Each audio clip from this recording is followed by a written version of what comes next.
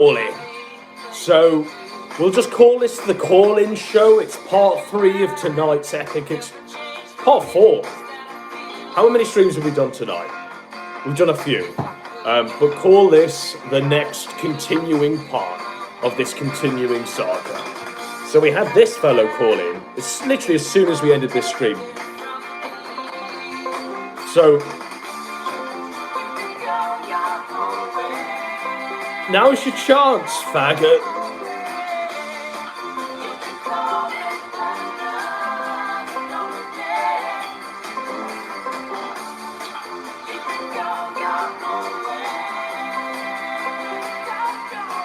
Is it just me?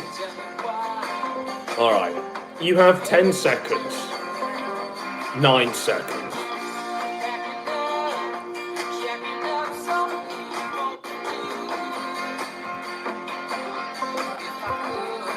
Elaine's calling. Elaine, you're on air. Oh my god, I thought it was ended. Hi. We had to go to part 3. Have you been watching all night? Not really. Did you catch the part where the guy was talking about the prostitutes he's procured? I saw that bit. I was in the store. Right.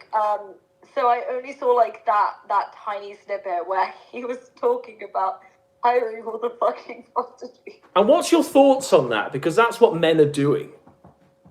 Okay, so the thing that I don't understand is that, I'm literally gonna rant about, this is gonna be cringe and gay for a lot of people to hear, but I'm sorry, I'm just gonna say it. Sure. Men literally be out here boasting about having sex with people who probably have HIV.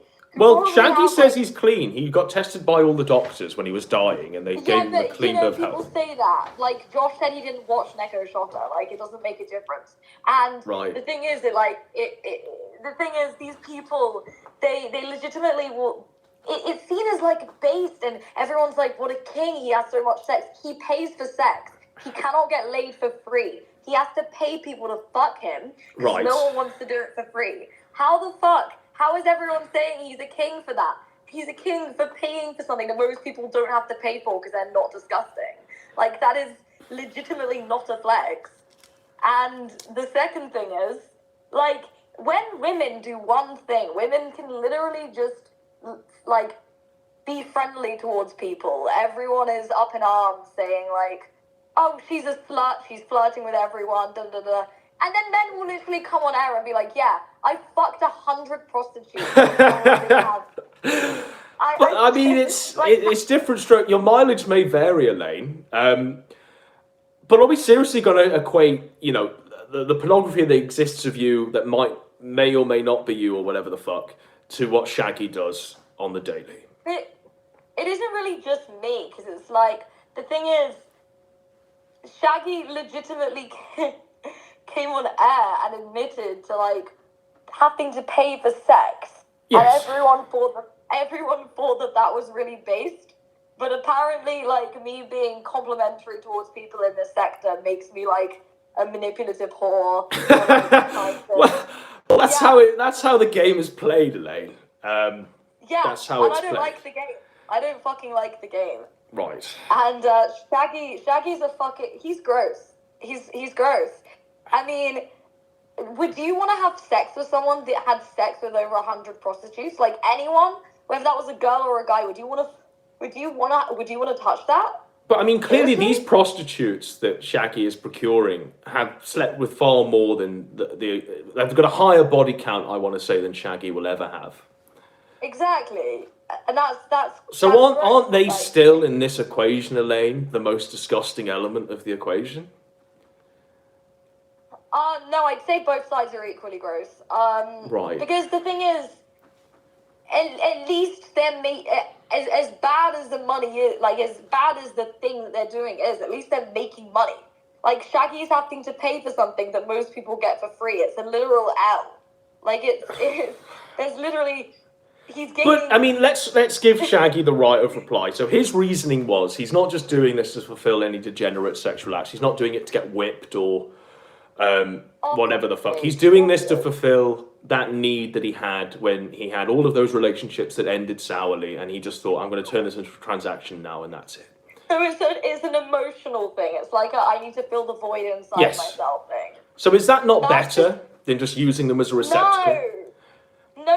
I'm sorry, but like, surely after the like 10th prostitute, you'd figure out it's not working.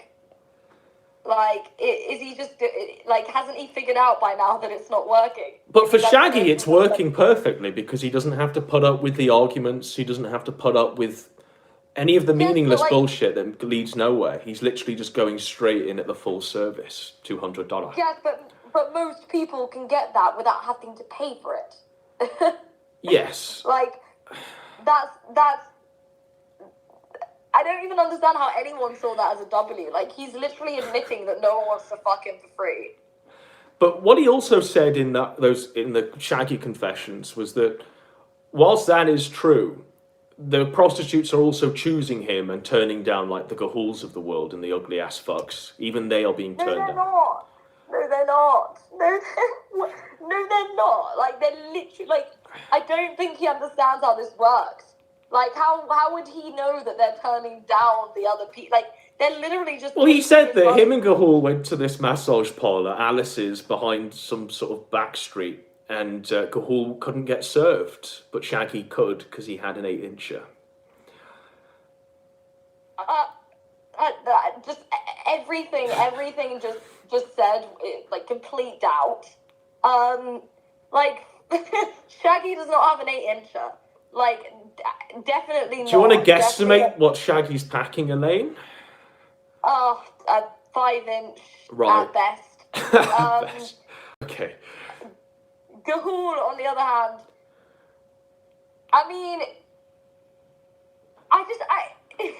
is this like a legitimate story? Because with prostitutes, they don't usually turn people down. They just take them up. The whole point is that they if you pay, then you get the service. But so, he like, was saying that the enslaved Korean prostitutes at this massage parlor, they were able to turn down people like Gahuls. They were able to turn down black men, apparently, because obviously their appendages would be painful if they were being forced up there. So obviously there is some sort of filtration. I don't really understand, like, how this would have transpired. So they went to like a bar or like a. They went to a massage parlor and asked for a full service, and one of them didn't get served, but Shaggy did. What was the reason that they gave Gahul for not serving him? I think they just went no, or something like that. Like, did he have the money? Like, it just the whole thing just doesn't add up. I think the word was grotesque that they applied, or something like that. It's tough. I feel like this is just Shaggy trying to get one up on Gahul, to be honest. I don't think this is an actual I don't think this is an actual thing that happened. This is just Shaggy being like, yeah, I'm just so hot and attractive compared to... It's not really a high bar. Like, Gahul isn't really a fucking high bar, buddy. Like, this is the most pathetic flex I've ever seen anyone attempt in this sector. Like, that's appalling. Well, I mean, really. Shaggy wants on. Can we get Shaggy in the call? Go on. Okay, let's see if we can add Shaggy. So Shaggy, you can go ahead and be a part of this and answer your... So Shaggy... hello. Not answering. It says that, like... I think you might have to have us added. Hang on. I don't know why. Isn't he watching? Like, is he still? He's still. Yeah. He wants to defend his honor and question whether or not you're a male to female transsexual. But he's not picked up. I don't understand why he's not joining. So he says, "I'm here." I'm here. No, Shaggy, you have to join a group call. We just called you on fucking Discord. Fuck's sake. But this will be an interesting discussion, I think, because Shaggy even doubts that you're even female. Shaggy, hello. Can you hear me? Yes. Yeah. I'll just present the two sides as they stand currently. She's been calling you pathetic. less of a man or this. I'm not interested in defending like my dick size because that's a stupid hill to die on. Like the only way to win that one is to actually put pictures of my cock online, and that's just a dumb idea. I mean, you can vouch for that yourself, Elaine. But that was a sneaky dunk there, Shaggy. How do you respond to that, Elaine? Is it always the case, by the way, Elaine? Like, to walk in your shoes, Elaine, do you constantly have people bring this up in your interactions? They constantly do the side swipe dunk that they've all seen. Like, what specifically? The dunk, trying to indicate that I'm like a troon, or trying to like. Well, the dunk, the illusion that they've literally seen everything in that mega. I would have thought you were. I don't really care. If I hadn't, again. Like, I know you're not a man because you've posted pretty much everything online, but is that really a W? Like, I'm not gonna post my dick online just to prove to you that it's of a certain size. Like, I know how big my dick is. But the other thing you said I wanted to respond to was the reason that the reception room in the whorehouse is empty is so that they can choose who they're going to accept and reject. Because, again, the women are trafficked, but they're not slaves. They're going to want to choose, like, whether or not they want to actually fuck these people. And so while you're in the reception room, there's a camera on you, and the women are discussing with the guy who runs the place. Shaggy, just pause it there, because I think Elaine wants to challenge one of those claims. Go ahead. Few things. Number one, like, you said at first that, like, it's what I did in terms of, like, you know, everyone's seen everything of yours, whatever. The difference is I didn't really choose for that. Like, you're choosing to tell everyone about, like, you know, how you got hundreds of prostitutes and dragged you. Could you clarify? I don't know the law. You didn't choose to have... Well, like, I obviously didn't post those things myself. So, like, it's not as if I took... You took naked pictures. But that doesn't entitle people. That doesn't entitle people to, you know, take advantage of that. No, it does. I agree. I suppose what this is likened to, Shaggy. So, you know, Shaggy, you said, you know, they've got a camera on you the whole time. They're watching you. Imagine if the pimp watching you then decides to upload it all on a mega and post it online. I suppose that's Elaine's point. See, it doesn't just have to be like you taking it yourself. You know, there's lots of people who've been the victim of revenge porn just in the shower, and like their partner takes a picture of them and they don't even know. Like, what would you say to that? Yeah, if that's the case, like, there's always fucking exceptions, like, to every rule. I'm just saying, like, I guess if you didn't choose to upload that shit, okay. I didn't know the lore there. I'll be honest, I haven't read through the mega. I have not meticulously studied your lore. I know. How much have you seen of the mega, Shaggy? I'm genuinely curious. Did you watch the video? Or what have you seen? Because you know, obviously you were under the impression that she was like a male to female I've watched everything on you by Godwinson, and I've skimmed your Kiwi Farms, but the people on Kiwi Farms are so fucking autistic. Like, they wrote like a fucking literal fucking autobiography. A biography on you, and I'm like, no, Kiwi Farms are retarded. Like, no one can. No, I agree with you 100%. Kiwi Farms are definitely retards.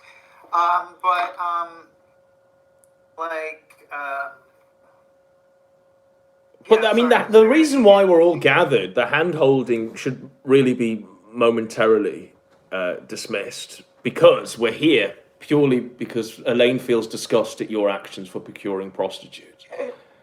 Yeah, that is true. You feel it is unethical, immoral? No. Well, a few things. There's a few reasons why I turn my nose down at it. The first one is it's literally statistically unhygienic. Like, I mean, how what's the statistic for like how many people have like a sexually transmitted disease? Like, if you fucked over like, I don't know, 100 of these people, the chance is more likely that you have one than that you don't.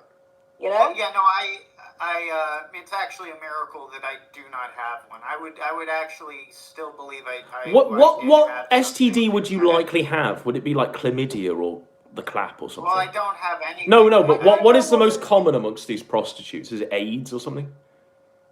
I was on herpes. What is it? What is the common most thing. common? Some forms of herpes that are actually painful, that bleed. Like Yeah, that, but that's a big herpes is one. fucked because like if you get it on your lips or whatever, that's like kind of okay. But like if it travels down to your genitals, you're The fucked. other shit to worry about is honestly AIDS, but HIV, hepatitis. Just there's all sorts of shit. But the fact. But I mean, one thing I I want know to this say might be a is, personal question, Shaggy, but I suppose everything's on the table. Are you going in wrapped? Yeah, no, I always. Yeah, use a do you condom. go protect? You always Always, do. always, yeah. Okay, Look, okay, that's I'll a be little bit honest. better. I will be honest with you. As a Christian, I don't approve of this behavior. This is a sin. And then why are you doing it? Why are you fucking all of this then? Well, I've been abstinent. I've actually been practicing abstinence for about 6 months now. I have actually stopped doing. I'll say that I have not been engaging in this behavior lately, and I've already said that. But like, no, this is not something I would advise that anyone do. I've honestly, Okay. I went. Are you a nymphomaniac? Are you addicted to sex? Is that what it is? No, I grew up in a really fucked up environment, and I developed some bad habits before I joined the church. What? No. But like, what does that mean? Like, what do you mean you grew up in a bad environment? What is a bad environment? Like, you grew up in a cult? Like, what? No. I wish I had been raised in a cult, be a much healthier person. No, you wouldn't. I was raised in a I cult. don't want to get into. Well, one of my parents had problems with addiction and mental issues, psychological issues. Were they also a prostitute, You Shaggy? joined the Freemasons. Didn't you say you were a Mason at one point? You said that you stayed in the Mason. But Jabberjaw's grandfather was a very high-level Freemason. If you want to know about Freemasonry, I would talk to Jabberjaw. So, Shaggy, my grandfather was a high-level if Freemason, you're procuring actually, as well. if you're procuring sex, 6 months I ago, know and you're quite in a that lot about mindset, you're doing all that stuff, Shaggy, about 6 months ago, and you're in that mindset. How much would you expect to pay for someone like Elaine? Ugh. You insult me. I'm not for sale. Well, no, I mean, there was a girl. Price her up. When I was working at one of the shelters I've worked at as a counselor. Right. There was a girl who was What's a shelter? 19. Huh? What's a shelter? A place where the homeless go to receive care. Right. Okay. All right. Anyway. So yeah, professionally, I will. I'm not gonna get into that, but the point is, I would estimate that if you were on the street, probably basic. You'd probably make basic. Basic. What's basic? What does that even mean? Like average? $60 a trick and 200 full service. And what does a trick entail? Does that range from anything to like a handy and a... What's a trick? That's like a blowjob or something. Right. And I've got a question. What would that be compared to like average like payment? Like where am I on the scale of expense? The scale doesn't really go up. The scale goes down. If you're on drugs, being a whore is not a good career path. I don't think it is. I can't even. Well, what qualifies, Shaggy, in the diagnosis there, what qualifies the basic pay rate?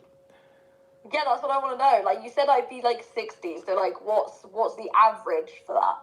Average is like what it is on the street is like the going rate, $200 in California and Nevada, as I've seen. $60 is a trick, $200 is full service. So you're just saying I'd be average price? Yeah, I don't see any reason that you'd be worth less or more. Okay, yeah, no, I understand now. The thing that I'm wondering is, there's a lot of talk always in this. For some reason, people in this sector have become like normified, and they want everyone to touch grass and get real hobbies and get off the internet and all that fucking garbage. I live in a fucking boat. I literally live in a sailboat. My hobby is Shaggy's touching waves. shooting guns, procuring What I was legal gonna say, firearms. but what I was gonna say is, at one point, you see those people promoting all that shit, telling other people like me to touch grass and to take their meds and stuff.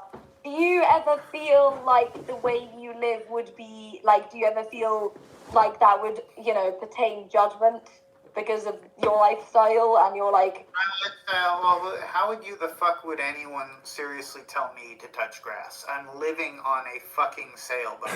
What I'm trying to say is, like, do people ever comment on the fact that, you're having sex with People will say, all right, so Elaine, people will often say shit like cope and seethe.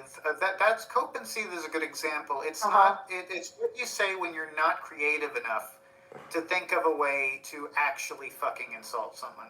It's available, it's convenient, you don't need to think of anything, and you can say it in response to literally anything.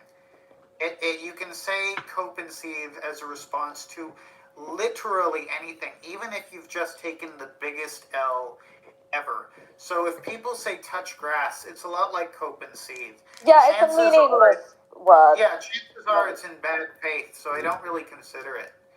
I don't in order to get under my skin, you have to have something to say that's legitimate. I feel like the thing is you instantly on your video where you were like, I don't know, reacting to me. In fact, yeah, that's right. I'll find that because it's perfect. But go ahead, Elaine. Was it you who I'm just trying to get the law right because there were two videos. Is your hair naturally that color? By the way? No, it's not. Is it a wig, Elaine? It's not a wig. No, it's actually not. I'll be real with you. That color is it's bad. It looks like whatever. It's the product is bad. So let's just remind ourselves of where we left off. So just quickly, I'll remind us where we left off. It's not the hair color. That shit makes your hair look like it's plastic. So Shaggy uploaded a stream called Brain Dead Woman. And it started, Brain Dead Woman. You watch the premiere of this, and we'll just lead off with the comments. I should be able to last for We're going to be listening. I'm glad you're drunk. I'll just 1 second. Kills your chances of bearing children. Okay, it doesn't kill my chance of bearing children because I dye my hair. Just 1 second. We'll come back to them in a second. On an archive channel. This should have been screened before. So yeah. Where are we? So they wait for them to go live. Here's the dumb bitch. You see this? Here's the dumb bitch. There we go. Here's the dumb bitch. You see this bitch? I thought it was a man at first. Yeah. I thought it was a man at first. Okay, we'll go back to them, shall we? So that's what Elaine was referring to, and I imagine I'll get into this in a second. There we go. I knew he'd come back. Right. So what I was doing there, I was just presenting the record of as it stands. So I'll just play this for you. This was their stream called Brain Dead Woman. That's exactly what I was talking about. Yeah, I'm glad I got the So he goes, here you go. There we go. Here's the dumb bitch. You see this bitch? I thought it was a man at first. Yeah. Right. Yeah, continue. So the thing that I find interesting is that you classified me as, like, you say that Kiwi farmers are, like, retards and they write fan fiction, and I completely agree with you. But the thing that I would... Kiwi farmers are worse than you by far. I'll say that. The Kiwi farmers are a lot. They're worse than everyone because they're all led by a schizo who lies all the time. They're worse than everyone because it's a mix of people who are mentally handicapped, mentally ill, or genuinely sadistic. I don't think they're like the based sadistic cyberbullies they think they are. I think they're legitimately... No, like 1 out of 10 is like a sadist. 1 out of 10. The rest. But Shaggy, qualify why you called her a dumb bitch straight off the bat. What made her a dumb bitch? You don't know me well, and you don't know me well enough to be able to classify if I'm brain dead or not. Second of all, You assume I'm a troon because of the fact I have dyed hair and my hands are spidery. I agree, my hands are fucking weird. But, like, the thing is, I find it funny, this whole, there's no real women on the internet thing. I can answer that. I got where you're going. Yes. So the reason I thought you were a man, and I'm being serious with you, whatever the fuck you put in your hair made me think, like, that's what led me to initially assume this is a troon. Because whatever it is, it's not the color. It really isn't. It's whatever that shit is makes your hair look like Barbie doll hair. Like, one time when I was a kid, I got a hold of one of my sister's Barbie dolls. I shaved all the hair off of it, thinking it would grow back. Naturally, this will grow back, right? Well, no. Why did you play with Barbie dolls anyway? I had a sister, and scissors plus Barbie doll hair equals let's destroy this. Like, if you leave Barbie dolls in the room with a little boy and a pair of scissors, he will cut all the hair off. I've worked with children, and I've seen I'll try and happen. stoke the fires a bit further, and I'll just play some more of that stream, and hopefully we can get some heat going. That's actually. Actually, as a kid, I used. She had these other things. What we know, I had these neck Mighty for a Max woman. toys, and she had these. So you said there, Shaggy, she's got a long neck for a woman. That's true. Yeah. But look, I have, like... I'm just telling you, the reason I brought it up is because realistically, yeah, the way you were dressed was. Would you rather I dress as a whore? Is that what? I'm really not here to. Would you rather I dress like one of the prostitutes? Like, I don't get it. Absolutely. 100%. But, like, one of those whores could really give you some tips on how to do your makeup, how to do your hair. No, thank you. I don't Really want to use like one of the prostitutes. lessons from one you. of these whores on, just some basic. But so far as like, I can't tell you how to do this shit because I'm a dude. I don't know. You literally just played with Barbie dolls. Like. Yes, I had a sister. Well, I never played with. I mutilated Barbie dolls, but I did. I was a kid. I'm gonna tell you, if you want to laugh at my expense, I'll give you enough rope to hang me. I used to, when my sister was a kid, she had these like things that were sort of compatible with Mighty Max. I keep forgetting the Polly Pockets, right? And sometimes, if I got bored with the little environment that came with the Mighty Max set, like the swamp and the evil laboratory and shit, I'd steal one of the Polly Pockets and have the monsters destroy them all or fucking or wherever the fuck they were. I forget what the fuck, but she had a bunch of these things, and I just saw them as extra scenes for my Mighty Max toys because I would really have fun with those Mighty Max things. Like I really love the shit out of those things.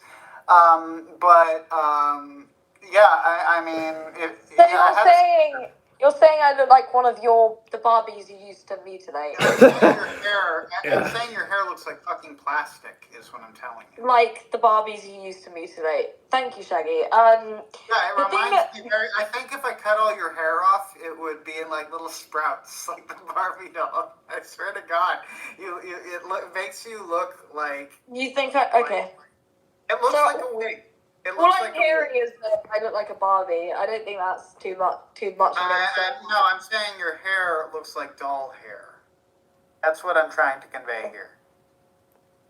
Shaggy, I'll ask you a question. Is Elaine not symptomatic of any woman online, though, in the current year? You know, the fact that we've seen everything, the fact that it's all out there. Yes, it's girl on the internet syndrome, but I'm not gonna. Wait, sorry, hang on a minute. What's girl on the internet syndrome, and why do you think I have it? Lord. I know what it is. I'm asking why you think that pertains to me. Come on, Shaggy, don't back down. You've got a literal e-whore in the chat. I'm not backing down. I fully stand by that. I'm trying to think of a good way to explain it. Why do I have to? All right. You're very eager to engage with things that you don't have 100% knowledge about. Why is that, Shaggy? Why is that? Combined with the fact that you seem relatively indifferent to the fact that, less than you should have. That's just Zoomers. That's just young people in general, though. Like, that's just being young and impulsive. That's nothing to do with being a girl. And a lot of girl on the internet syndrome is about being young. Not all women on the internet have it, but most of them that do. No. Most of them. I think Shaggy can perhaps relay a story about someone he used to be acquainted with called Bubbles. Now, how did Bubbles behave, and how does Bubbles relate to Elaine? I didn't know Bubbles knew Elaine. I cannot relate any such story. But isn't Bubbles another e-whore that's fucking done all this shit before and all this shit? Another e-whore? Thank you. Thanks for that. But Bubbles has always been cool with me. Bubbles is a queen. Well, all I know about her is that she works with cats. Like, that's about it. Most of the Okay, so discussion she's I have fucking with her insane. about cats. Newsflash, most people in the sector are insane. If you're not insane, you're probably not going to make many friends here. Like, just being real. I feel like you can be the other way round, where you're too insane to make friends. So. That's another route. I mean, I've made enough friends here. I've made some legitimate friends here. I'm gonna meet up with some of them. Yeah, no, I have to, but I feel like Bubbles. What's your history with Bubbles? What history do you have? I mean, with her? all I know about Bubbles is she's a I don't fucking know who land that whale, is. Shaggy. I And she have mixed no in your idea who that discords. And she played you all off Sorry, what against now? each other. No, what you're talking, I think I know what you're talking. There was an argument Finally. between her and Stu, and she basically got kicked out of the group by Axel for a while. Axel wouldn't talk to her. And that's why Daimo fled, wasn't it? That's why the whole sides got drawn. No, these are two different incidents, and this incident is blown over. This is dead lore, like they made up later. But okay, Bubbles got into an argument with a friend of Axel's. I don't know the specifics. I'm not going to get into that because I wasn't there. But there was an argument. Axel definitively, being the Machiavellian prince he is, he definitively chose a side. And he chose the side of his friends and said, Bubs, get out. Like, I'm choosing my friend's side over yours out of pure nepotism. And Bubs was basically, like, kicked out of a bunch of chats and such. I felt bad for her. I said, hey, this is kind of fucked. I don't know what's going on here. But anyway, it doesn't matter because all this shit blew over on its own without my intervention, really. What the current drama is that I guess that Axel insulted Daimo's wife. Gahul stood up for Daimo. Axel, their mistake. Axel let them back into the chat. But realistically, hold on. Their mistake was demanding an apology from Axel. And I know Axel. I suppose Elaine's point, Shaggy, is that why is it okay to simp over Bubbles and Daimo's wife and treat other women like shit online? Yeah. I'm sorry, I'm simping for Daimo's wife. There was no simpage. I simply stated facts that Axel apparently insulted Daimo's wife. Wait, hang on. I have no take on that. I've never met them. But would you have come out doing a promo stream straight off the bat on Bubbles, saying, Yeah. hey yo, Would you look call at her this racist? dumb bitch. Here we go. I want to say it's a man. Would you have done that to Bubbles? No, Bubbles has often been either helpful or insightful. So because I'm not helpful to you, I'm a dumb bitch because you think you can't gain anything off me. Is that it? Yes. Yes. So you use people. You're saying you use people, right? Only with the guidance of the Lord. Only with the Okay. guidance. So basically, in short, you only like women who you think you can grift off. Yes. That's a very dark way of putting it. Jesus Christ.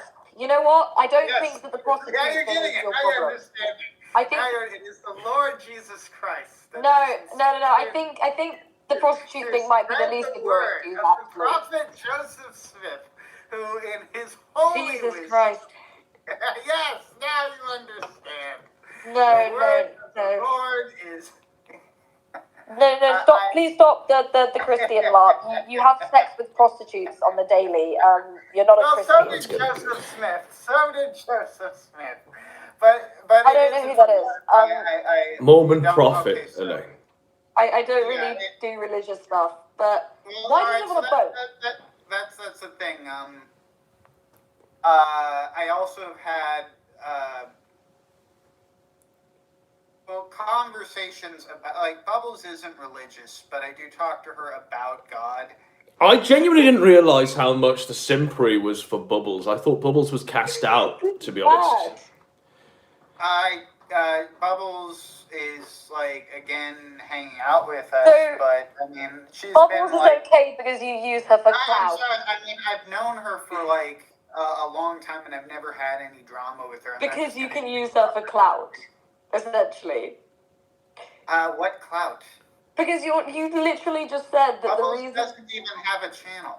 But you literally said the reason that you called me a dumb brain dead troon, but you didn't call Bubbles that, is because she's useful to you. I And then thought you were a troon. Let me be very clear with you. When that channel when that stream went live, I was under the very sincere impression that you had a dick.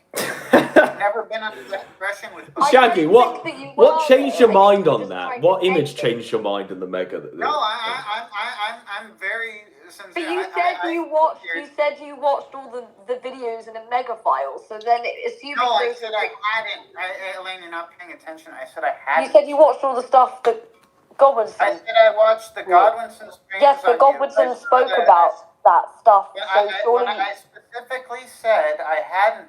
I've never seen the Meg. I've seen what Godwinson has shown on his channel. I went to the Kiwi Farms article on you and refused to read all that shit because it was just too much shit and I didn't care. Okay? So you thought I really find this whole, all women. I gave, like, my honest initial impression of you because I needed content for my show and I wanted to hang out with my friend. Realistically, I thought. But Shaggy, I'm going to ask a question here. Why is it that Elaine is generating all of this buzz? Why is it that Elaine's got a thread, but you don't? I mean, what's going on, Shaggy? That the fact that this woman here has got so much attention on her when there's nothing really there. I mean, we're both experienced men in the sector. We've both got a litany of stuff behind us. We both make content, and there's a reason for us to be public. I would, yeah, I'll be real, if you hadn't, she became relevant to me because she was on your program. If you hadn't shined a spotlight on her, I never would have noticed her. But she was on your show, okay, what's this? But did you not think it was the slimmest of things? I mean, I read through one of the threads that she has, one of the many threads that she has online. It's honestly better than fucking covering PPP again. I'd rather cover you talking about Elaine than talk about. I'm sick of watching the fucking Keno Casino. I'll watch anything other than that shit. And I didn't want to, my friend Jabberjaw is a little bit new to this shit. I don't want to drown him in fucking Keno Casino content. He'll get sick of it and fuck off. Right. I think my thing is that you said that I was a boring brain dead bitch. Why did you do a stream on me? Why did you dedicate that much time to someone that's boring and brain dead? Because you were the content of the day. You were the content du jour. You were what was offered up on the altar of corn. It could have been anything. You were like, why you? Is what you're asking, because Godwinson featured you, and I watch Godwinson. And so what I do, this was because you're a Godwinson. Hold on. There's a tie into that. My channel is literally just looking what's going on in the sector and giving my opinion on it. That means Godwinson. That means PPP. That means whenever the fuck he's actually on YouTube, Ethan Ralph. What would the Lord think of your actions? What would the Lord think of you calling women brain dead whores? I don't think the Lord would agree very much. I think you might be going against your Christian beliefs there, Shaggy. Well, look, I'm gonna be real with you. People who are a bit more familiar with me are hesitant to talk to me about my beliefs because I will go in depth. I am very passionate. I'm sure you will. Yeah, and I really don't want to, if you really want to talk to me about that, I will discuss that with you. I'd rather have you on my channel to discuss if you really want to do that. But let's not discuss it unless you really want to know, because I'm going to tell you a lot more than you want to hear, and you're going to get sick of listening before I get sick of talking. And it's not worth my time to go into it unless you actually want to hear about Mormonism, the different. Hang on, are you a Mormon? Yes. His name is Mormon Shaggy, Elaine. I mean, And you, that gives no, it but away. I thought that might just be, an alias. I didn't think that it was literal. I mean, I'm No, not yes, I very much have a testimony of the doctrine of Joseph Smith. Yes, I am a Latter-day Saint. So, is this because you grew up with Mormonism, or did you choose? No, I'm a convert. My family thinks I've gone. My family is not really. Well, my mom. Does your family think you're crazy? I just want to know. Yes. Great start. Well, Elaine, I don't know why you're giggling, because your family thinks you're crazy as well. Yeah. My family don't know. My family basically barely speak to me. I mean, they're not even in the same country, so. I'll just assume that laugh wasn't malicious. Just assume that was not malicious. No, I was more laughing at the fact that, my parents, they don't give a shit. They're not into So the lore is my mother was. My mom was into this religion called Wicca, which is Witches. Really, Witches. She was a witch. I don't want to get into it. It's actually. Wait, what is Wicca? Hang on, let me Google this. Wicca it's religion. bad. It's bad. Yeah, it's bad. Pagan. Hang on. Wicca is a modern neo-pagan syncretic religion. Scholars of religion categorize it as both a new religious movement as part of the occultist stream of Western. Yeah, they're witches, Elaine. It's witchcraft. Look, I'd say it's bullshit, but it's a lot more harmful than just bullshit. Why is it harmful? Oh, very culty. I kind of like it. Well, yeah, that's the thing. It's very much designed. It's designed to appeal to people who are into that shit. But this sort of crap is very harmful to children. Children don't have a fully developed view of the world, and when you start telling them all this Lord of the Rings shit, and it can really fuck up a person. I don't agree with raising any child religious. To be honest, I don't think I'm all for banning orthodoxy, or I think it's grooming to raise children in an orthodox environment. That's just another type of grooming. Here's the problem. The reason we have laws on saying you can't fuck goats is because if we didn't, there are people who would. Yeah, India. The reason we have organized religion is because if we didn't tell people what they can worship and how they can worship it, we would have people worshiping really bad, fucked up things. So you're saying that religion can be used as a form of control? It is a form of control because we need forms of control. That is society's mechanism for keeping spirituality clean.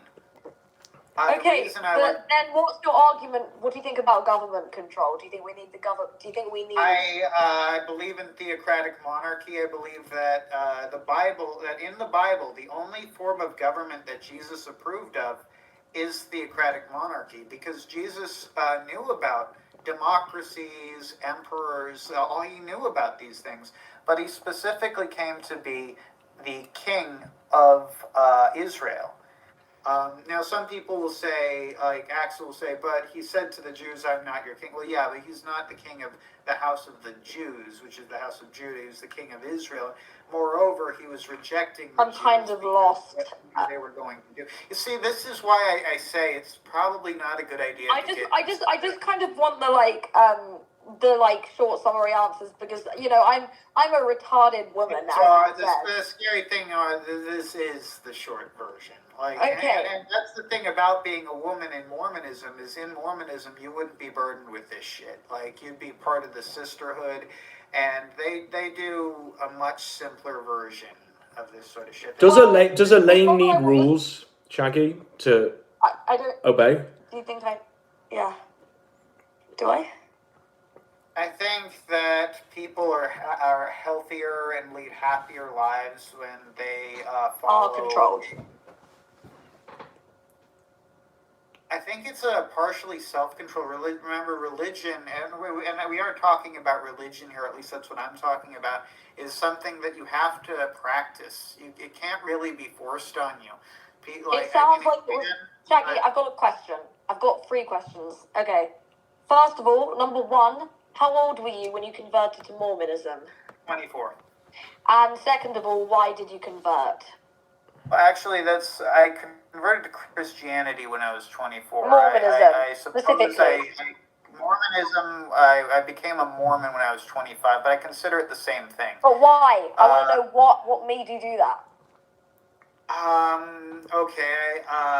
So I had a really, it's if you've ever heard the whole Batman quote about one bad day can really change who you are. I had one really, really bad day, and it was... That's every day for me. No, this was a really bad day. Like, I got fired, my girlfriend dumped me,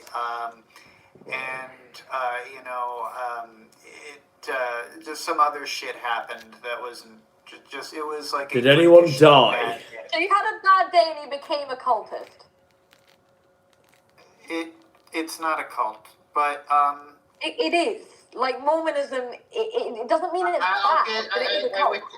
That's a different subject, and again, I've got a lot of thoughts there. Probably more than you want to hear. But in a nutshell, I would disagree with that assessment. Anyway, regardless, like, I had just also failed out of college, basically. So, really bad day. No one died, but I failed out of college. I lost my girlfriend and my job in the same day, and I was... Yeah. I was sitting there, and I was thinking, well, I should pray. But the only religion I really knew was the bullshit religion my mom had, and... Wiccan. And also, well, I had practiced a variant of that called Asatru, which is basically Wicca with racism.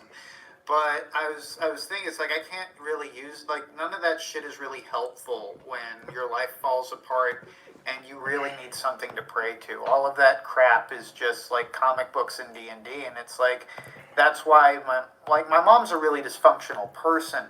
I shouldn't have really gotten my idea of spirituality from her to begin with, and I sort of realized that, and I started reading a Bible. Right? There was an old Bible in the house, and I just picked it up. Eric, you're on. You better bring some fire, drink someone's blood, cut a promo on anyone, please. I'm just gonna let him No, do his thing. you don't. This is a really questionable decision. No, I know, Eric, it's Godwinson, Eric is insane. Go ahead, Eric. Well, drink someone's blood. Eric, you were accused. Well, I have one question. Eric, you were accused of rape. Apparently, you've been convicted of rape. He owns a microwave business. No, I was actually, that's the recent law on Eric. Now, I know that Eric has law with Elaine, so this is why he's been brought in to spice things up. I'm not kidding. The recent accusation from... I mean, Eric, what are you, a fucking mute? You need to speak and announce yourself. As a conviction for rape. Have you been convicted of rape, Eric? Is that bullshit? The XV says you're Eric, speak. I can't... Can you hear him? I can't hear him. He's not speaking, I can't hear him, and I'm glad for that. Chances are I muted him. To be quite frankly, actually, to be honest, I can sit here in silence for the next 20 minutes and have you two fucking retards spurge out the whole fucking time. And no, Shaggy, That's the rape accusation. you're raped. Did he You're rape never rape accusation? You're Did he rape someone? Somebody Did you rape like you. It's You usually... did a year in jail on a 4 Yeah, I mean, Shaggy, you've got to let him speak. I mean, let the man speak.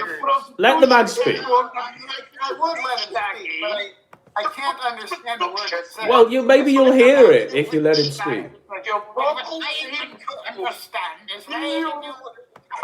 All right, Eric, you can speak. Go ahead, Eric. Shaggy. No, let's just hear him. Let's just hear him. No, I'm just going to call you a fucking whoremonger. I am going to call you really sad and lonely. Nothing more than this. How is your dad's phone doing? Is it stinking you right now? How many fucking times do I need to fucking dox your fucking location? You're boarding your port again. Okay. Get you the fuck away from your daddy's boat. And no, Jenny, I'm going to promise you that I'm going to burn your fucking trailer down. Personally, I am out your fucking color tonight while you're sleeping. I don't care. I don't You care. fucking child groomer fucking faggot. Tell me a little more how important, empowered you feel when you're dominating a prostitute. It's very hard to understand what you're saying, Eric. What I need is a bit of silence where Eric introduces himself to the audience. Eric, introduce yourself just for the uninitiated, please. I could press it, but I don't think he's going to be answering the rape question. Well, let Eric introduce himself first.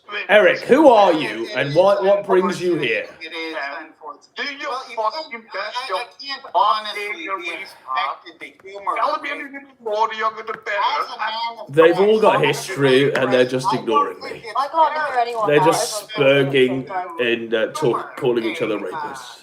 Accused rapist. You know, you've been accused by very reliable sources of being guilty. Shaggy, you go to a fucking yellow fever covered job. Not even that prostitutes coming. I don't know the best way to arbitrate this, really. I mean, we can literally just turn them down and let each one speak in turn. Both those fucking deals that you're fucking being. So that's what he's saying. And this is what Shaggy's saying. I had her really fucking hard. Okay, one of you has to talk. Like, one of you only.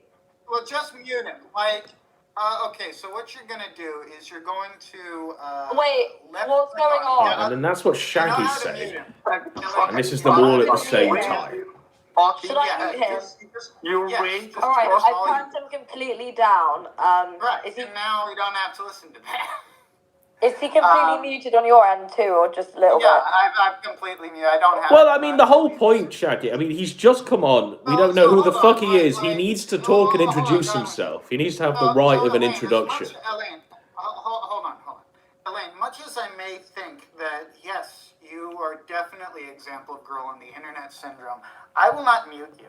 I will at least hear what you have to say. There are, like, levels of stupidity far beneath. They where seem I to have am. muted Eric, so I can't really hear. Yeah, we both muted Eric because we don't want to hear honestly it. expect us to listen to that shit? Yeah, we can't even understand what you're saying. making echo chamber. Well, you're not muted on my end, I'm not Eric. letting any of us So- talk. Eric, Eric, just stop spurring out for a second. You are the only one that is audible on this call, Eric. Can you hear me? Yes. Yes. Please introduce yourself and your history with these two characters. We'll start with your history with Elaine. Now, Elaine says that you were in a DM group with her and you tried to brag and boast about having a microwave business, and she basically called you the ultimate simp or some shit. And then Shaggy's just been calling you a rapist. So I just want your version of events. The floor is yours. Shaggy, it's my turn. Right. Right. Thank you very much for your inclusion. It doesn't fucking matter. It's my fucking turn to talk. That's What the fuck right. is wrong with you, boy? That is it's your turn to talk. The floor is yours. So go ahead, introduce yourself, and then relay your history with these Thank two you very characters. much. Yes, I sell microwaves and refrigerators. I'm very successful in doing that. Right. I make a lot of money doing that. Yes. And that's the reason why I call Elaine a spoiled fucking whore, a brat. A spoiled fucking whore. Shut the fuck up, I'm still talking here.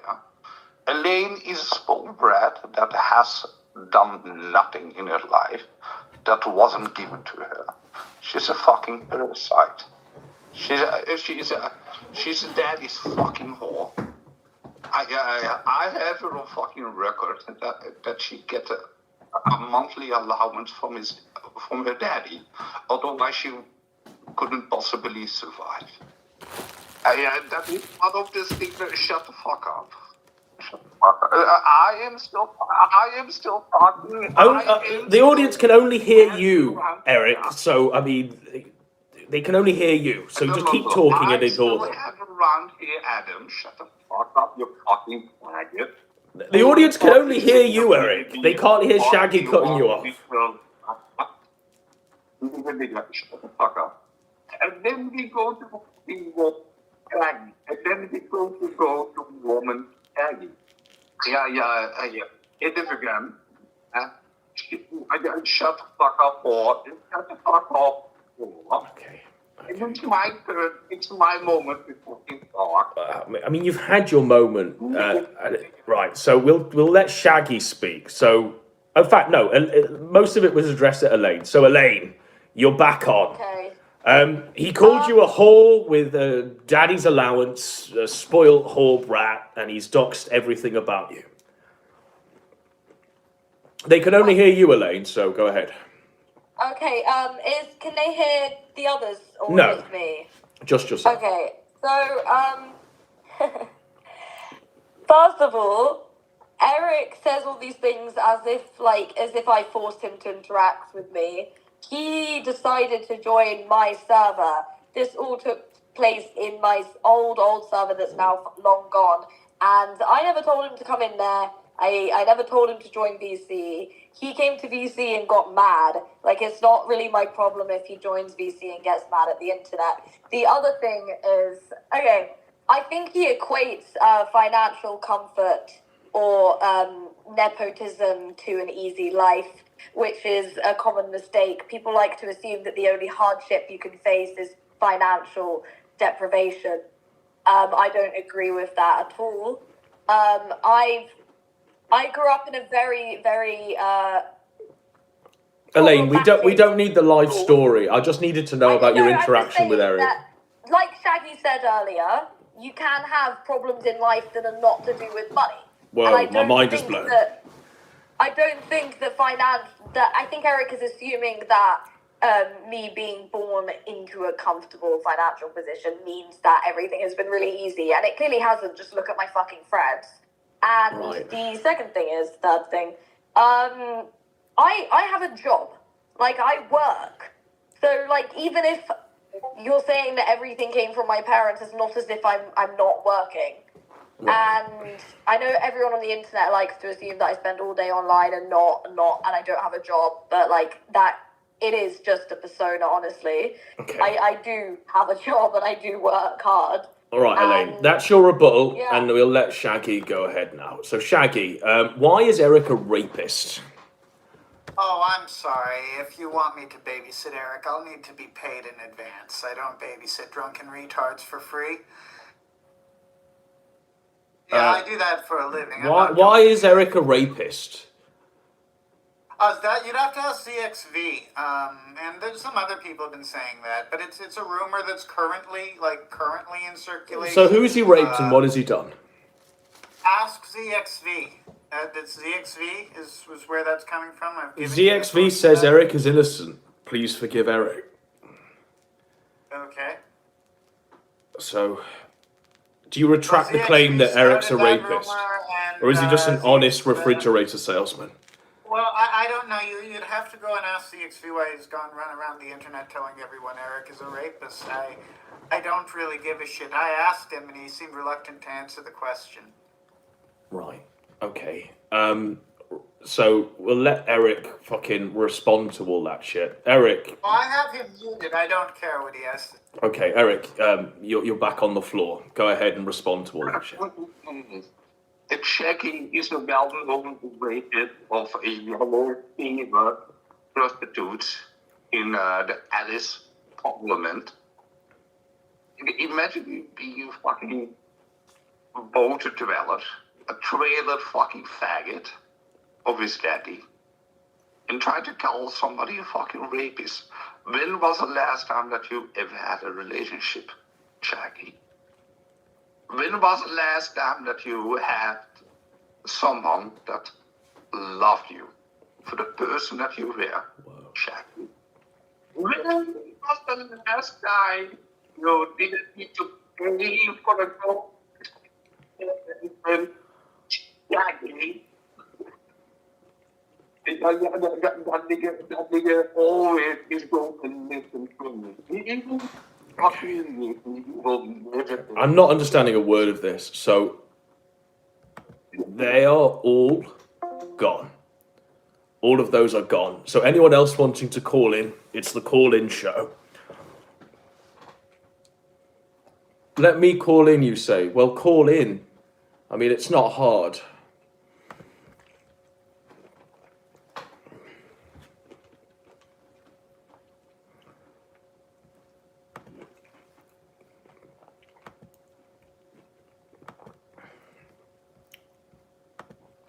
I mean, it's not difficult, folks.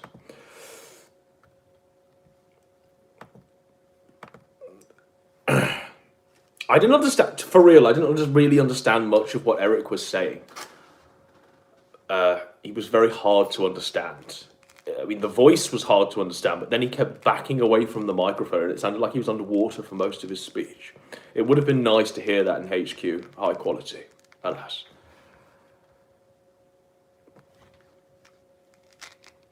It is what it is, folks.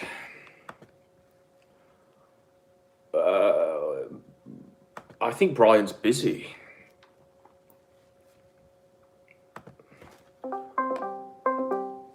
Who's this?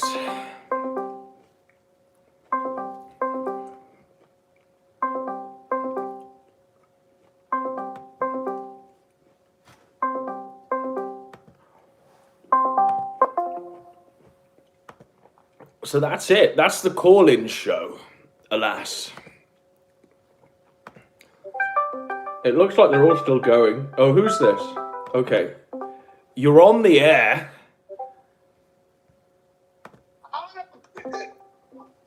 You're on the air. I don't know how you expect to understand what Eric's saying when he has peanut butter in his mouth. Why you call me 3 times? What do you want? Well, Surfer, what did you make of that? Eric's been kissing his dog. Eric's been Who's kissing Eric? his dog on its mouth. Eric's Eric? fucking his dog. Who?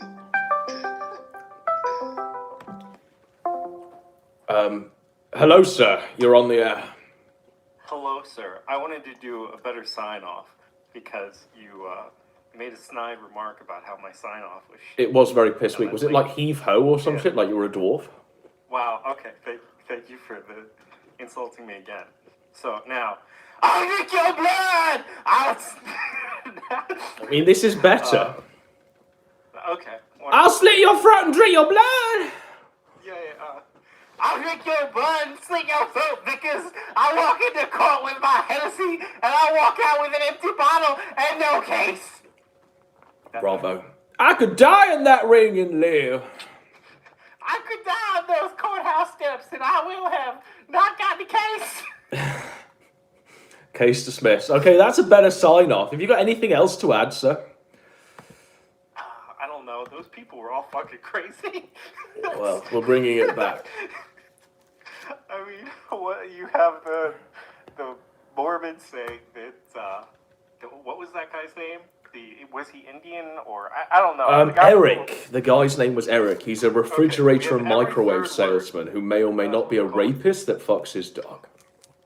We'll call him every third word.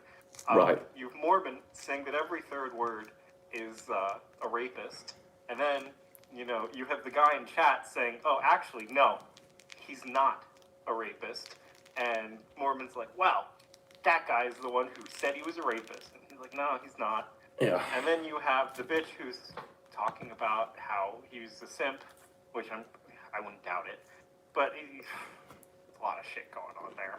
It's a lot of backstory. It's autism, isn't it? And there's a lot of lore there that could have been unpacked quite well. But even if there is a lot of lore there, when you hear it, it's not going to make your Yes, life better. it's like just interesting- autism.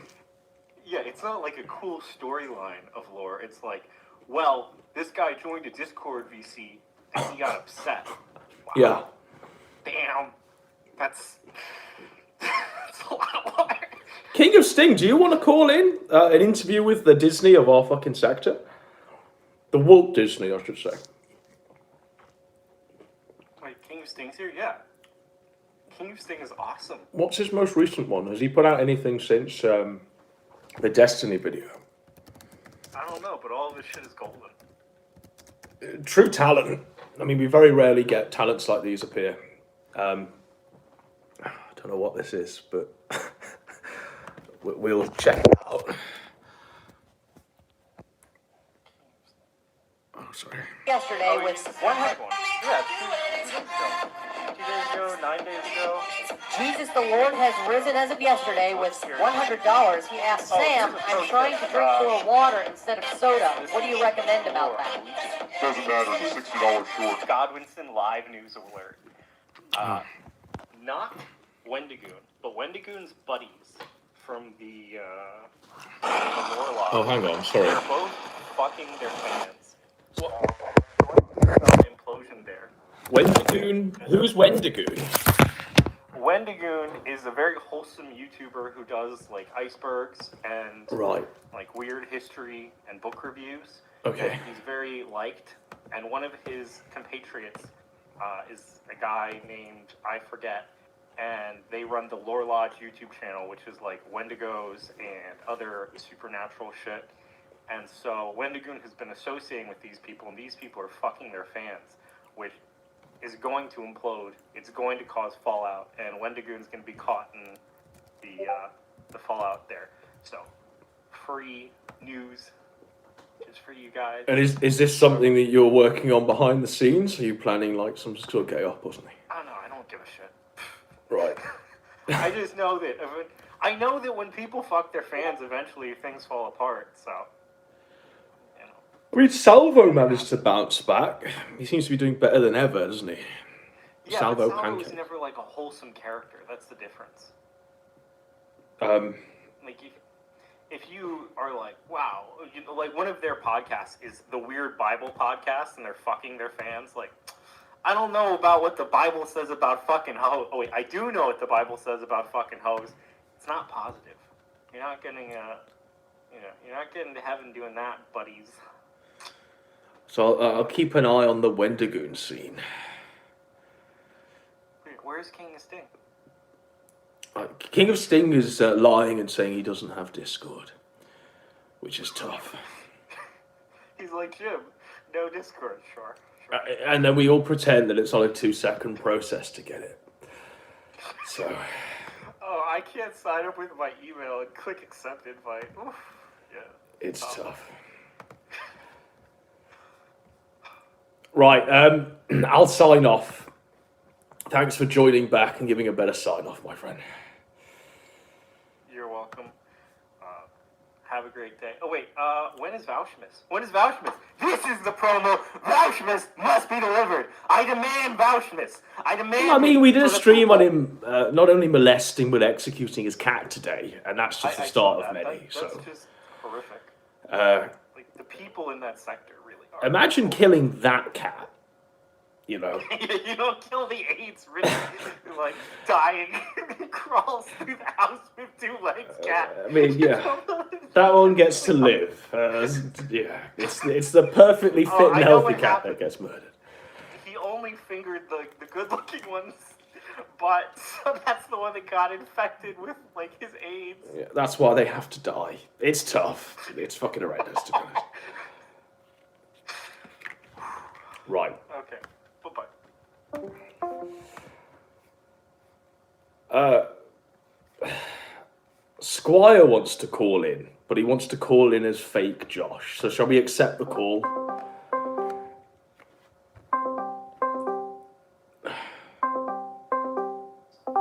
Hi Josh, how you doing? Hello, Adam.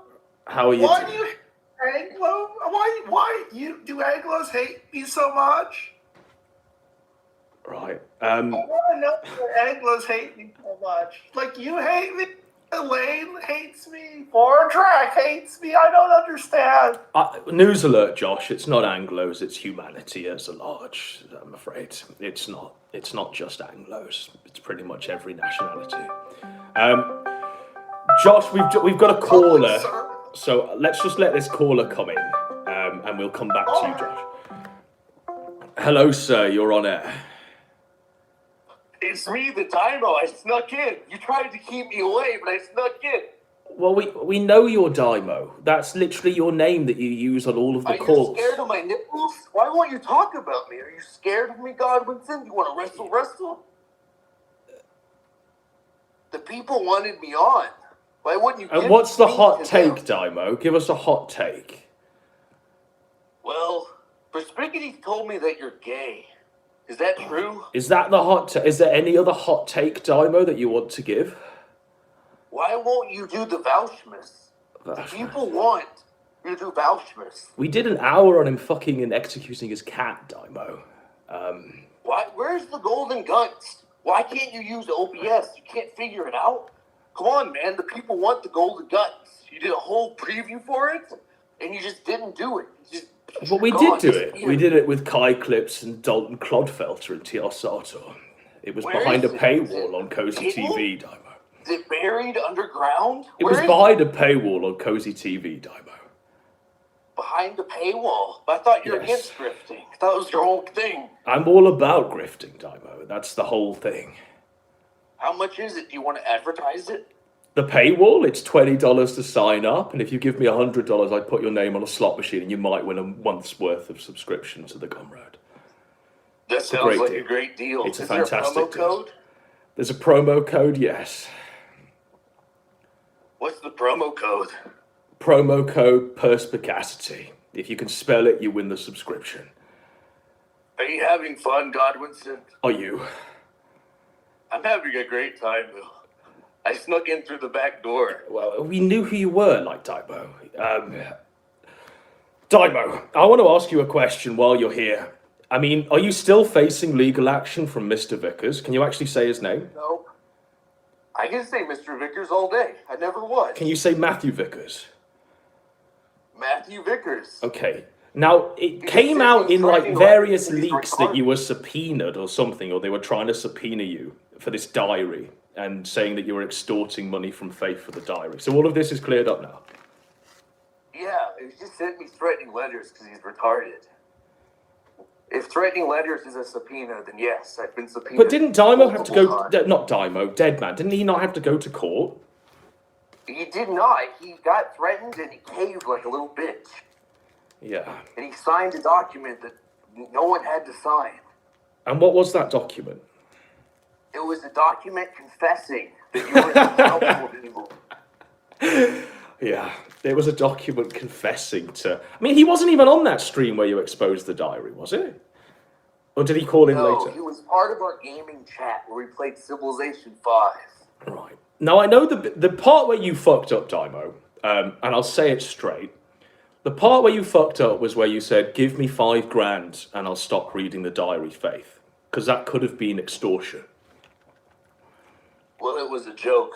So we said it was a joke. And that got you off in court? Well, there was never court.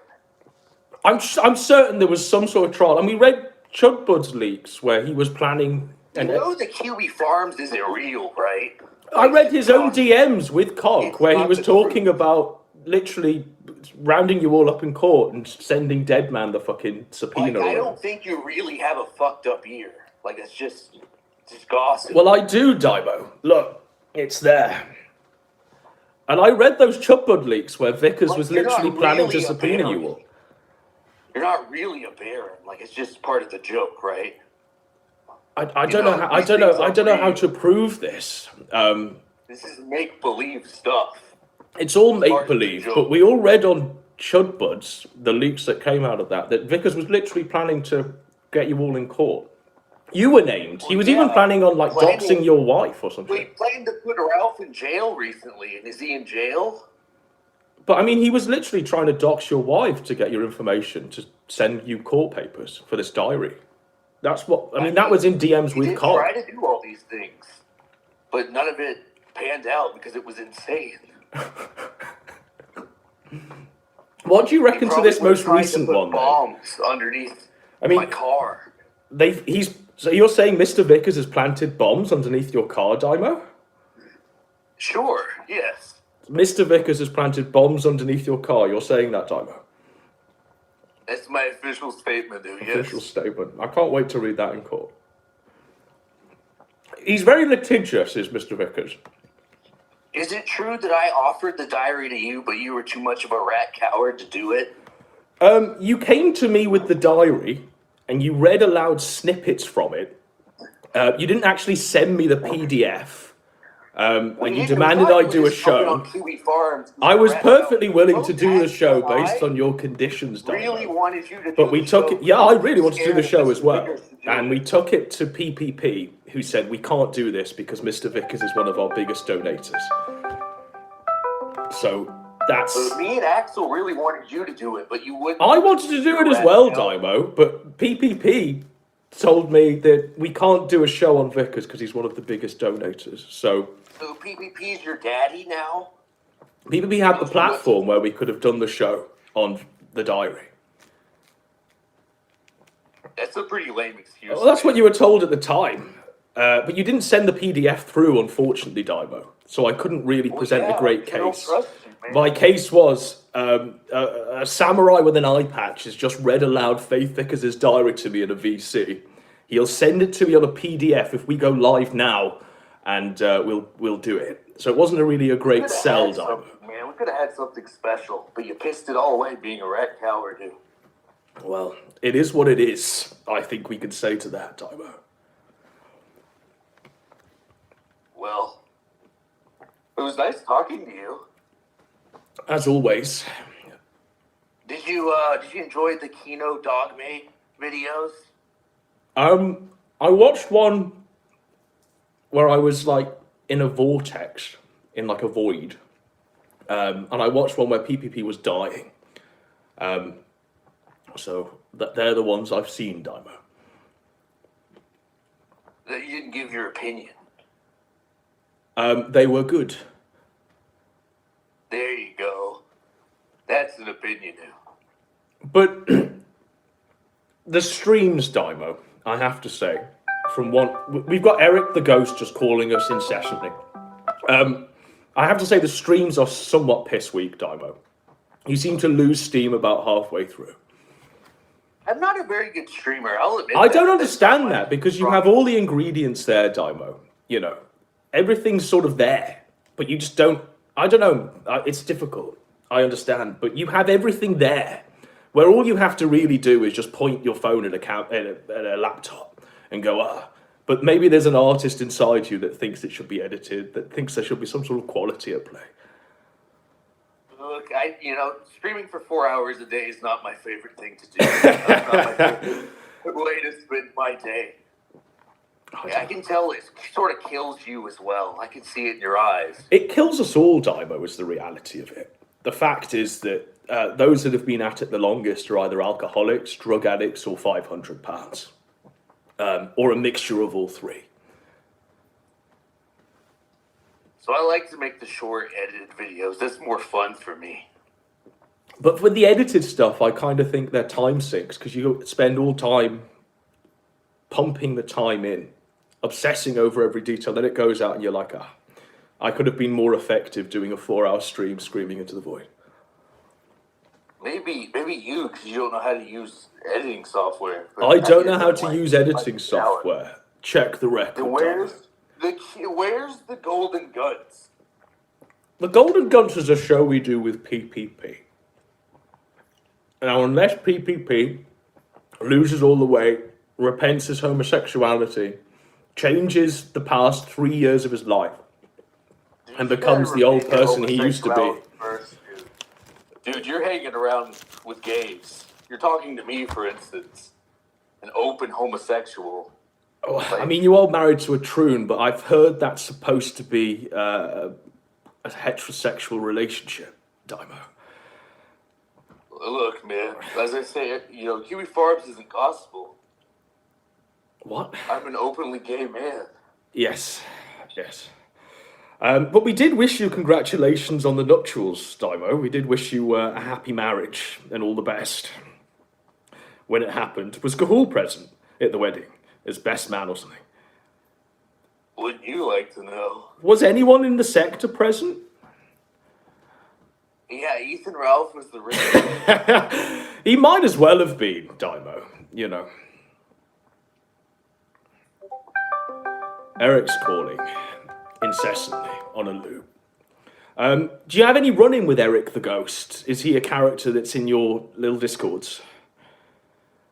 No, I try to ignore him because he's retarded.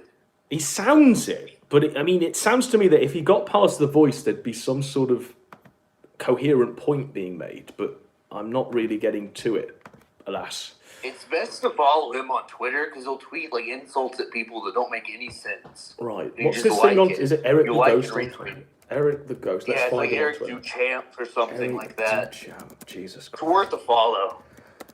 And he also like simps over fat women on Twitter, and that's kind of fun. I think I found him, Dymo. He pretends to be a ghost.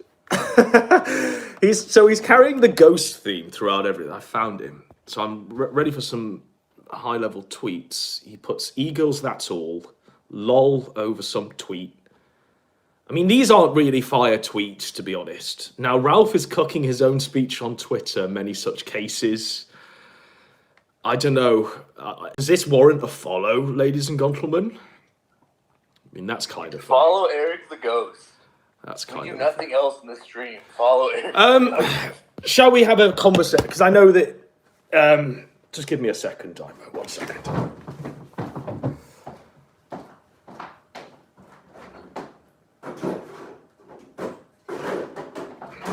I know that you're a fellow cinephile, Dymo, so shall we talk movies for a second? What have you currently been watching? What have you just finished watching? Anything on the Criterion Collection? Are you subscribed to it? I do have the Criterion. I knew you yes. would. I somehow knew you would. Of course. I What- am soy. What have you been watching, Dymo? What's this month's pick? This month's pick, I've really just been watching, I've started watching Deadwood. I haven't been watching anything. Deadwood's fantastic. Is it is Ian very McShane? Every second word is cocksucker. And it's just amazing. And he did a fantastic... there's a Deadwood film that came out about 2 years ago that wraps up the series. Have you seen The Young Pope with Jude Law? It's advertised everywhere. That's not something I've seen. But there is a Pope's thing with Anthony Hopkins in it. That's everywhere as well. But I've not seen The Young The Young Pope. Pope with Jude Law is very good. It's by this Italian director, Paolo Sorrenti, who does really interesting stuff. But it's very good. If you're looking for something to watch. The one thing that's really this impressed pick. me recently is literally season 3 of Picard. That has genuinely been more impressive than it has any right to be, you know. Oh, yeah, you're a big Star Trek guy. Are you not? No. I mean, Star Trek is kind of gay. I know you'll thumb your nose up at it because it's not, it's not on the Criterion Collection. I It's just going to think be. Star Trek's kind of boring. I don't know. You're a man, I assume, that's watched like Tokyo Story, that's watched Ugetsu, who's watched The Rules of the Game and shit like this. They are boring films, Dymo. No matter what Yeah, art they're course boring. tells you, they're boring films. They're boring, but then there's Star Trek boring, where there's like no promise of anything to happen. When you watch a boring Japanese film about suffering, there's at least some sort of catharsis you get. But when you watch a boring Star Trek show about nothing, and it's like... It's not about nothing, though. It's always about a moral message. They all carry a moral about value. racism bad. Well, it's sci-fi as moral allegory, and it's more in-depth than just racism bad. Well, yeah, sci-fi is, but Star Trek really isn't. It literally founds the thing. I mean, there's more sci-fi as moral allegory than there is in, like, Plan 9 from Outer Space and shit like this. It's pretty surface level, you have to admit. I disagree. I disagree. They're duct taping stuff to people's heads and being like, this is why racism's bad. But there's more artistic value in that, is there not? Than them just doing it outright. I'd rather watch that than Trial of the Chicago 6, where it's literal and there's no tinfoil. Well, that's just because you hate black people, but if you paint them red, put squares on them, all of a sudden you like them again. Well, That's on it you, bud. imparts a message that some of us don't want to hear if it's presented in a literal form. If it's force feeding like us. British Empire inheritance. Well, the reality is that most sci-fi is redolent of the British Empire, especially like Doctor Who. It's about, decolonization and shit like this, if you think about it. Dimo. I feel like this is a pretty big hope. Is it not red? I'm not... I don't know how to explain this to you, really. This is what gets you mad. This is really funny. I don't know. I feel like science fiction like Ex Machina or Annihilation is more fun because it's more about an idea, taking something that's modern, that's happening, and taking it to like a fun conclusion. Well, what about like the greatest science fiction films of all time, Solaris and Stalker? Surely you recognise esoteric value in that. Yeah. They're also fucking boring. They are incredibly boring. But, what Solaris is doing is pretty much what Star Trek does on a week-to-week basis. Yeah, but just even less interestingly and more simplistically. Because Star Trek's like a show for children. I disagree. So you like Star Trek more than Star Wars, huh? Yes, because Star Wars is a film for children, Dimo. Well, how are they really different? Like, there's a very simplistic theme. I mean, how are they really different? One of them's literally set in an office in space where you have to understand workplace dynamics in order to... The childs in the audience aren't going, okay, I'm on board with like this bald-headed captain who's like 60 years old, talking to a robot android about the ethics of its humanity. There in, there out. That simply isn't happening. The child audience is not present. But the child audience is present with Star Wars because it's like beep boop R2-D2. Beep boop Darth Maul with a lightsaber. Beep boop laser fights. Well, Star Trek's more like a man-child sort of things, like beep boop space communism. Beep boop racism's bad. Beep boop we're gonna dress up like detectives. Beep boop. What? What detectives? Dress up as detectives? They're in pajamas, Dimo. The holodeck, they Sherlock Holmes it up. Well, this is it. So you must have seen some of it then. You've seen some of it. But not enough to convince you. Deep Space Nine will go to war and completely throw out the premise of Star Trek. Well, I'm not really a fan of Deep Space Nine, to be honest. Of course you're not. It's the interesting one. It's the one that's actually interesting. Of course you wouldn't like it. Is it interesting, though, or is it just the same old shit? Well, they're all the same old shit, with a few exceptions. I bet you like Voyager, you sick fuck. No.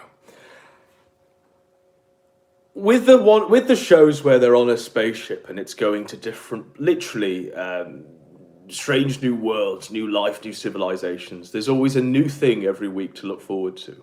On the space station one, it's what will this character do today in this same environment for 200 episodes. They have to spice it up by internalizing, bringing this war in. And again, it's a war played out in the corridors of a space station. So it's shit. I think talking to you, a reptilian man, has really solidified why I don't like Star Trek. Because it's a story about people with all the human elements removed. Well, they're actually more human than you can possibly imagine, Daimo. That's the whole trial with Q at play, Well, they tell you that they're human, but they don't really show it. Well, how else would they show that they're human? They're literally out there conversing with alien species, conveying they're presenting their humanity in contrast. They're always way more human than the humans. Except for Riker and his weird sex things. The aliens aren't more human than the humans, though. That doesn't make any sense. They have conflicts. So do the humans. About things. I mean, there's a central conflict at the center of Star Trek, and that's the conflict between Spock, Bones, and Kirk. interesting one out of that trio, Spock, because he's conflicted because he's a half-breed. Well, no, I mean, all three are interesting. My favourite, of course, is Shatner. There's a very charismatic actor behind that character.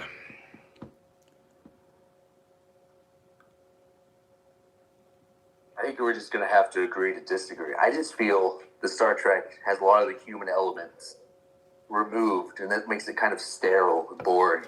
I don't think you're giving it a fair crack of the whip. Sterile. It's very sterile and boring. I just don't think you're giving it a fair crack of the whip.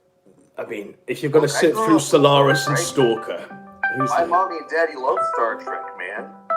I grew up with it all my life. Yeah. And you've just formed a terrible judgment of this amazing... Well, I mean, that film isn't boring. How can you say that The Voyage Home is boring? They've got to save George and Gracie.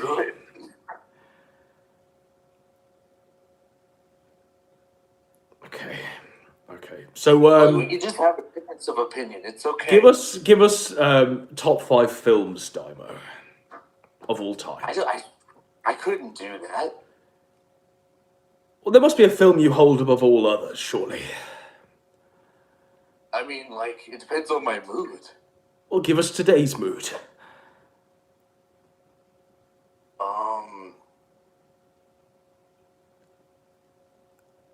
I don't know, man. What's your top film?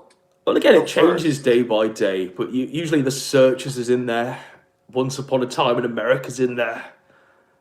You're a big Western guy? Well, Once Upon a Time in America is essentially only 1920s film with De Niro in it, so that's not a Western. Oh, yeah, I remember. Yeah. I remember that one. But yes, The Searchers is my favourite Western. The girl with the blue eyes. The striking blue eyes. Yes. I'm thinking of the right film. It's got James Woods in it as well as the villain. Oh, yeah. Where were we? We were on 2. Kagemusha is probably my favourite Kurosawa film. By a country mile, really.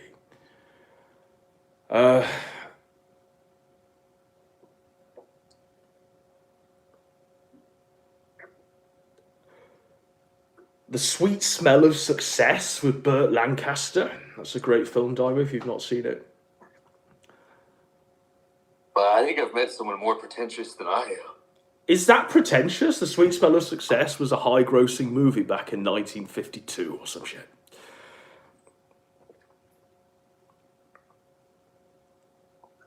It's pretty. I think it's pretty pretentious, buddy. Is it? I don't think it's pretentious. Yes, and number 5, White Chicks. My top 10 movies are Get Out. Get Out. Cory in the House, the movie. Right. Digimon, the movie. Digimon. There is a movie for Digimon. Somebody doesn't follow Trifox. He posts a lot of porn of it. Doesn't surprise me. I'm really into the Korean New Wave films. So definitely Old Boy. How can you sit there and call fucking Star Trek shit, but you're on about the Korean New Wave? Like, come on. Is the Korean New Wave the fucking Parasite film? I mean, it's sort of like we're sort of out of the Korean New Wave. It depends who ask.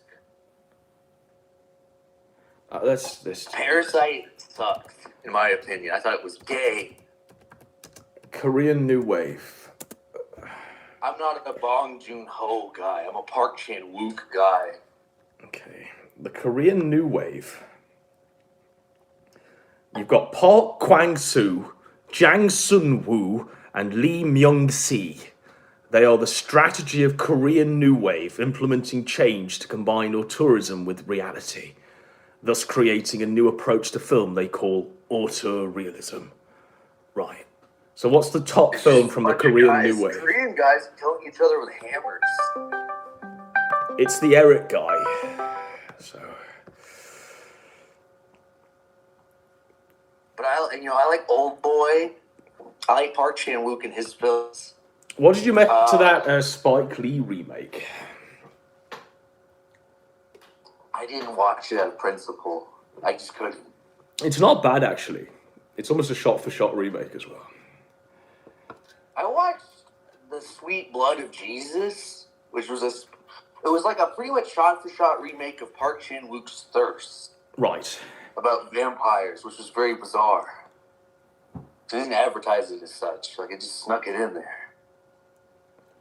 I mean, I'm just shocked. The Korean New Wave Daimo, come on. Like, there's more to life. Really? If it's a choice Really? between that or any 80s film, I'd choose any 80s film. Because you have shit taste, man. But is it shit taste, or is it recognizing what is good without being told what's good?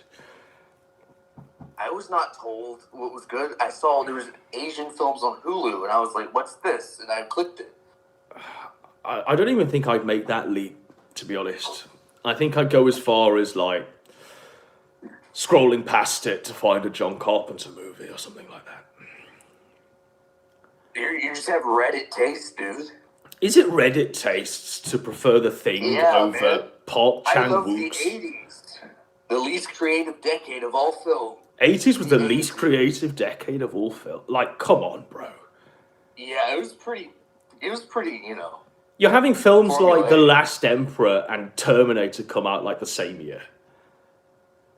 And all of them are making money. I mean, you were talking about the 50s earlier. Like, that's way better. Is it, though? In the 80s? Yeah, hell yeah. I mean, the 50s are largely studio-bound. I mean, the films look cheap now. Most of Hitchcock's Hell, even movies the look 70s, cheap as fuck. 70s are way better. You had De Palma doing stuff. You had Well, De Palma was doing his greatest work in and- the 80s. Let's not forget, like, Dress to Kill, Blowout, Body Double, Untouchables. All of that came in the 80s. De Palma in the 70s was doing Carrie.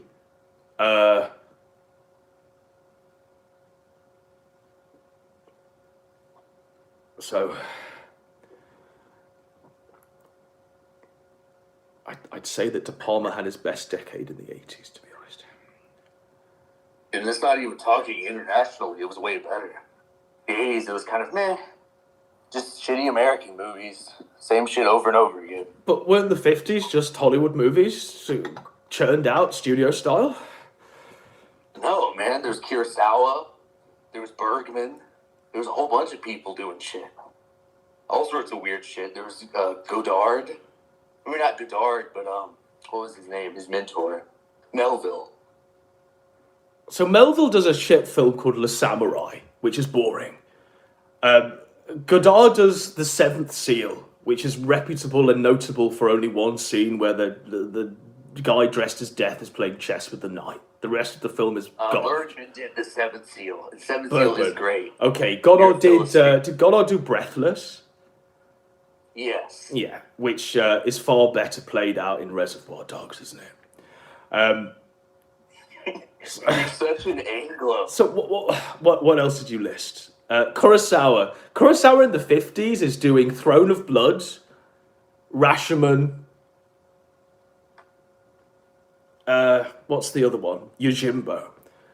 But Kurosawa, when he comes back after 20 years, is doing Ran and Kagemusha, which are his two greatest movies. Kurosawa actually He also does a lot of shit, too. Well, Dreams is fantastic as well. It's like an autobiographical movie where he, visualizes his own dreams. He does his best stuff in the 50s. I love Ron. I haven't seen Kagemusha. I love Dreams. If but, you like his best Ron, stuff- you'll love Kagemusha. It's literally like the exact same cinematography set. With Kagemusha, it was his first film before Ran after like 20 years, so he painted all of the storyboards. And the storyboards, like these paintings that he had for like 20 years that were literally followed through the entire film. Ran is just King Lear. I could give two shits about another Kurosawa Shakespeare adaptation. The way it's done is really good. It's fantastic. It is fantastic.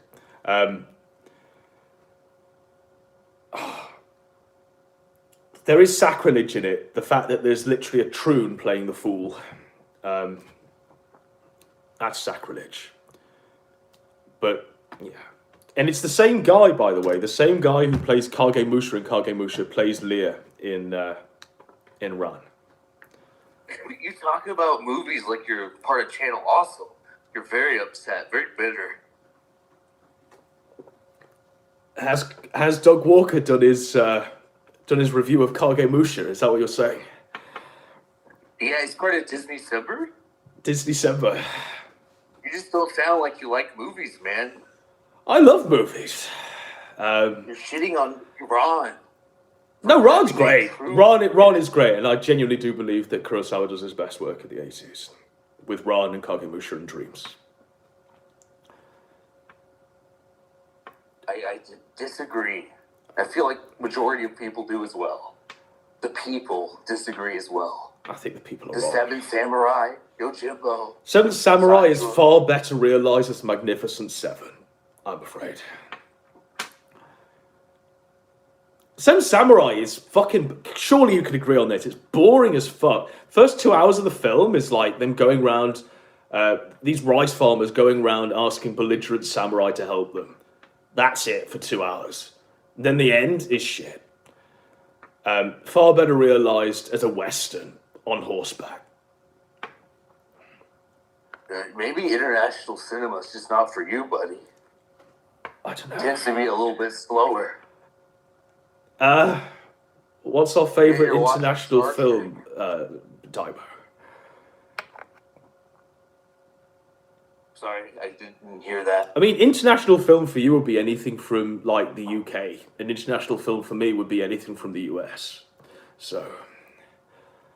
Well, you're actually taking the more hardline American position than I. One of my favourite films of all time is The Long Good Friday with Bob Hoskins, Spurgeon chat. It's got Helen Mirren, Bob Hoskins. Are you a big fan of the Carry On films? Of course, yes. Those are comedies with Sid James and various characters doing spoofs of like... That's how you know they put something in the water for the British. Like, something's going on. Like, their empire's never coming back. Well, there's a really good one called Carry On Screaming, where it does like a riff on Universal horror films, and it's got the guy from Steptoe and Son playing like the lead detective. Very good. Well artistically realised, more so than ones where they go on holiday or they're in a hospital. But they are good films. Carry On Camping's it's a popular one, but it's also very... that's where the money had run dry, I think.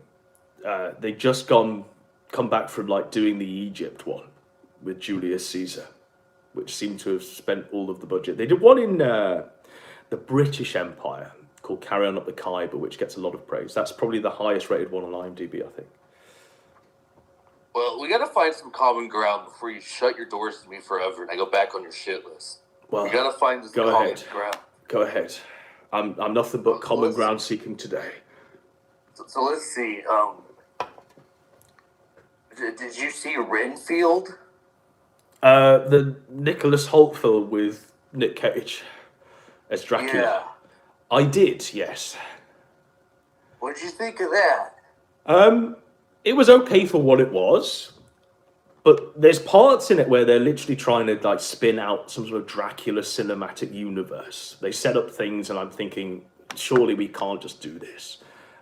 Nick Cage is in it for about 15 minutes, if that. But he's on all of the posters as the main feature of the thing. And also, who gives a fuck about Renfield? But it was a good watch. I mean, for what it was a good watch, was it not? I agree. It was pretty good. I like Nicolas Cage. He was obviously the best part of the movie. Yes. Well, he's been in some great films recently. Like... Did you watch the Colour of Outer Space by Richard Stanley? I haven't. It's on my list. Did you watch The Unbearable Weight of Massive Talent? Yes, which is the autobiographical one. Again, that wasn't as great as like... Because he's been doing some really killer films. Like The Colour of Outer Space, that's more like an art... based on that Lovecraft book. And obviously, like... The way they do it is they get Cage. The one thing that he cares the most about during this alien invasion that's turning his wife into the Thing from John Carpenter's The Thing is these alpacas. And he's all about these alpacas. And the way he manages to squeeze in a Nick Cage performance into this film that you wouldn't think belongs... You wouldn't think a Nick Cage performance belongs within. Do you see Mandy? I did see Mandy. Mandy's great. Again, another like... liked it, but it wasn't really my cup of tea. Like, I appreciate it. I like the director's last film. Yes. It's like the Black Butterfly and the whatever. Yes. What's his name? He's got like a weird name. Panos. Yes. Polka, something another. Yes, yes. But Mandy was pretty good. Like his wife gets killed by this cult, and as you continue through this film, it's like he's being initiated through this shit, and you can't quite tell what's dream, what's not, what's fantasy, what's not, and it's a good watch. It's very esoteric, I suppose. Do you like The Master? Is that the Philip Seymour Hoffman film? Yeah. It was okay. I mean, it's obviously based on the Scientology guy, isn't it? Yeah, it's an L. Ron Hubbard biopic, basically. Yes. But my favourite of, what's his name? Paul Anderson. Is that his name, the director's name? Yeah, Paul Thomas Anderson. It's Boogie Nights. That's my favourite Oh, of his fuck films. yeah, that movie's awesome. All of the others seem to lose something, whereas Boogie Nights is a film you can just watch. Stuff like the one with Adam Sandler where he's collecting the ice cream coupons. Uncut Gems. No. No, it's the one where he's collecting all of the like Punch Drunk Love. Punch Drunk Love. I mean, that is garbage. It seems to have a lot of praise because it's like Adam Sandler's first like straight performance, but that is like garbage. Next to, I mean, it's Boogie Nights and There Will Be Blood, and this Licorice Pizza film was fairly good as well. But most of his films recently have just been. I find them unwatchable. I find them boring. But Boogie Nights is a watch any day of the week. Yeah, every scene in that movie is just perfect. Brian is in chat. He's saying. What's Brian saying? Do you want to go head to head with Bri? Oh God, no! That guy's like. He's so insufferable. Like, I really need to piss, Daimo. So cut a promo on Bri, cut a promo on me, fill some dead air. Yeah, the floor is yours. All right, I got you. I see Brian's in the chat. I can smell them in the chat. I fucked you once, Bri. I'll fuck you again. I ain't scared of you. I fuck you hard. I fuck you soft. It doesn't matter. Because at the end of the day, you're going to be my bottom dollar bitch, Brian. I'm going to turn you out. I'm going to turn you out on the street. And no amount of Discord shenanigans are going to make you an honest woman again, Brian. Because that ass going to be like Swiss cheese. It's going to be like a goddamn sponge of cum. Because I'm going to fuck you. I'm going to fuck you until you like it. I'm going to fuck you, Brian. I'm going to fuck you until you like it. Okay. Let's enter the Brian zone. Let's see if he'll bite. He's clearly been watching, and he wants to drink your blood, and you want to drink his blood, so let's go.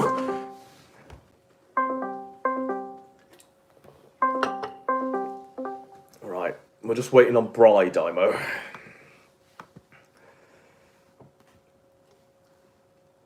I mean, he's not picking up. He suddenly has things to attend to.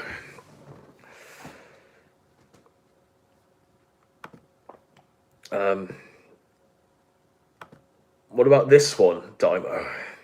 It's another. Have you ever interacted before? I know you have, but has there been any interaction since the gay breakup, Daimo? Oh, it's for Spinkity? Yes. Yeah. He DMs me and asks me if I'm okay. Does he really? Yeah, on occasion. Well, you were. I mean, we used to bully Persit because he chose you as his apprentice. You know, and we used to think that was fucked. He really loved me. He did, yes. Persit, you're on there.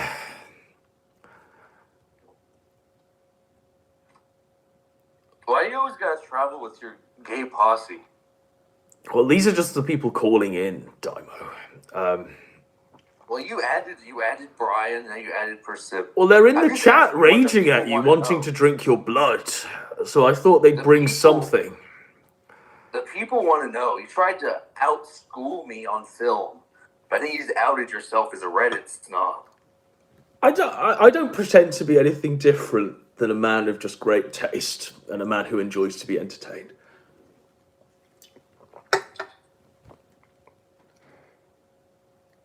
Well, Persip is sat here muted. So, I mean, come on, Persip. You can either unmute or... He's masturbating. I hope he's not masturbating. That'd be tough. How many times has he masturbated to your calls? I can fire the same question back at you, Daimo. God only knows. 4 times.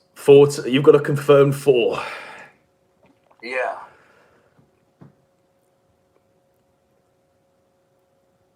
Is anybody still watching this? All right. Well, I'll ask you a few interesting questions, Daimo. This is some random. I want to ask you a few interesting questions. So obviously there's been this controversy about a writer's room, right? But the writer's room as it exists is literally just like Brian, Blackface Kermit, Ace Salieri, Surfer, Persip and the Squire, all having separate conversations with each other. It used to be like an organized thing when they were writing PPP show.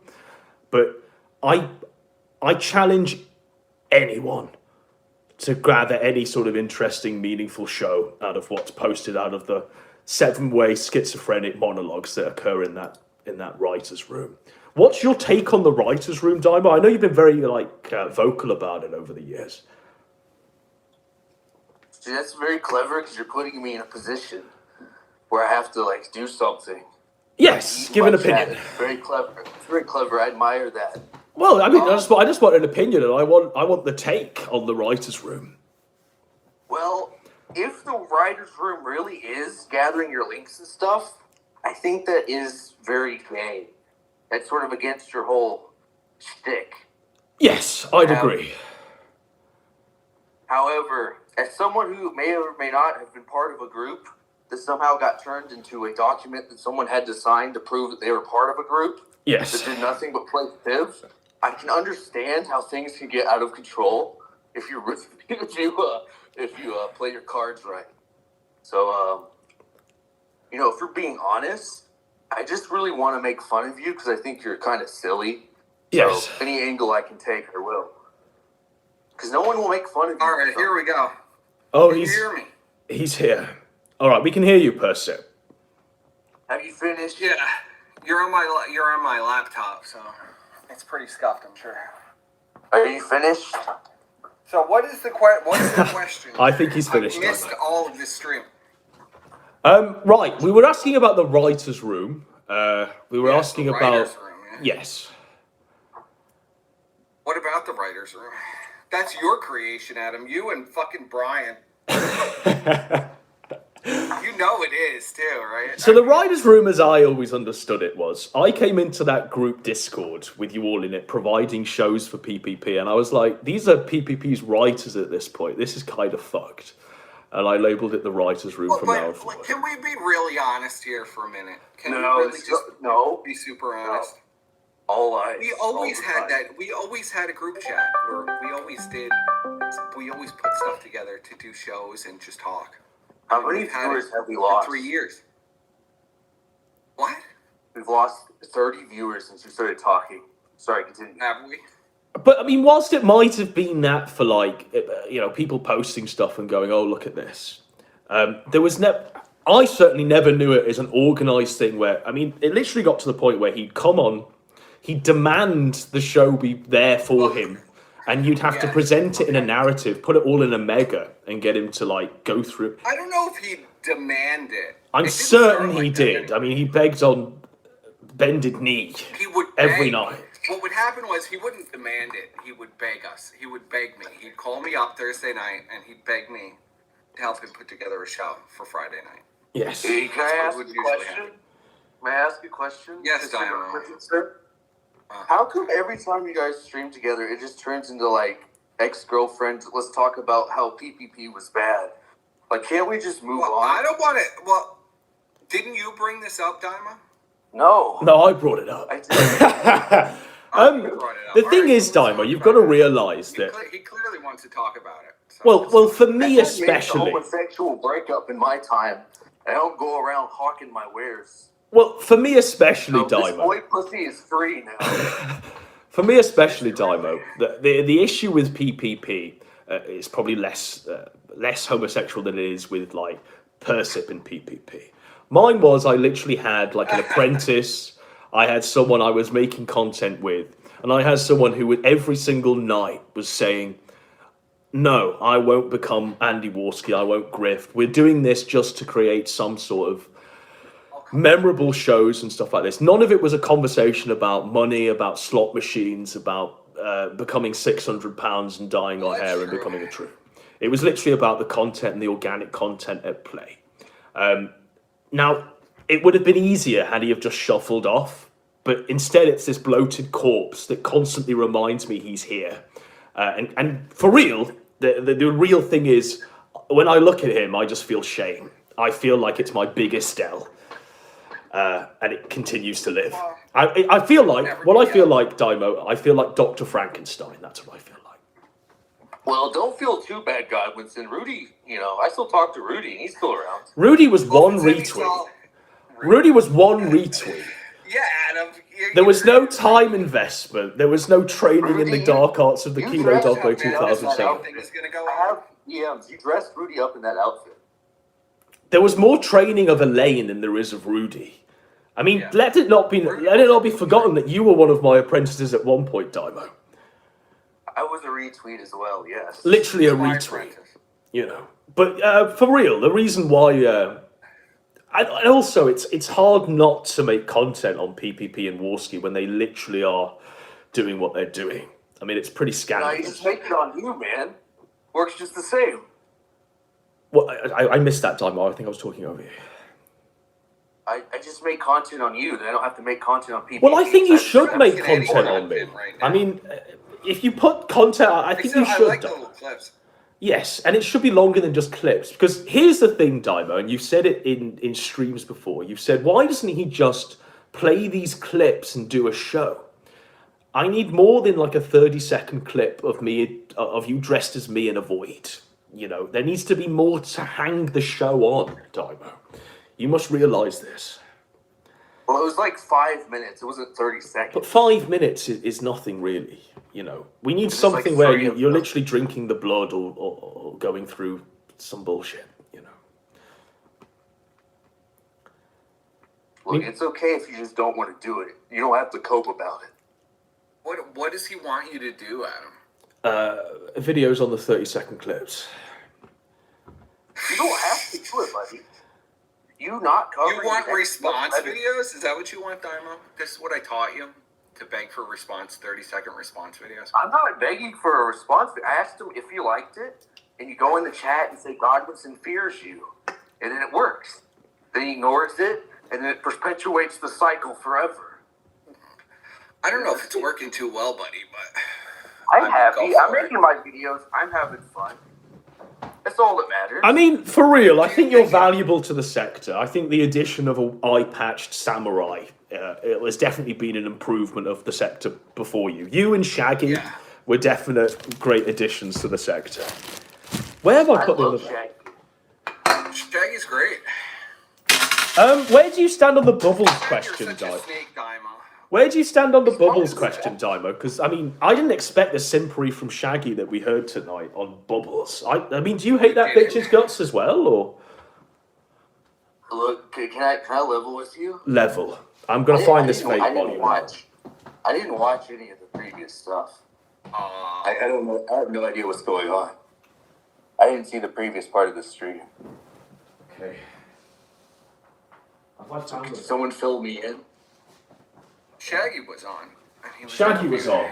He was talking about the split up with Bubbles in your best friend online, the pedophile, and all this shit. Oh, he's still on about that? Yeah. Shaggy's more hurt about this than anyone, I think. How did it play out? Because he gave a very distorted version of events. Yeah, give us a comprehensible version of this Bubbles crap. Where did Okay, we put this that? is the definitive version. Oh, it's Axel is we getting found more and more drunk because he's becoming an alcoholic. He's progressively, his alcoholism's getting worse, and he's like Shaggy. making every group he's a part of even more insufferable. Right. And so I left because he was being mean to everyone. But surely you just, I mean, surely you treat Shaggy as you would like Brian, where it's like a comedic, interlude in any conversation you have.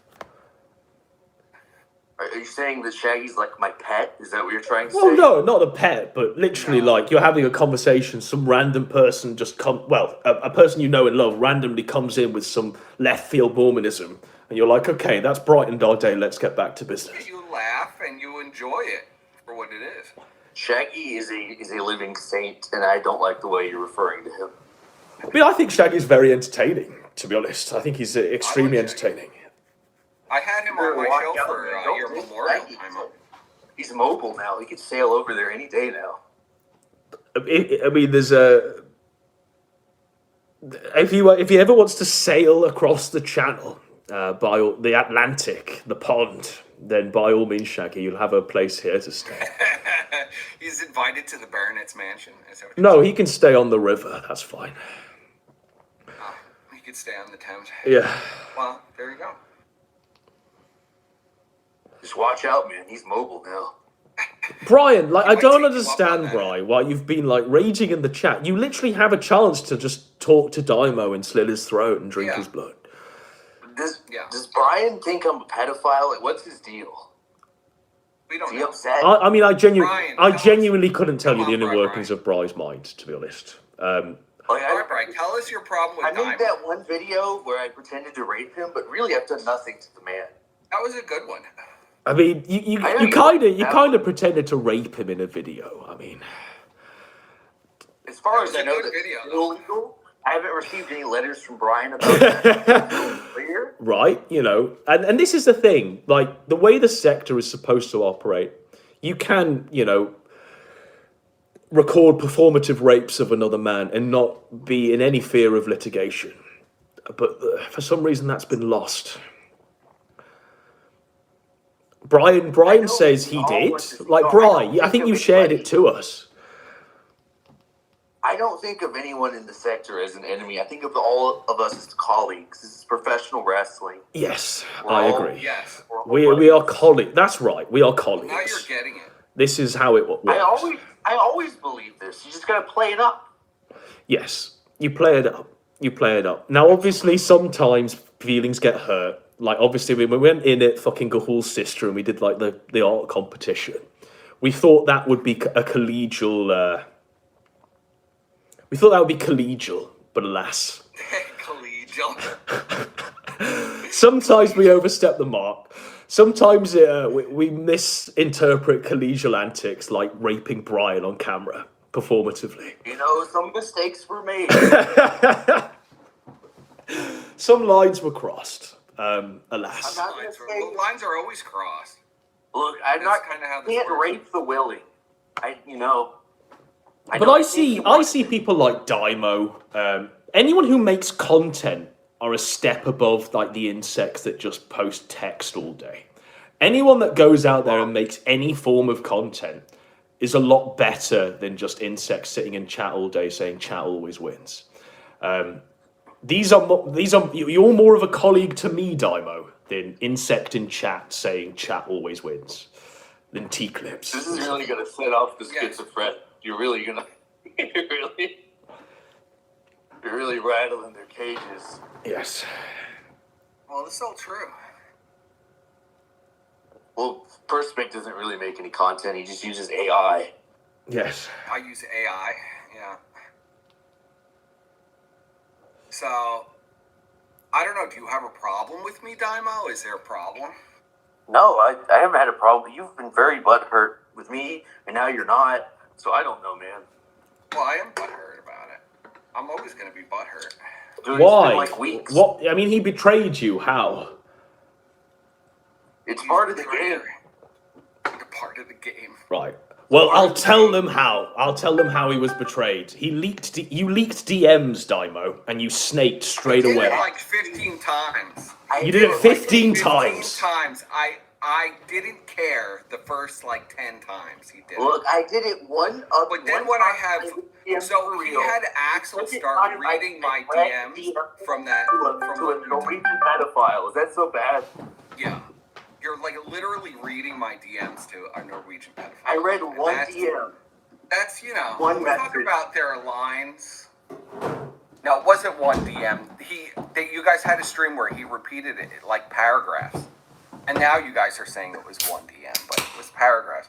When he said it was one, oh my god, you can find the stream. Okay.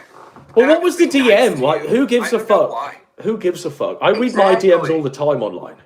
I don't know. Axel is too far for me.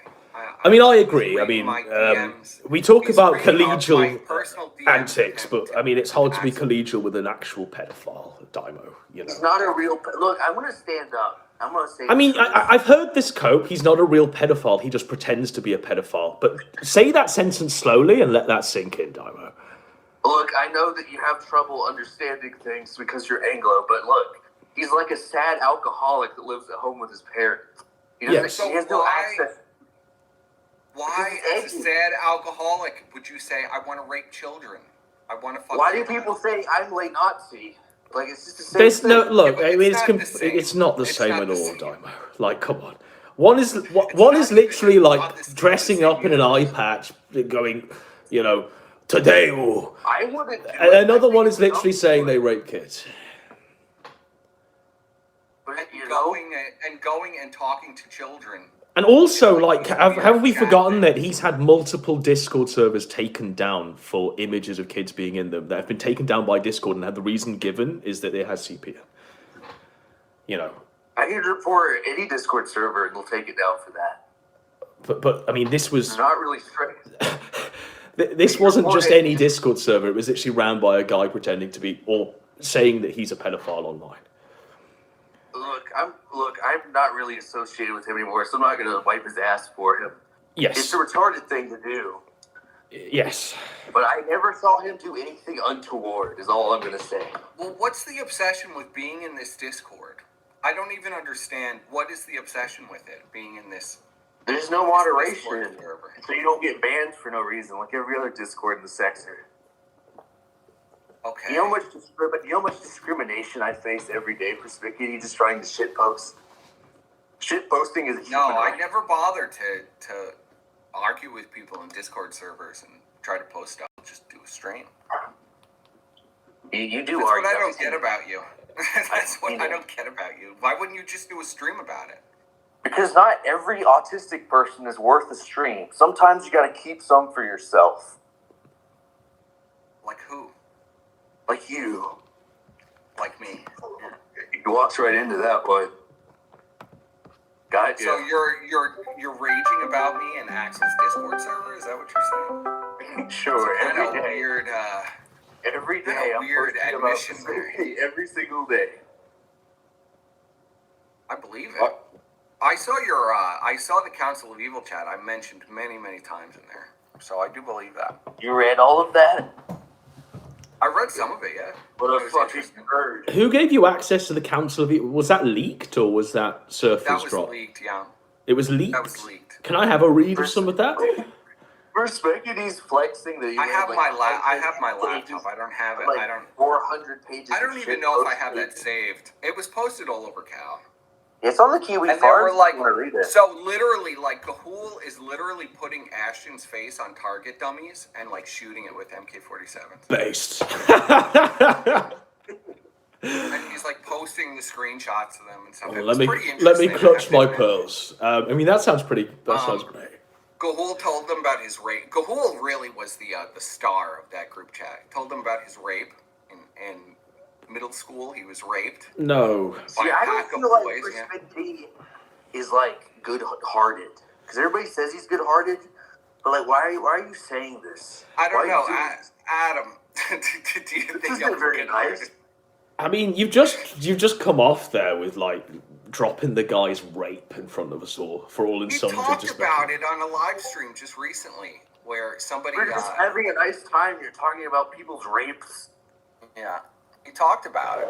Like, it's okay. I mean, if you talk Gahul, about he cries in people's front of the rapes, camera. Gahul's videos are, he gets in front of the camera and he cries about some kind of traumatic thing that happened to him, and then he cries, and then he looks like an ogre.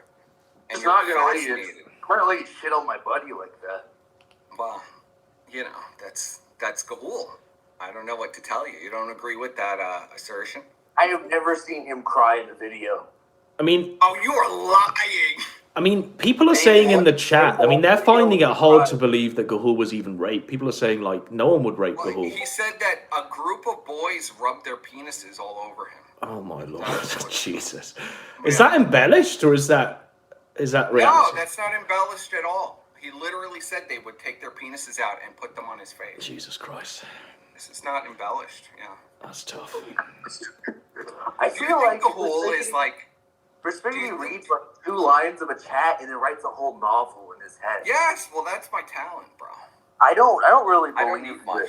You know, I was in that chat. And I don't remember anything about people rubbing penises all over him. Well, it's real. He talked about. You're lying, Daima. I'm not You're lying. fucking lying. You are lying. He literally did a video about it where he talked about it. Can I find? Is it on his channel? Let's see. I think so. I'm literally looking for a title like Gahul penis rape or something. People know what I'm talking about in the chat. I know they do. I mean, a lot of them are casting doubt on the fact that anyone would even rape Gahul. They're using the Sargon Jess Phillips line, so... I know it was on his Twitter for a while. It was on his Twitter for a while. Well, it better be on a video, because you've said it multiple times per sip. So I've got, literally, unless it's buried in the Mario movie review... unless it's buried in the late night update video, thoughts, apartment showcase, and more. Hold on, I'll look The truth about the Council of Evil breakup. Yes. Some more truth about the Council of Evil breakup. The clown. I'm not seeing anything which says I was raped by people rubbing their penises on me. Perspiggity's very bitter about Gahul for some reason. Am I bitter about Gahul? You post every day in Monkey Business Discord about him. Yeah, okay. Can you imagine? I don't have to. And that wouldn't be leaked. You wouldn't have leaked that all over the internet, Daima, already. Look, I mean, literally, I sent you 2 messages. I don't want to leak it. threaten you or anything, but I know information about you that I could have leaked and I never did. Leak it now, Daimo. Let's clear the air. Perspiggity's gay. Whoa. Yeah. There you go. Good luck scraping up your career now, loser. I was very nice to this guy, by the way. But he's very snaky. But, Do you forgive me, Godwinson? What I'm asserting is 100% true. Do you forgive me, Godwinson, for snaking Perspiggity, your underling, your slave, your serf? I mean, I never had any fucking stake in this to begin with. I always thought it was a bit bizarre, the goings on between you and It was bizarre that I Percy. even associated with you, but I did it anyway. Look, if I get the Lord's permission, Ashton was pissed. I know how feudalism works. Well, PPP was pissed because he didn't want anyone touching anyone from the Council of Evil, because obviously you did all that shit on snacks. So anyone, even slightly on the periphery of the Council of Evil, was just off the table. So anyone, that's why... Is the snack stuff real? Of course, yes. Okay, I just, you know... Yes, I guess so. Who knows? I do a lot of make-believe stuff, so I have trouble telling... It's make-believe and reality mixed into the truth, you know? So sometimes it's hard to tell, you know? Yes. I mean, we did a stream last night or the night before calling anyone who's right-wing a pedophile. But that's real. And yeah, that was real. That was 100% real. That was real. So... I did 2 streams last night that I don't even remember. You did 2 streams last night per set? That's tough. I didn't even know you did 3. Wow. Yeah, I did 3 streams yesterday. subjects. Why would you do that? Do you hate yourself? I was having a good time. I don't really remember any of it, but I remember having a good time. Yeah. Is Brian dead? Well, Brian's watching, I don't know but he why won't Brian join the call, wouldn't- so I don't know what's going on with why Brian. Brian wouldn't get in here.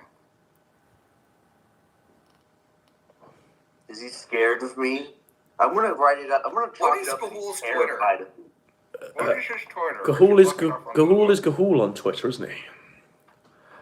No, it's something else. What's his tag? Well, I'm not gonna engage in this cyber stalking right now. This is fucked Well, I mean, up. I've just done a comb of the guy's channel. I see nothing about rapes per se. So, It was in something. I mean, I see him dressed as Doug Walker, talking about Jim sweeping it up. I see a message to ZXV. I see Kino is My phone dead. is fucking dead. I see him and his roommate at the cinema.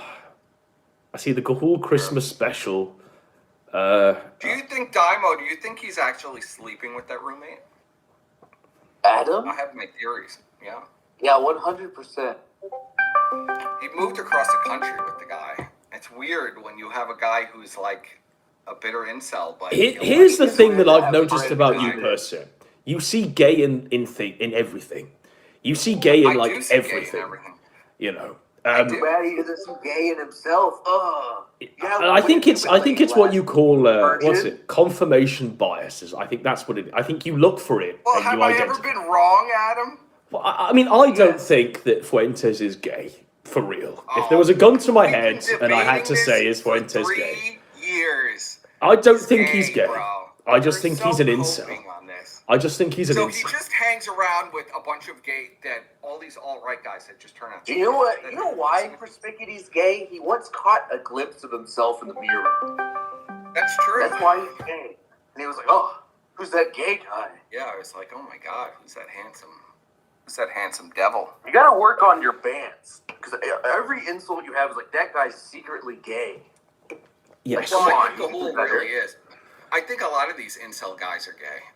I think that's why this. I mean, is such a small- for real, there's probably more evidence on Ashton being gay than there is on Fuentes being gay. Is PPP gay? Well, you know, I know him personally. I don't think he's gay. I think but he plays weird woman mind games. Yeah. Persnickety, knowing someone on Discord isn't knowing them personally. I just want to Yes. throw it out there. I agree with that. You don't know him personally. You talk to him on the phone.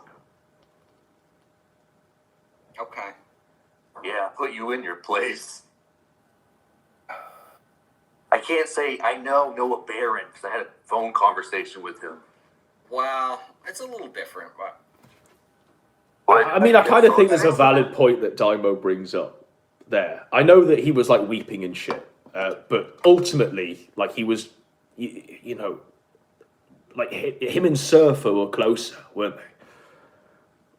well, yeah, of course, him and Surfer were closer.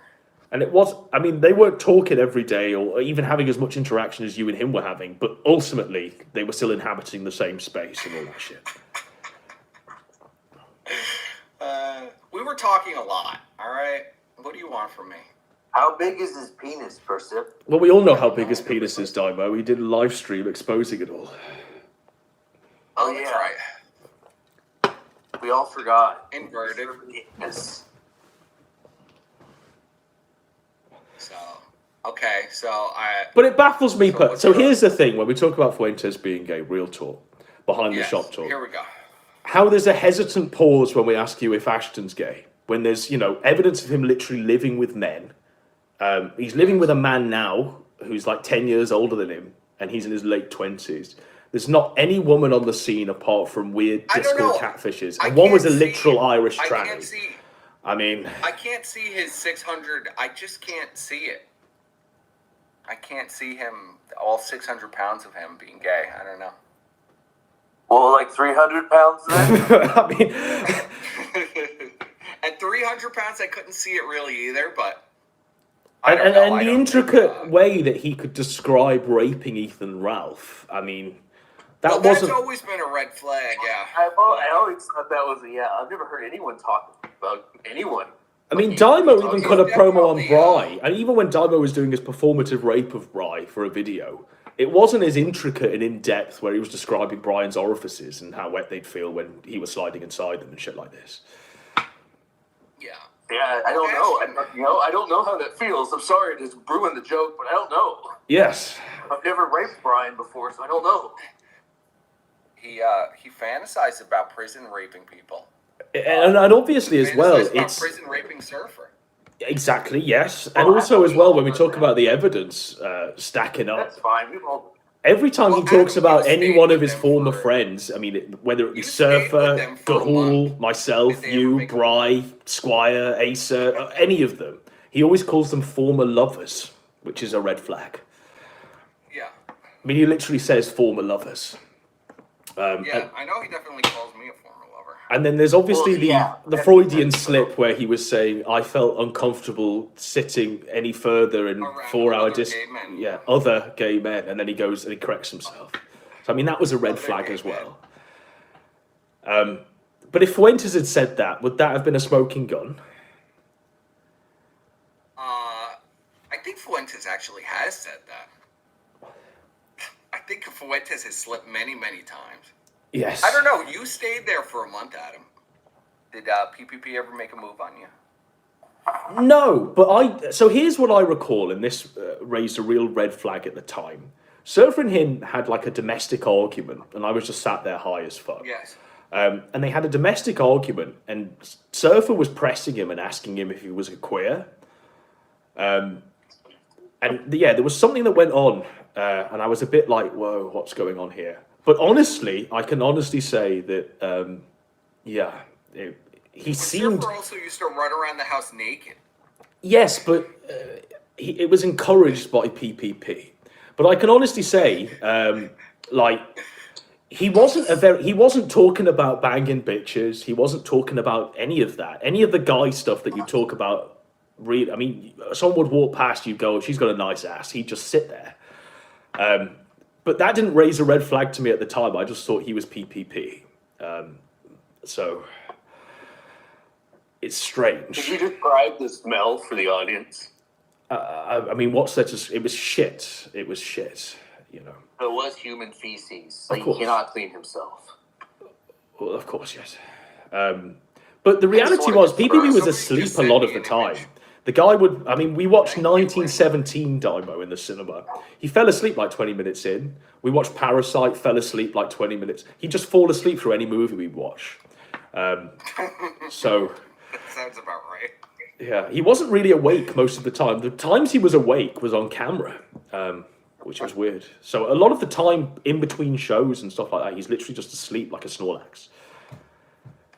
So he's not conscious when he's not streaming. Basically, no. Basically, he's like in a coma. 100%. Yeah, basically, yeah. Yeah. That's pretty cool, actually. He's like a streaming man. You know what? This PPP guy's actually base. Well, I used to think, you know, there's a talent there because he was able to literally wake up and within 5 minutes he'd have a show just to roll out. You know, that took some sort of talent.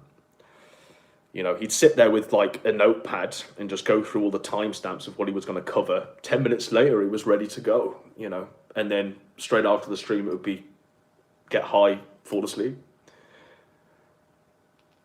So you just linked me the Gahul story. Persip has linked this question. I mean, I'm going to say this is questionable because it's literally a Discord screenshot with red boxes. No, it's the Council of Evil. It's that group chat that was leaked from the Council. So Gahul says, "I got raped in." He says, "I got raped in middle school, and then some girl said I raped her in college, even though I didn't. Oh my God. I am going to hell." And he says, "I never talked about this." Whoa.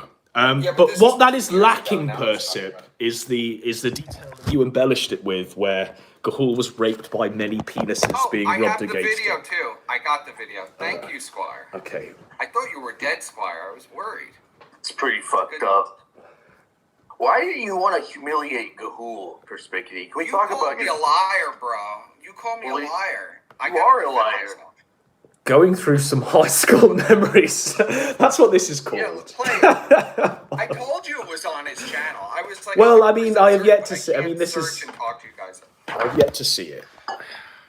No, he describes it. All right, let's not talk over Gahul trauma.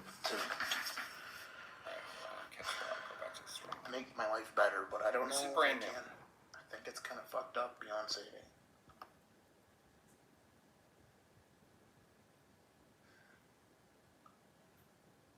Well, at least I'm not getting, raped in the boys' locker room like I was in middle school. No. See, I told you. Kind of sucks.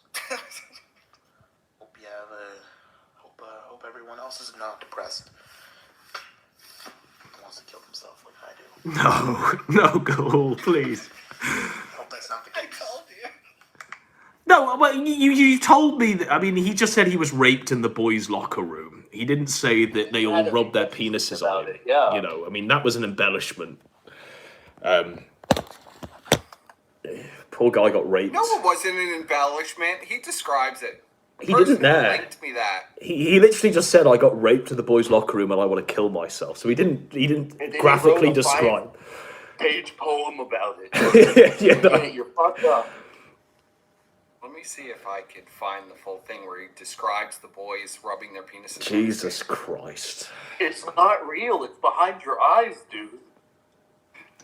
Godwinson, what's your You're still thoughts gonna on Rudy? deny this? People want to know, what do you think about Rudy? What are your hot takes on Wow. Rudy? So are like you best friends? So let me get this straight, Diamond, while we're on here. Are you actually best friends with Gahul, or like what's the deal with that?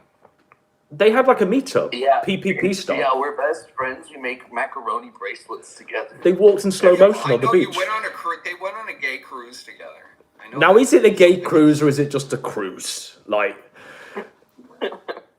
Well, they were in rainbow. They were in rainbow colors. I hope the Squire sleeps with his ass up against the wall. I Because think Perspix never had a friend before. I think Divo is mostly like unclothed in most of their streams when they were on the cruise. Like he wasn't wearing almost anything. We never streamed on a cruise. Didn't you guys do a stream together? they did a stream on a beach, Once I again, think. it's just They one of your walked sex fantasies. in slow mo on the beach. Oh, you're just gonna deny everything, Diamond, aren't you? I won't deny that we're friends and we hang out sometimes. Didn't you even make a video, like a scripted video, where you were shirtless for like 90% of it? Are you familiar with my content? Yes. I don't know. Why I'm just is trying that to figure surprise? things out here. This is Why all is that a detective work. surprise? First pick? Oh my god, So- Diamond was shirtless in a video. Call the Yeah, police. well, that's not unusual. Call I'm the just police. Trying to Go figure out ahead, what's first going on. pick. I'm ready. I'm not calling the police. Go ahead and I call did them. ask you if you were all right after the police. I said, Trying yeah. to be nice. It's the G. Pulled over by the 5-0. An innocent young black man. Daimo did a stream where he slapped Gahul's ass multiple times. Yes, he did. I'm telling you, this is all true. Hey, and it's He's 100% He's true. so he's lying about everything. If I had my best Daimo did a stream where he rubbed his penis on Gahul's face.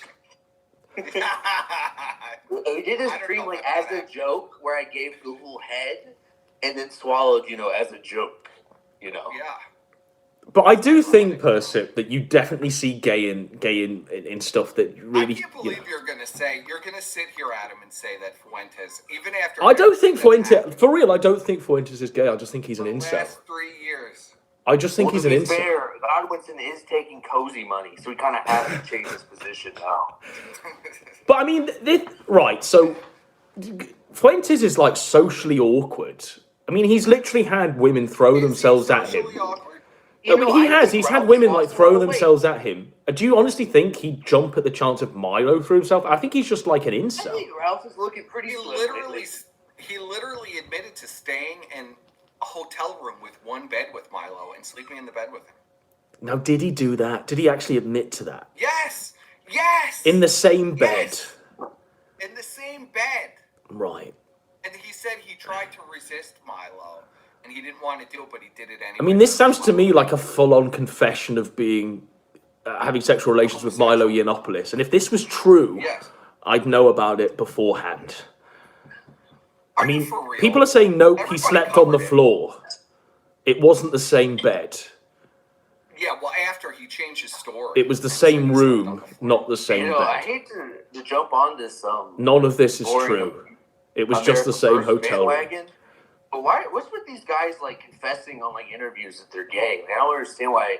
Like, even if you're closeted gay, like, why do you keep telling people on interviews? Do they need to confess for some reason? Yes. Like, did you see that Ollie Alexander clip where he was talking about how he just likes to kiss boys on the mouth? Yes. It was very bizarre. Well, I mean, he is gay. He is like legit a This homo. is what they do, though. I mean, no one's disputing that Milo's a homo. No one's disputing that the Ali Jamal guy's a homo. No one's disputing that. Not Ali Jamal, Ali. I mean, Ali Baked is bi or some shit. No one's disputing that. But I mean, I don't know. I just have yet to see. Like, for example, if I visited Gahul once a month to kiss on the mouth and touch his nipples, like, I would never say it publicly. There's a picture of Fuentes in bed with Catboy Cammy.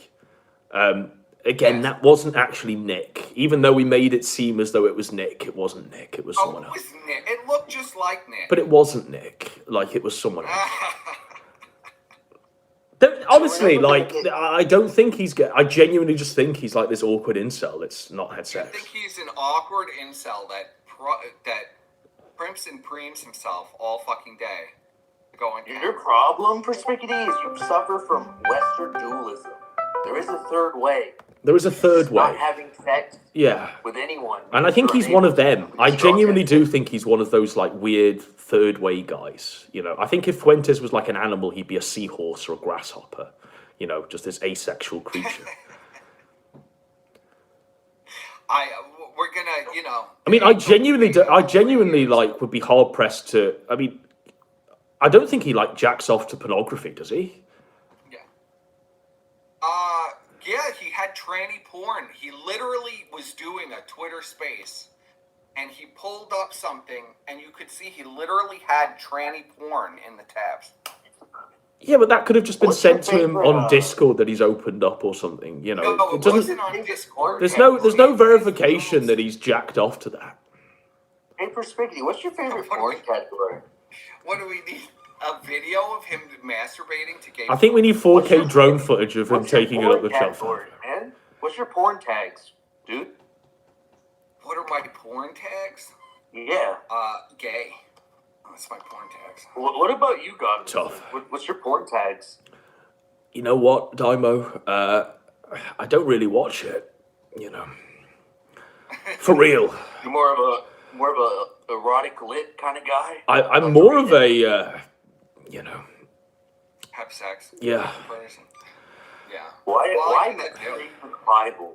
So I'm better than both of you. I can masturbate to the Bible. Just like my hero Mormon Shaggy. But yes, Adam and PPP, they used to tag team me on this and say, Nick isn't gay. He's just an incel. Every gay association he has, all of these gay guys in his movement, taking pictures of themselves, you know, like half naked. But look, I mean, Percy, by that same measure, right? By the same measure, right? So we've got you and Brian in various other queers in the sector. Therefore, we're all gay because we're in this sector. It doesn't make any sense. No, I never said that you were gay. I never said PPP was gay. Perspicuity has told me on multiple occasions that never he said believes Ralph Godwinson was is gay. He believes you're gay, Godwinson. He's told me on multiple occasions in private. I believe Daimo is probably a little, I don't know. I'm getting the vibe that Daimo might... A hero? Daimo's married. Daimo might be open to a little, more than women. I'm just gonna say that. Yeah, it's called an asshole. It's open to everybody, buddy. Yeah, I know. That's what I'm saying. Gaping hole. See, this is what I'm saying, buddy. You want to have sex with me? I don't want to have sex with you. Just say it, man. I get it. I don't want to have sex with you. You want to have sex with me? It's fine. ZXV, ultimate authority. Settle this now. Is Fuentes gay? He's definitely gay. Well, I mean, you can't cloud ZXV's judgment on it. I just think it's a lot of hot air and noise. You know, we've got literally Andy and Ashton yelling into the void and Jim yelling into the void that he's gay. If he was gay, they wouldn't have to keep saying it like they do mine. Yeah, but Ashton privately used to also scream that Fuentes wasn't gay too. Yes, because back in the day. Well, of course, we debated this many times, and we always came to the conclusion that he wasn't gay. We Well, just thought he you was an can't- incel. I don't know how you could come to that conclusion. Because it's Nick Fuentes. I mean, the guy literally flew Catboy Cammy. Somebody who all right, let's go Catboy Cammy. Okay. Guy who would stream to like 3 people at 4 a.m. Yes. And Nick was one of the only people watching him.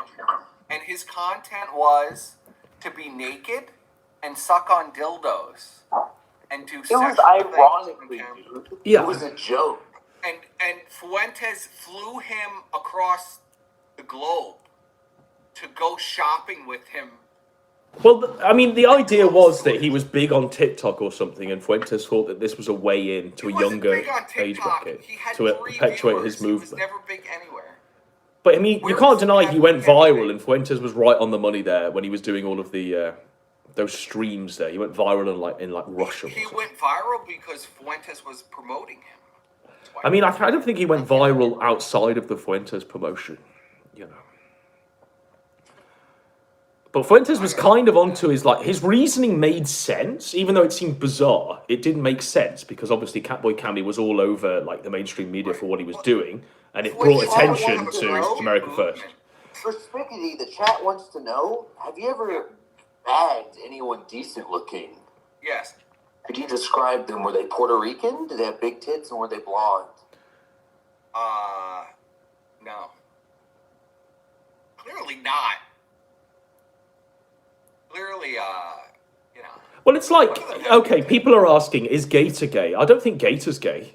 No, I don't think Gator is. I think Gator is literally just a fat Fuentes, where he's this weird asexual Gator creature. is a bratty sub. I think Gator is pretty much equivalent to Gahool as far as untouchable.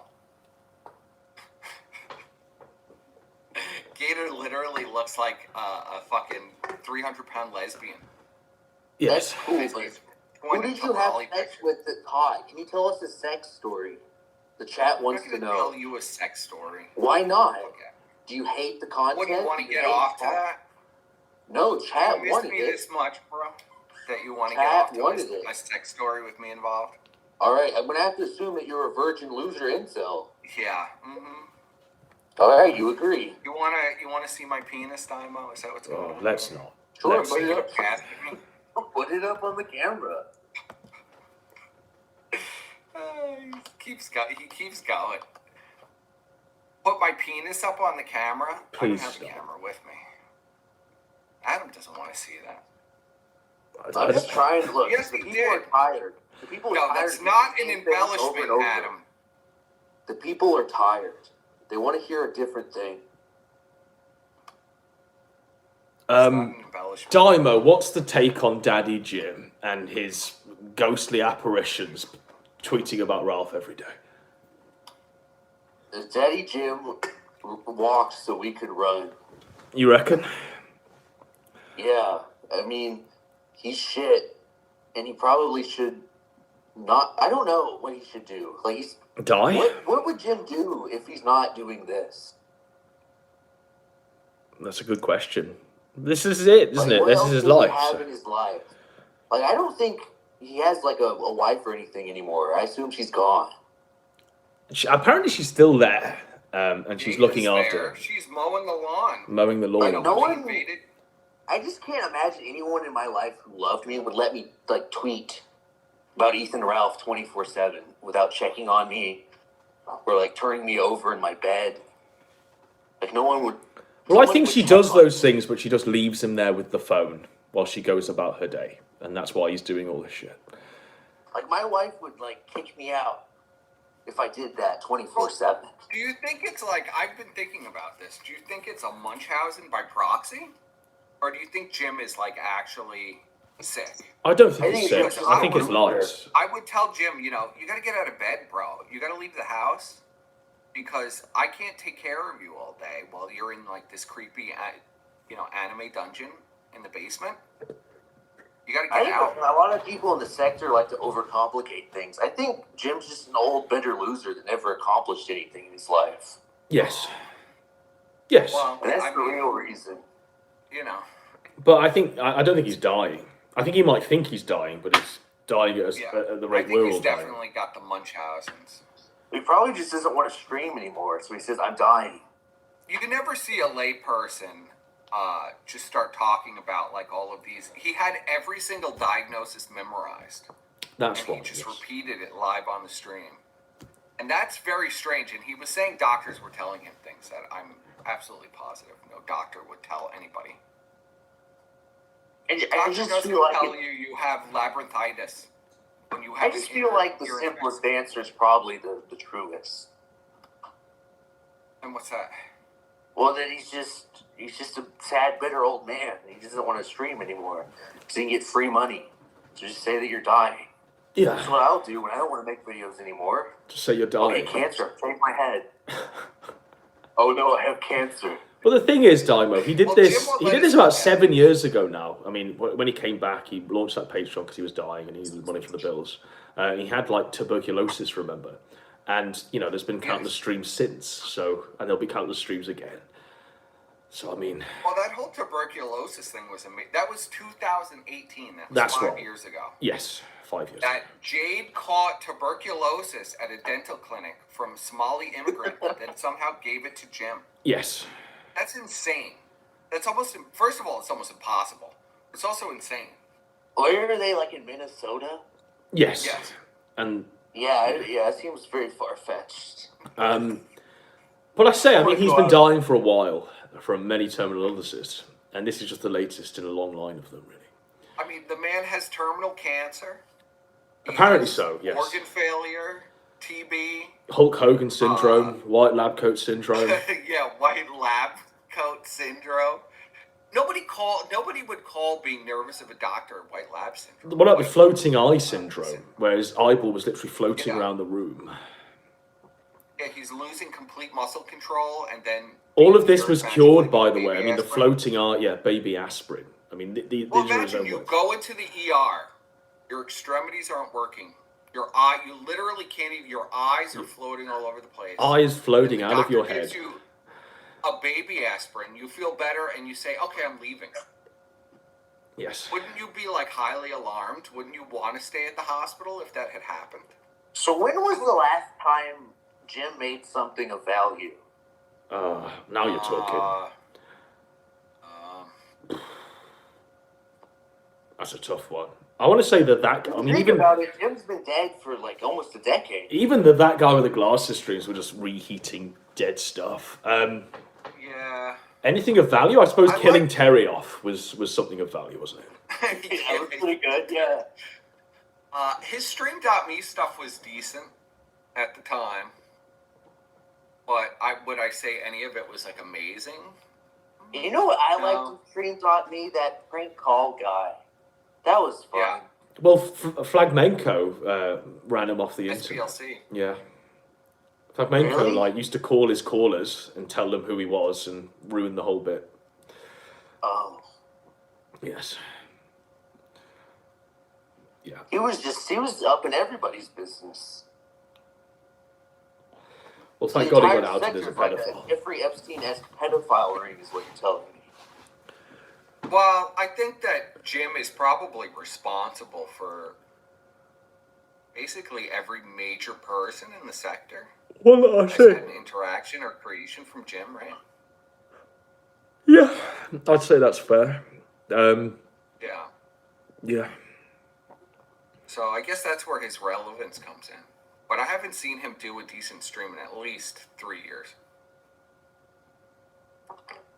Yeah, it's been a while.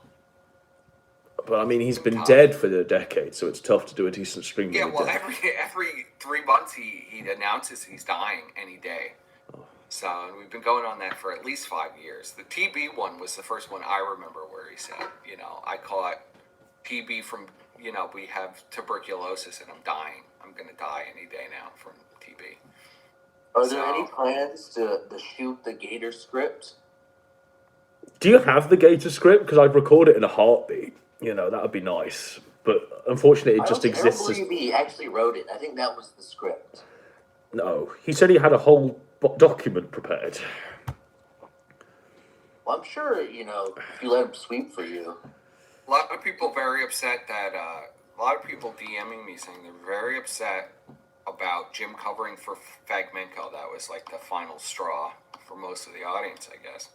So everybody's talking. Well, I mean, what pisses me off for real about Jim and what he did, we were on the whole Ethan Ralph shit the whole way, right? Jim is absent without leave. Absent without leave. Just takes a hike after that new Project 2 stream. Won't even address Ethan Ralph or anything like this. Anything address. And then a year after it's relevant, literally a year after the sex tape, suddenly Ethan Ralph is evil. Suddenly that, and then they all jump aboard it because Jim's done it. Suddenly Gator snakes, suddenly Warski snakes, suddenly Fragmenko snakes. And then suddenly... That was when Ralph was in the hospital. And then we all have to pretend that, Jim's been the number one Ralph A-log the whole time, fighting the good fight. Yeah. Well, actually, no. Yeah. He was covering for Jim. Jim was covering for Ralph the whole fucking way. And, the whole fucking time. And they all were. So was Fragmenko. Fragmenko was doing... Warski was doing it. Warski pretty clearly. Warski hasn't even leaked any of the... my terms for when, Warski snaked and came across to our side. I asked him, right, I want all of the DMs, Warski. I can't do that. Give me all of the DMs with Ralph. I can't do that. And, still no DMs from Ralph. Some people are autistically touchy about DMs. I don't want to name any names. Yeah, I wonder who that is. But that is the first point of... they're the terms. You're going to snake and you're going to do it well. Leak all of the DMs. There's a no-brainer high. You know I never agreed with that. Well, I agree with it. Rules of the game. There's no greater high than snaking someone. That's right. No greater high. No greater high. No half measures. Well, you've done it like 20 times. You do it every week. So it's different. First time, it's shame on me. Second.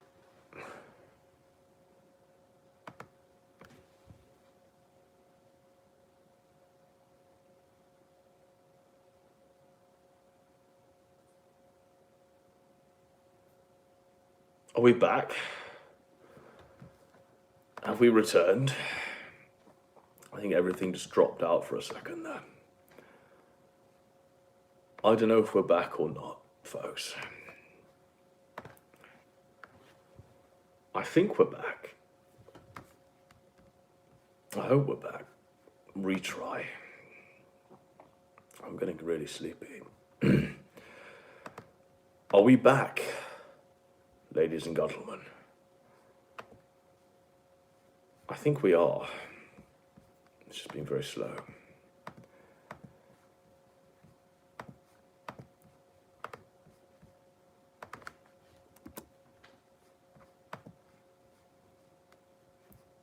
Everything's just reconnecting.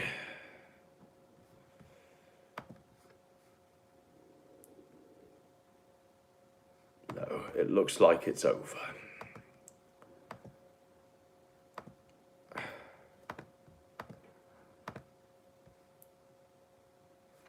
It's over.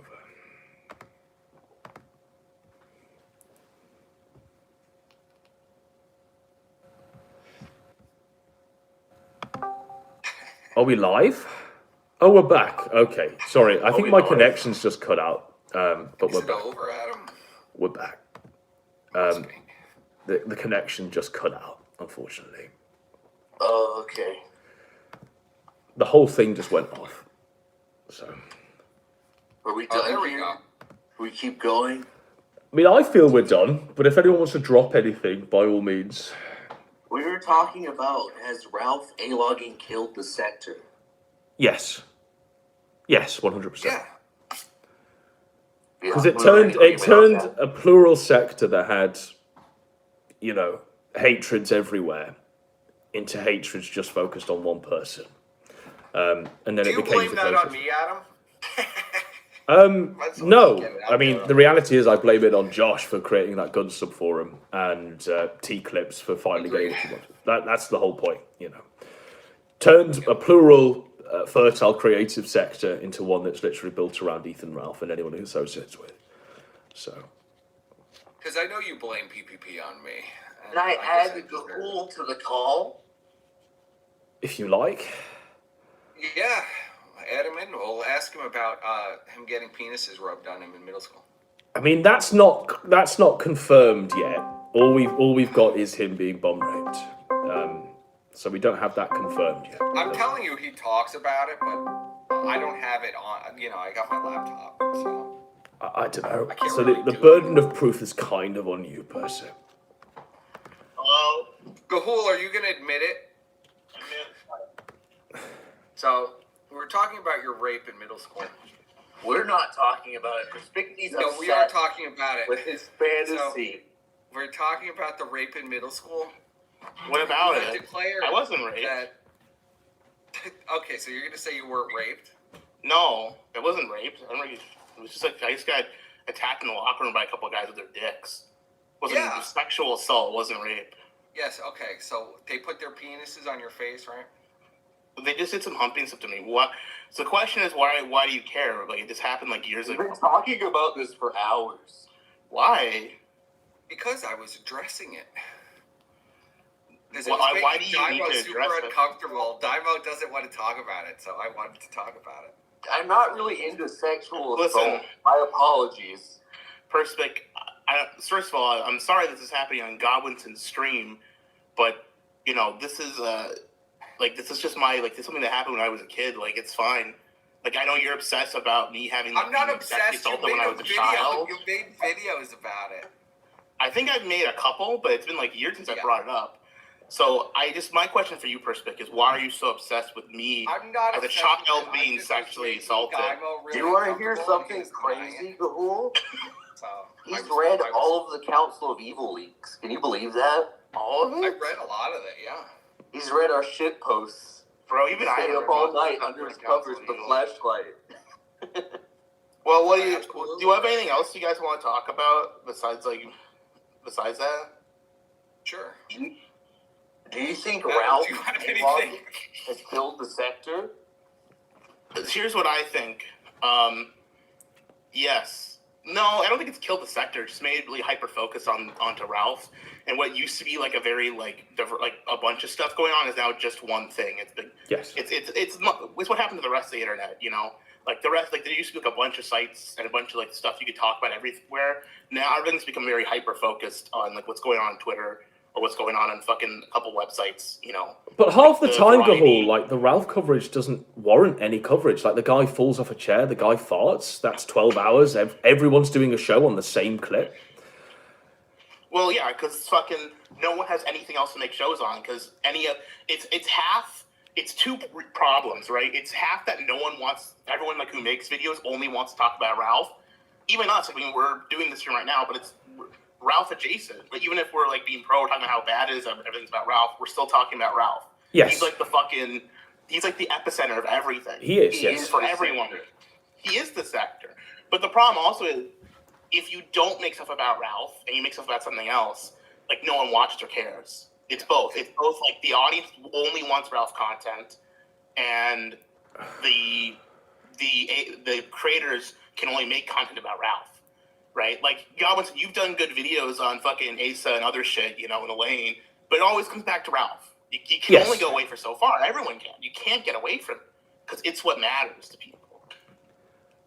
But I don't think it is what matters. I think it's what they're told is what matters. That's fair. I'd agree with It's like that. a pyramid scheme. Yes. Ralph is at the top, and we're all at the bottom. We're all Trying to make guppies. your way up the Amway ladder.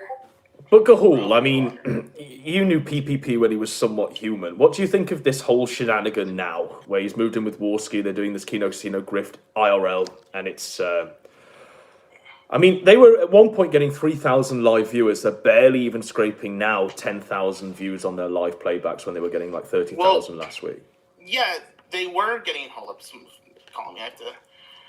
They were getting 3,000 live viewers, but I think I mentioned this then, and I'll say it again. Yep. The problem was that it wasn't sustainable back then, and it's still like the problem is it was inevitable they were going to get their YouTube taken away. You know, Yes. I mean, like the plan was for PPP.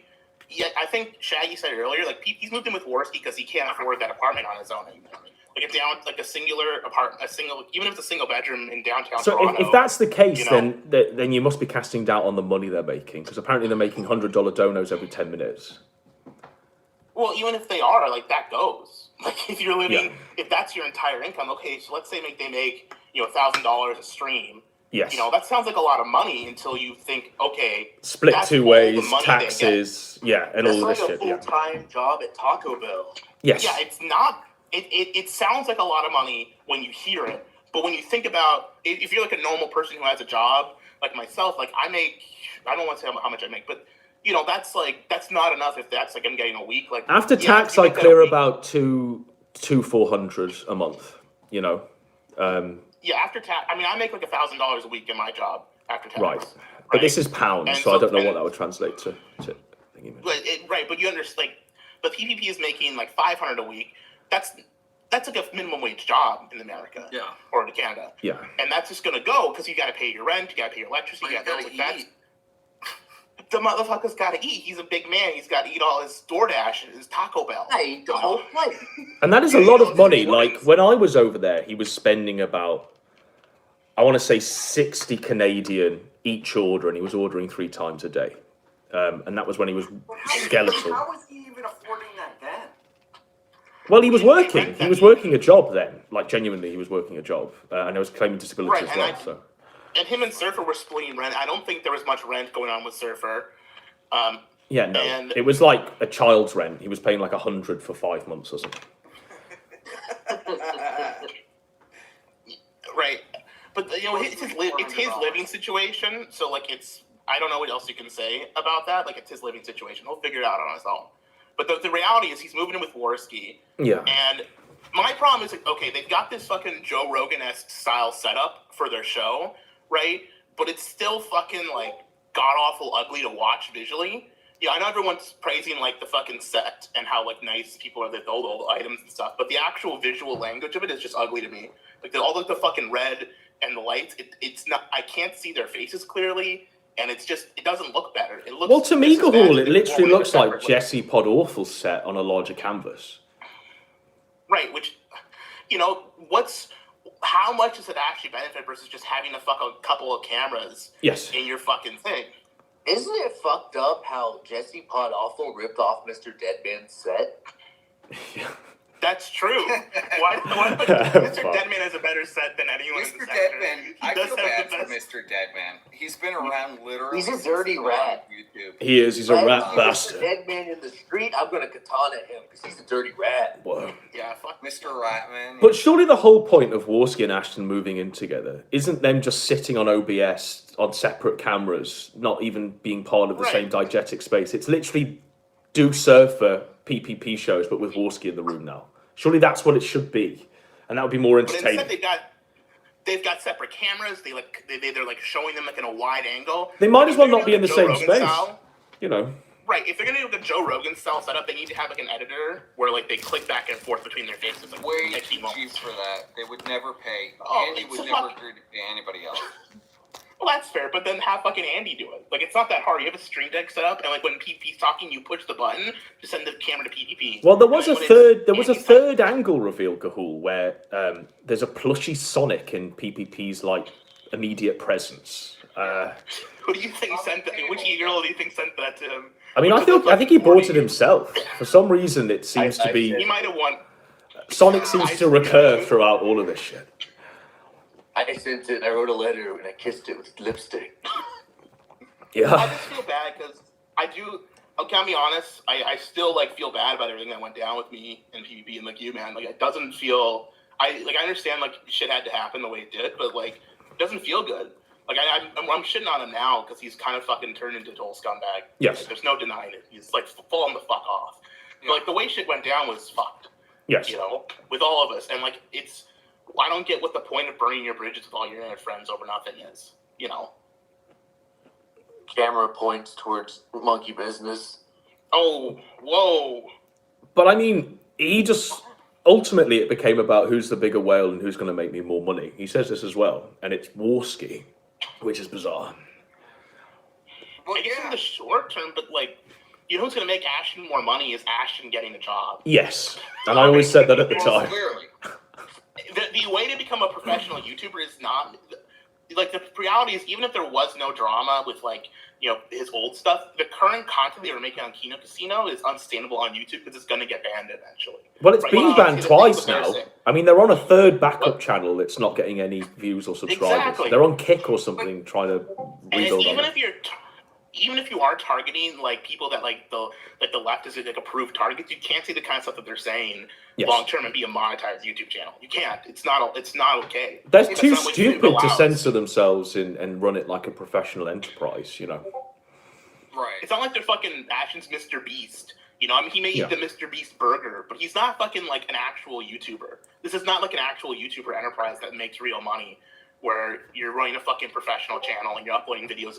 To do that, you have to upload videos like daily. To make a money as a YouTuber, you have to upload videos daily. They have to fix the algorithm. And you have to stream like once or twice, maybe like twice a day if you're gonna be a streamer. Not like once or twice a week, twice a day to get all the money and stuff you need. You need to run it like a full-time fucking job where you're working 8 hours a day on YouTube stuff. Well, I think those days are gone. Like, I always use the example of Boogie. Boogie made millions literally just being on YouTube. He got Apple sponsorships, all of this stuff. And he was doing content that was sort of sector-worthy content. Sure, he wasn't like naming the J's or anything like that, but he was still doing stuff that was pushing the envelope.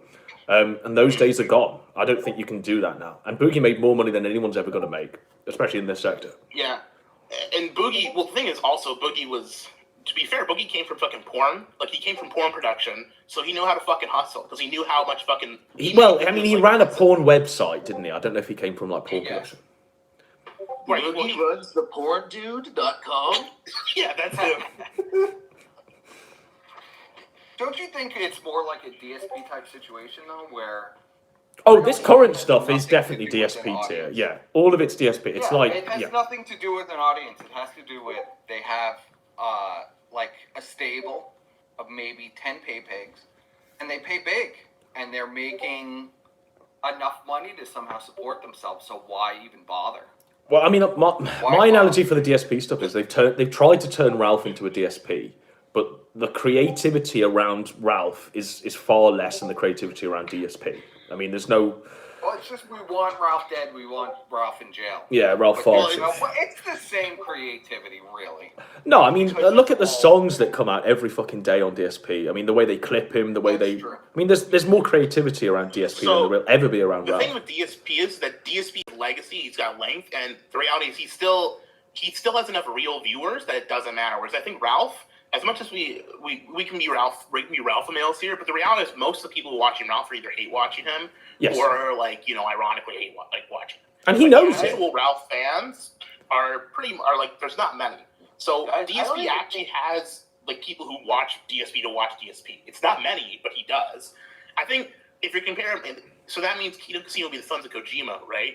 We all know what happened with them. It all was infighting. They all turned on each other. Well, it's going now. It's an enterprise that is self-perpetuating. So, I mean, it could technically go forever. As long as you got 10 people willing to shill out like $100 a week, you can keep it going. Well, yeah, but how many weeks are left? I mean, yeah, DSP stuff is still going. That's because it's DSP. Ralph is not on the level of DSP. That's right. I mean, random people on the internet know who DSP is. There's viral clips of DSP doing. Godwinson, the people wanted you to talk to Monkey Business. Will you talk to Monkey Business? I will not talk to a Norwegian pedophile, I'm afraid. Okay. I don't think I want to talk to him. I'm the voice of the people. I'm the voice of the people. I think everyone here's everyone's here to have falling out with Monkey Biz now. So Everyone, yeah. Wasn't there some major falling out between Cahool and Monkey Business like in the last week? Yeah, I played VR chat with him and I bullied him so hard and like he hated me. What? I was playing VR chat and he joined my VR chat session and I bullied him so hard in front of his furry friends that he threatened to I told me I should kill myself for fucking days on end. It was like 3 weeks he had this spur gout. And he's like yelling at me like I did something. I was part of the game. Well, who cares? He has alcoholism. Who cares? I just care. Yeah. So yeah, it's become a closed system. It's lost a lot of its creativity. There's only like a handful of people now that will make videos on anything other than Ralph and Fuentes. It's tough. It really is tough. And sadly, it just seems to me that all of the new faggots that are coming in, like your Red Pill Gaming, already have skin in the game where they're just haters of Fuentes anyway. You know, so they jump on the Ralph stupidity. They're rejected from AF. And that's right, yes. They were all part of it, and they were all willing parts of it. They were far more invested than anyone else, even the people who hate Fuentes. And yet they pretend to be their number one A-logs. It's the same with the Ralph stuff. You know, how can Worski be... It's very lucrative, though, Adam. Like, look at what Jaden makes. Jaden makes, I would say, like $200,000 a year from that Ultros guy. Right. I'm being dead serious with you. He makes about $200,000 a year. But it's more... So it's about the... It's about, like, the... I mean, no one's remembering, though, that great Jaden show where he... remember that time where Jaden did... No one has that. No one remembers that. No one's clipping Jaden. Also, that's what Ashton and Andy are after. They don't care about having an audience. They want Ultros because they're not going to give them $1,000 a show. Okay, but like, are Ashton and Andy like serious political commentators? Like, I thought Jaden was like part of like the fundamental thing of that. It's like, yeah, Jaden's Dr. AF. Serious political commentator either. The only reason Ultros gives him money is because Ultros is a gay man. Shock. Now, is he a gay man, Percept, or is this conjecture? Ultros is gay. Yes, Ultros is a gay man. Right. I'm gay, you're gay. A lot of people are gay to Percept. I wonder if it's just, you know...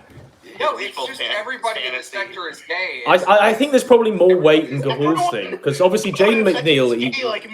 Jaden McNeil started off... he got deplatformed, thrown out of his university for being like a Fuentes clone where he was on a political platform. So there's more skin in the game for that, and any sort of pay pig donator where they think they're saving the West by donating to Jaden McNeil. I don't think people are thinking they're going to save the West by donating to PPP and Worski, you know. No, but it doesn't matter.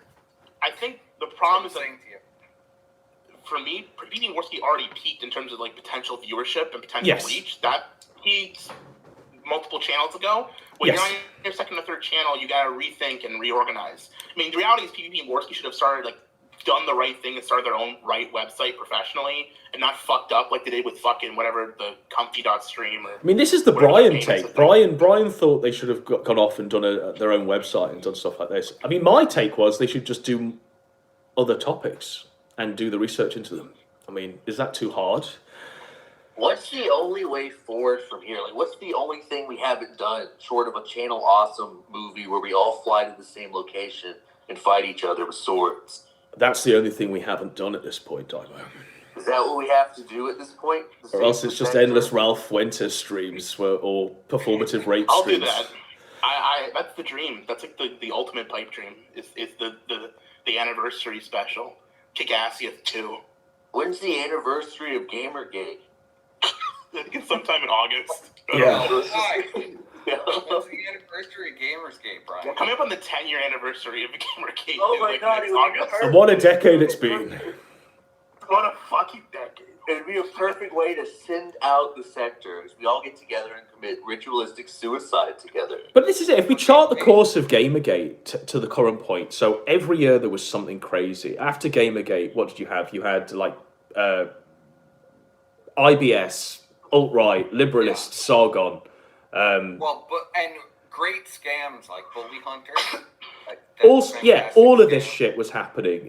Sons of Kojima was happening around the same time. Just after that, you had, all of the IBS fallout. You know, every single Baked Alaska, Tonka Saw, Baked Alaska, IBS, all of this shit. I miss the skeptics. The skeptics, you know, all of this shit. And then suddenly, the past 3 years, we've been stuck in a groove on Ralph and Fuentes. The past 3 years have just been Ralph and Fuentes.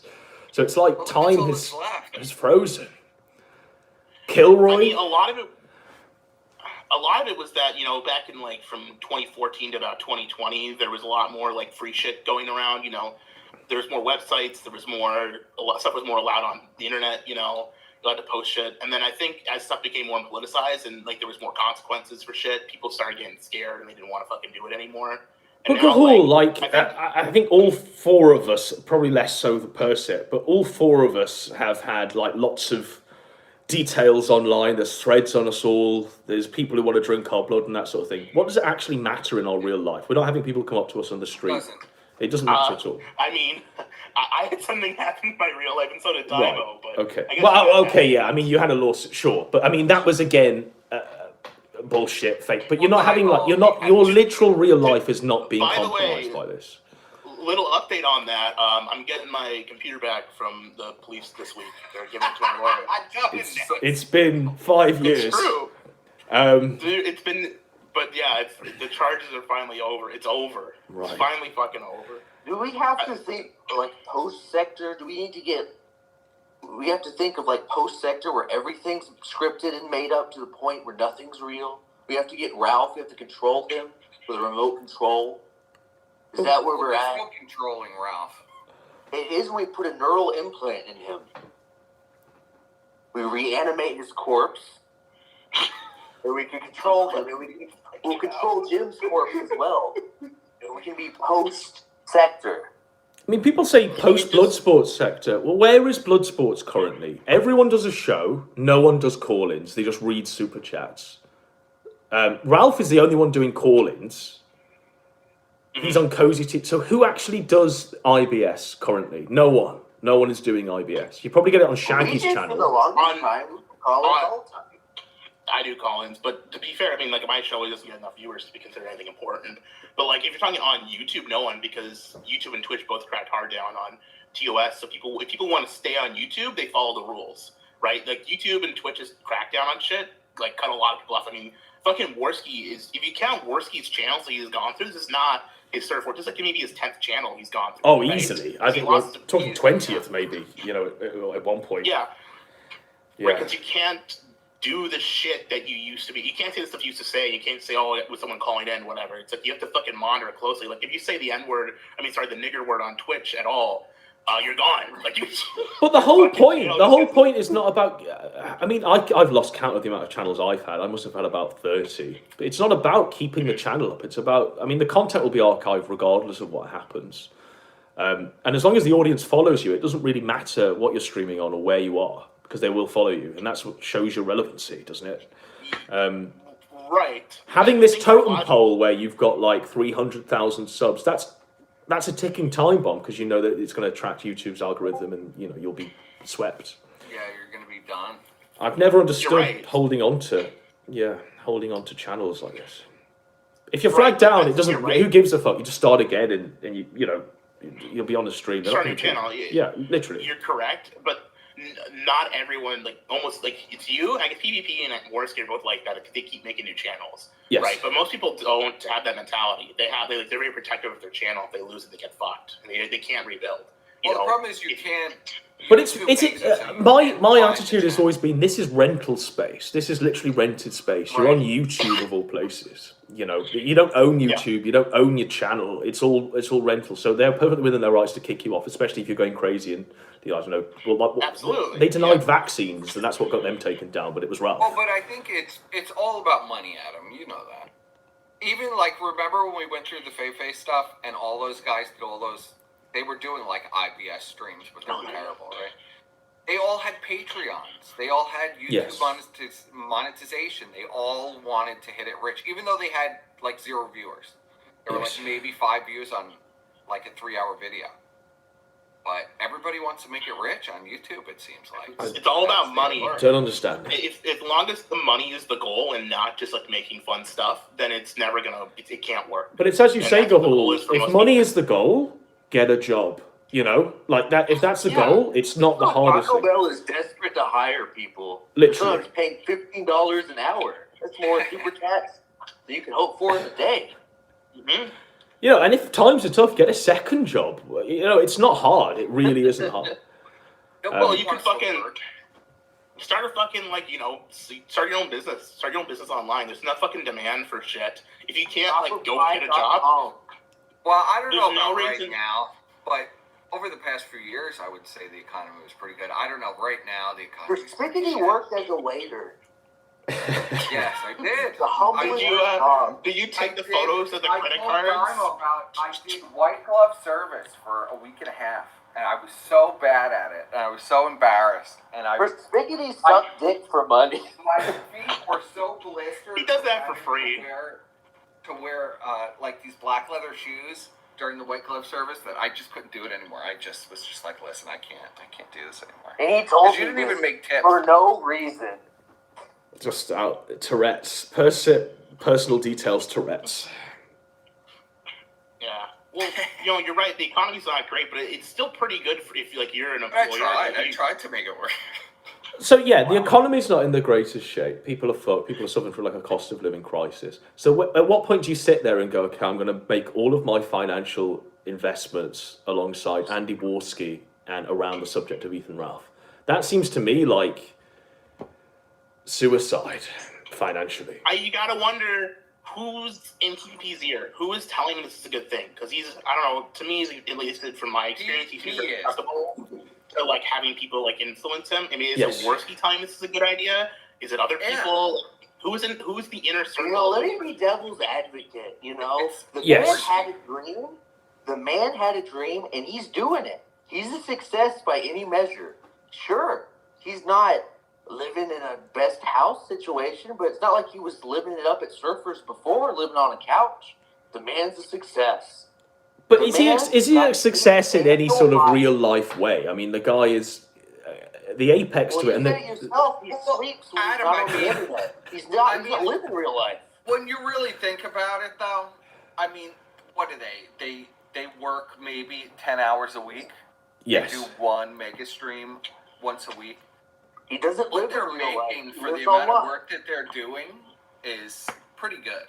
I mean, they literally go through the Twitter feed of maybe 3 users. But what's the life goal of it? What do they want to get out of it? There is no life goal. Do you think Ashton is thinking about It's life like we're goals? literally at the end, Pounds. Are they thinking about, okay, we'll save the money, we'll buy a house together, we'll adopt a cat. Where's? Can you imagine? I mean, is this it? Is this the end of life? Just moving with Warski, it's all done. Is there any life goal? I mean, when I knew Ashton, there was life goals behind everything. He had plans. Well, you remember there were life goals in the beginning, if you remember. He had life goals, yeah. He had legitimate things that he wanted to do away from the internet. That seems to have gone. I mean, I'm sure Gahul has life goals outside of this place where he pretends to be the fucking clown. Or cuts promos as Doug Walker. The internet will take them away. Don't say it, Gahul. I know you like to say things out loud when you're asked questions. I'm not telling you my life goals. No, but this is it. We all have life goals. And none of our life goals are like, oh, we'll move in with Warski and end our lives, That's my goal. My goal is Did he really have a choice, though, Adam? Because he was basically forced to move in with Warski. We would talk about this all the time. He was going to get forced to take care of Warski and move in with him. He was basically literally talk about this.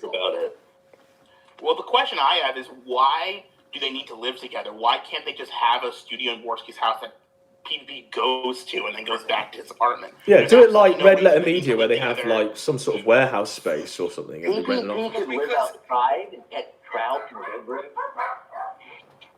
With a very romantic lifestyle. Because, I mean, is Warski still living with his parents or do they move out together to like a house together? Like, what's the situation? They're living in a house together. Yeah, they're renting an apartment. So PvP and Warski both moved out, right? I don't know, why can't they just get rent like a studio space or something? If that might be cheaper, just rent a studio once a week and then just go there and then live their own lives outside of it. Well, but they're because becoming so dependent on each other. But Andy can't live by himself. Andy literally lived in his parents' office for like 4 or 5 years, even when they were making. How old is Andy? I don't remember how old. Andy's like 35, He's isn't he? like 36. 36. 75? 58 years old. So to win online, you have to be a loser in real life. Remember that, kids, when you're making That's actually true. Well, yeah, kind of. Yeah. I look at Persnickety. I don't know. I just think the measure of what you call their success is anyone else's sort of failure. Someone told you, Gahul, in 10 years' time when you're 36 years old, that you'll be sharing an apartment with PPP, and he'll be your only point of human contact, and you're doing an internet show 12 hours a day. My life is shit. Yes. My life is shit then. If I don't have any other friends besides PP. If all my friends hate me, I don't know, I don't get, I still don't understand like why he's like burned bridges with like both you. I get why he burned bridges with me because I basically was the one who burned it with him. I get that, but like, why you burned bridges with Perspic? Like, what the fuck did Perspic? Perspic was like his #1 dick sucker. Yes. Probably Perspic would probably go back to you. No offense. Well, I mean, you were, Percy. If he gave the olive branch to you, Percy would go back. You were his Padme. But it's three true. strikes. You get 3 strikes. But like, I tried to bail the guy out because I could see where this was going. I could see he was going to move in with Andy and all this bullshit that was going on because Andy literally begged him like 50 times. I mean, at the moment, for real, all I see is like Nick Cage and Leaving Las Vegas, and Warski's the prostitute. Yeah. You know, that's literally what I see as well. Are they going to get married? You know, for tax purposes. Well, that's one of the callers earlier said that that's what they could do, like a common law marriage or some shit, and they could, for tax purposes, do that. But at what point does the kayfabe become real? You know, I don't understand why they're living together and streaming together. It doesn't make any sense to me. They could just stream. Sounds like a horrible combo. Well, okay, but the thing is, when you live together with someone, I don't know how many of you live with roommates. I'm assuming all of us here have lived with roommates in the past. That fucking I've never lived like with that. a roommate, thank God. No, if you live with a man, Gahul, you're gay, I learned. If you ever had a father in your home, you're gay. That's true for Perspic. But it's something you do in your like late teens. After a certain point, you're like, okay, I've had enough. You grow up to get very strange. But my point was not once you live with someone, like it becomes the level of tension increases, right? Like we're like. When you just like a normal friend, like you hang out with, you're fine. But if you live with the guy, then it becomes you get problems with them. Yes. So PB and Warski already had problems before this, and we can kind of tell that. Yes. This is only going to increase them and make it worse, like exponentially, and make it happen faster. Because like PB, Warski's going to clean up the shit in the toilet, right? And I don't think any of them are cleaning. I don't think. I think the egos on the both are too big that none of them is going to take that cleaner role. I genuinely think that apartment, outside of what we see of it. Maid? No, I think the apartment outside of what we see of it is literally just filthy dirty. I mean, why doesn't PPP just wear a big diaper? He can be a big baby. I'm big baby. I'm a big baby. We got it in nice. Can you do the J Balvin thing? Oh, like so J Balvin, I'm talking my McDonald's order. Let go. You know, I was over and I saw the I tried to order the J Balvin meal, and it wasn't as good. It was kind of shit in real life. I still have no idea what the fuck you're talking about. But, we did it. We did it. We ruined the stream. But no, I think, I don't know, for my time with hanging out with PvP, with you and with all you guys, it just seems like back a couple of years ago, he had like a lot of like passion about stuff, and everything feels soulless. But Gahul, in no conversations that we all had back in the day, did we ever talk about, right, what we're going to do is grift super chats on the internet? No, that'd be weird. Exactly. Like, you know, it was purely about, right, what are we going to do? What's the content? What's the vision we have? You know, and that was it. What's going to be funny? What's going to be dropped? Yeah, I don't get the whole thing with making money off the internet to begin with is fucking weird to me. Like, I don't get it. Like, why would you attack yourself financially to this? Well, I get it. PPP is 600 pounds. It's not like he could hold a normal job at this point, but he's just fucking expanding. Have you ever seen the movie The Whale? Yes, it's The Whale. He could hold a normal job. Yes. He could teach English online. Absolutely could. He could be an elephant at his Teach act. I don't know. I think he's convinced himself that the money, he's in the golden handcuffs right now. He's in the DSP situation. Why would he get a job? I mean, if we look at The Whale, at the moment we're watching like the prologue to The Whale. I mean, Whale begins, the homosexual lover has died, and now his Chinese fucking sister comes in and looks after him and says, don't die. Yeah. I mean, that's the sequel to this, you know? Right, Warski dies, and then Warski's fucking, whoever. Well, Warski's sister, Melanie Pyers, visits in a nurse's uniform and feeds him meatball sandwiches until he dies. Yes. Maybe it's like Warski's nephew. And This little Andy's not going to be around. We could have PPP Boyce's makes nephew weird go. eye contact with the fucking pizza delivery guy in a wheelchair. I mean, I don't really have any problem with them making money online, to be honest. It's just, it's shit. Well, It's yeah, but garbage. you're gay. So, I It's mean, like... never the Weren't audience. you on the payroll? Aren't you being paid right now to say this? Whoa. No. Well, it does taint the fucking content, to be fair, and it makes it, like, weird. But you can, like...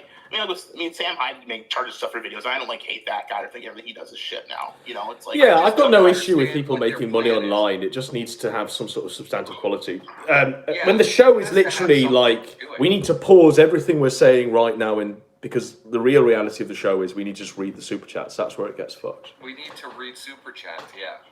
I don't understand it, and they're losing. They've lost literally. So the stream I did with PPP in the end of October had 2,000 viewers. They're now down to 600 to 700.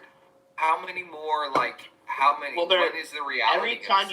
Every time you drop a channel, you lose about half your viewers, I would say, right? Yes. Like you don't. It takes a long time to regain those. Even if you advertise on Twitter, even if you advertise on all the old social channels, when you lose your YouTube, it takes a while to get back to where you. But do you not think they were botting for a while, Gahul? Probably.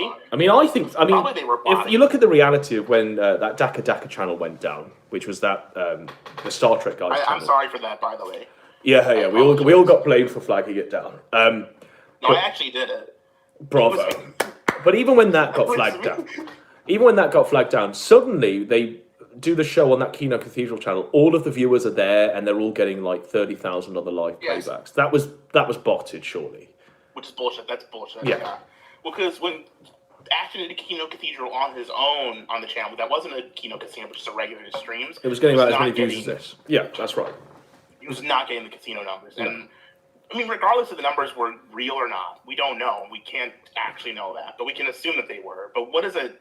So yeah, they bought their numbers, but their viewership numbers, I would imagine they're botting. And I imagine they probably, I think Medicare Masochist is fucking money laundering it for Andy's dad. He sends him money, and the money goes right back to Andy's dad. Yeah. For whatever he's fucking doing. There's got to be some sort of weird thing where they put money into Medicare Masochist, then he puts it back through. Did you guys talk about Vickers already? Go ahead. Yeah. Well, we touched upon Go it, but obviously Vickers has suffered a massive L today because he lost 100 grand. I don't know how much Dino can talk about, so I won't speak for his shit. But I will say this: He could talk about it. I don't know if he talk about it, but at the end of the day, like he's just like a psycho person. I feel kind of bad kicking him all the time. Like he's just like a retard. I warned you he was psychotic. The reaction was to laugh and read it to Axel. But I told you he was going to fucking subpoena you. I knew he was going to do it. Well, it was fairly obvious. The guy is desperate. He's completely desperate. And you're still gay. So everything's fine. Well, the point is with Vickers, right, and the Ralph stuff, and like continuing to go after him. He's selling the shirt with Ralph's like mom in hell on it or whatever. Yeah. And it's like, I'm not sure if you guys know this, but Ralph and Vickers have a mutual restraining order against each other. Yes. And I'm not sure, like, I feel like he's fucking violating it, like, every day that Vickers violates that restraining order. Well, each one of them are violating it, left, right, and centre, aren't they? You know. They're all it's fucking. violating it, yeah. Which why it was And, like, dismissed immediately. Yeah, well, no, they was dismissed because Faith said, "Here's the documents I rest my case." Rest my case. I'm not Can gonna you imagine? enter They did like anything Faith's into little the voice. Ooh, I rest my case. Ooh, vote for me, Joe. I'm right. And then just fucking quits, and then just like sits down. And the judge is like, imagine the look on that judge's face. Imagine an officer of the court and have your time wasted. Imagine all the legal fucking time and effort of all the cops who should be jailing actual criminals, the judges who have real shit to do, and they're doing this for fucking Faith Vickers and Mr. Vickers. Like, he sent fucking like deputy sheriffs to Dymo's house, right? Yeah. And like fucking with fucking papers to serve the guy. Holy shit. And it's like, on one hand it's fucked, but on the other hand it's like, imagine like the waste of time that guy had to drive all the way to Dymo's house in the middle of bumfuck nowhere, Georgia, which by the way, Georgia's a nice state, but it's fucking bumfuck nowhere. There's not even lights on the roads there. Oh my god, it's terrifying. So these guys just driving out to the middle of fucking nowhere. He drops his fucking thing off.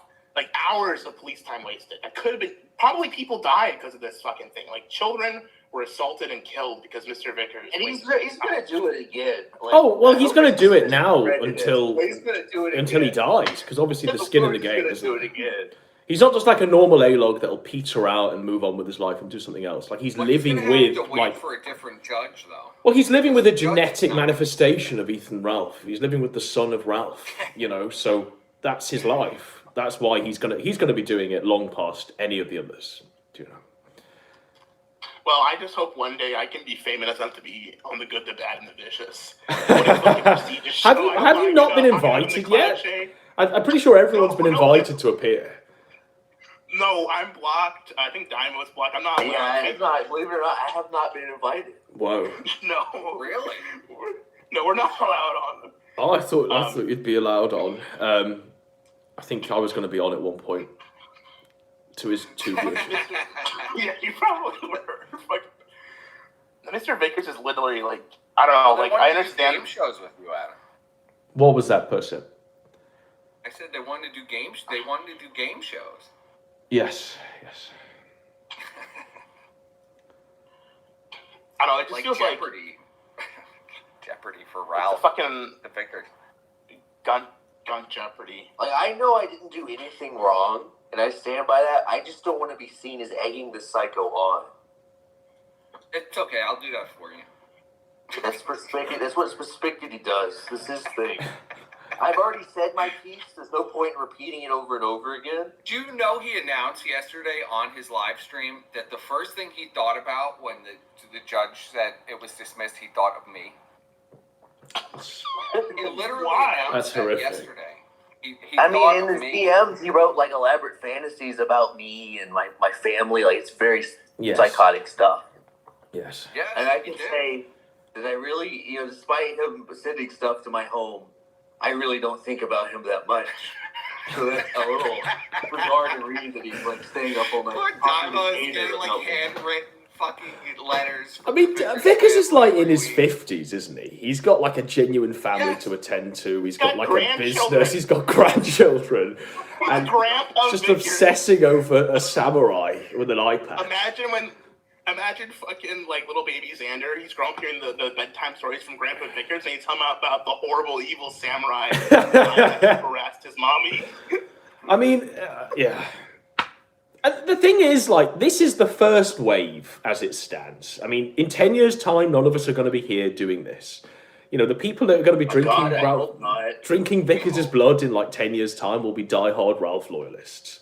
You know, he'll be praying for the days when it was just a shirtless samurai trying to extort the diary.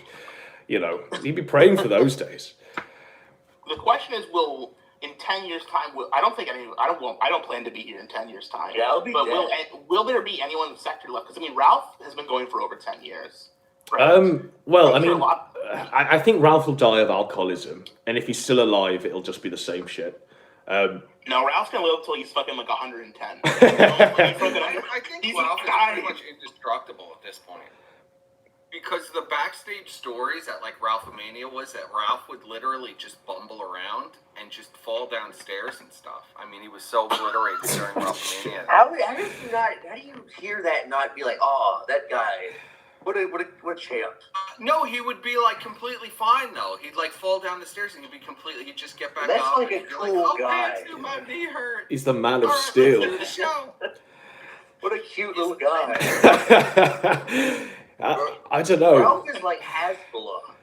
And that's the thing that fucking gets me, right? As much as like people like want to hate on Ralph and dog about how horrible a person he is and he's so bad, blah blah blah blah. Like, how can you fucking hate this guy this much? It's just Ralph. It's just Ralph, yeah, for real. And if anything, time has proven that the majority of his haters are worse than him. You know, Cog. I'm going to unify with Cog. I mean, no. I could watch Cog fall down the stairs and, you know, I genuinely hope that he wouldn't get back up. With Ralph, you kind of hope he gets back up and calls everyone a faggot. You know, you don't see that. He does, every time. Every time. He's literally getting beaten in the street and he's got both middle fingers up and he's calling him a faggot. No shit's given. Beat down. You know, but I'm not feeling the same charisma from Cog or any of the haters, really. Well, Cog Mr. Deadman because he's a rat. Rat bastard. Yeah. Yeah. If I want people to take away that Mr. Deadman is a rat. Or Mr. Dead. He's been back down to one viewer again. One viewer. I want him to have 1,000 viewers, all of them calling him a rat. That's what he is. Yeah. He is a rat. He caused me so much unnecessary shit because he's a rat coward. I don't know why he signed a subpoena about stuff that I don't know. Well, he said it was because he didn't want to cause shit with his family or something, didn't he? Poor Deadman. I think acknowledging and involving yourself further is one of Exactly. that makes it way worse. Like if something like that happens, if you get like a fucking lawsuit from the internet, just fucking do not address it or ignore it. I mean, it was literally addressed to Mr. Deadman, wasn't it? It wasn't like, it's just bizarre. Yeah. No, it was addressed to his full name. Yeah, which is literally Mr. Deadman, isn't it? But which is literally Deadman. I mean, come on. Hilarious. His last name is actually Deadman. Yeah. I don't like how Persnickety has to step on every joke. Okay. I would like an Step apology on all for your that. jokes. An apology. Step on every single one of your jokes. You're gonna like it. Do you? Yeah, I don't have much more stuff to catch up on. I guess I can talk think about. Deadman's wife is the one that she just said, "Listen, you better just sign this and get this out of my face." You know what this because I'm all not getting came from? any letters. You want to know what the truth is, guys? And this is the harsh truth. I know I haven't talked about this too much, but I know why Deadman did everything. I know what happened, and it was about his wife. Because it was on an episode of Punt the Gun. Well, I mean, I'll just cut in here, like. Photo of Deadman's wife. Well, me and PPP used to go on calls with Deadman. Yeah, and she's like, she doesn't speak a word of English. She used to interject in the calls, and she doesn't speak a word of English. It was bizarre. No, but Surfer called Deadman's wife the one who really needed to be on Punt the Gun and said that she looked really fat. Yes. I think that's why Deadman got upset and turned on us, and it was that. That was it? Oh, so you're blaming Surfer? Yeah. No, it was probably a variety. It was also because he fucking lost at Civ 5. Let's be real. He did lose real bad. He did lose real bad at Civ 5. But yeah, I mean, but Deadman's no great loss. I mean, he was never really entertaining to begin Well, with. you're not wrong about one thing, Godwinson. Like the current next gen of the sector is fucking depressing, and Except for Elaine. Well, I mean, I think Elaine's got something there to the point where, I mean, she's very watchable, but not like that. I guess so. In terms of when she's going off about drinking Josh's blood, for Who's example. so submissive? We looked at the whole video. So did you. I don't agree with him, but I don't think she's very. So you're a bratty sub, Gahul. Why don't you go fuck yourself, little dino asshole? The guy that makes videos for Surfer wants to call in. I feel like I'm obligated now to say that. He just keeps asking me. All right, I'm gonna go to bed. It was a pleasure streaming with you guys. All right, take care. Yeah, see you. Goodbye. I don't know who that is. The guy who makes videos about Surfer. I don't know who that is. I'm afraid. The guy who makes videos for Surfer, the conspiracy video. Oh, that guy? I almost am kind of curious. I'll be honest with you, Adam. I'm kind of curious what he sounds like. Well, it's literally just going to be the robot voice person. I wouldn't hold your breath. You think I shouldn't hold my breath on this one? 100%. Well, I'll give you his thing. I've done my due diligence, and you could decide. I'll leave it up to you, Adam. Wasn't Elaine supposed to make a video about my video too? Yeah, we're all waiting with bated breath. The rest has just been filler rocks until she does it. Cool, you know. Oh fuck! All right, so I have to respond to her again, or do I just let her go off on me? I think another lecture on how to conduct yourself online as an e-girl would work. I mean, do you know what's funny? That fucking easel thing I used, the exact same one I did to do that drawing of you back when we had the artist's fucking arc, when we did the drawings of each other. Yes. The exact same easel pad. I never threw it away. I still got the original drawing. I mean, it was good. It was good. Those lessons there. I mean, she heeded none of them, but they were definitely there. No. So let's see if we can get this guy. I mean, would it not be easier, Persip, if you're a friend with him anyway, just to drop him in the call? Well, the problem is I have two. I mean, you have multiple Discord accounts because you're running gay ops for people. Gay ops, sick. No, it's just that I forgot the sign in for one. I mean, I can see if I can. I don't believe that. I'll add him in. I'll see if I can add him in. I don't know. I don't think that's what. Well, he seems to be in.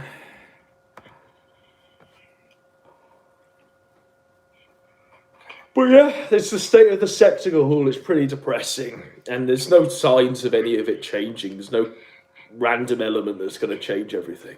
Well, it's interesting because like oh my god, it's another fish guy. All right, hello, sir.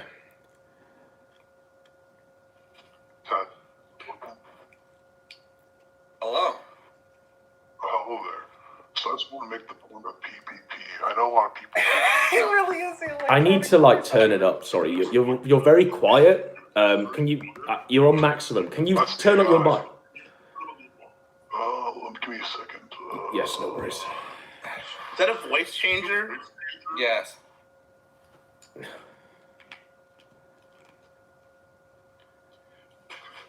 Just turn up the voice. I apologize in advance, Adam. It's okay. What's gonna happen? A real late night hours. I guess. Hello. Can you hear me? Hello. Yes. Yes. 1, 2, 3. Yes. Yeah, I can hear you. Yeah, go ahead. What's the take? I just want. Well, I think PPP was always wrong and always like a terrible person. I just think that you now realize that because he turned on you. Because the second he turned on Surfer, I think everybody should have realized he was in the wrong. Because Surfer's a good guy. Giving this guy like $50 per month in rent, and he just turns on him for like no reason. I think at that point we all should know. His father hates him. His mother hates him. His grandfather hates him. Like he's kicked out of 109 places there. His grandfather's like the African. I mean, this is obviously a line I've heard a lot. Like he was always a scumbag. Why turn then and all this shit. But I mean, look, a lot of it was easy to overlook. A lot of it was easy to go, okay, well, he was living with like some schizophrenic that was, not easy to live with and stuff like this. They probably did need to move away from each other and have a good time doing that. A lot of it was I'm echoing back on your mic. Yeah. Godwinson coming back. Put some headphones on. I got a headset on. It's the voice shit. Okay. But yeah, I've heard that a lot. I'm pushed to talk now. So he could have been like a scumbag the whole way. But I mean, I can only say it was different. It was very different to how it turned out. But lay out the claim. I think it goes back to A-Log and Ethan. Ralph is really just jealousy. The Nick wants thing, but he's just jealous. Like that's wrath and envy. Ralph's a good family man, and he may be like a bit drunk and all that, but if you look at Ralph today, he's like this nice guy with his little fedora and his wife and his kid, and like his enemies are like his kid is being abused. We have to like kill him. How do we kill like Amanda? I mean, this is what CX wants to do. Like, let's be real. Like, that's what, that's what Haru wants to do, and all of the tranny mods want to do. Yeah. They want to buy like adverts on like signs to say like here's this guy, like kill him. Like they know cartels can do whatever the fuck they want in Mexico. It's like they're gonna murder this guy for what being mean on the internet to them. And where's Jim, Mr. Free Speech, who's talking about like he's like laughing about SO Shaggy being banned. And then like Medicare, I think you guys give him way too much credit.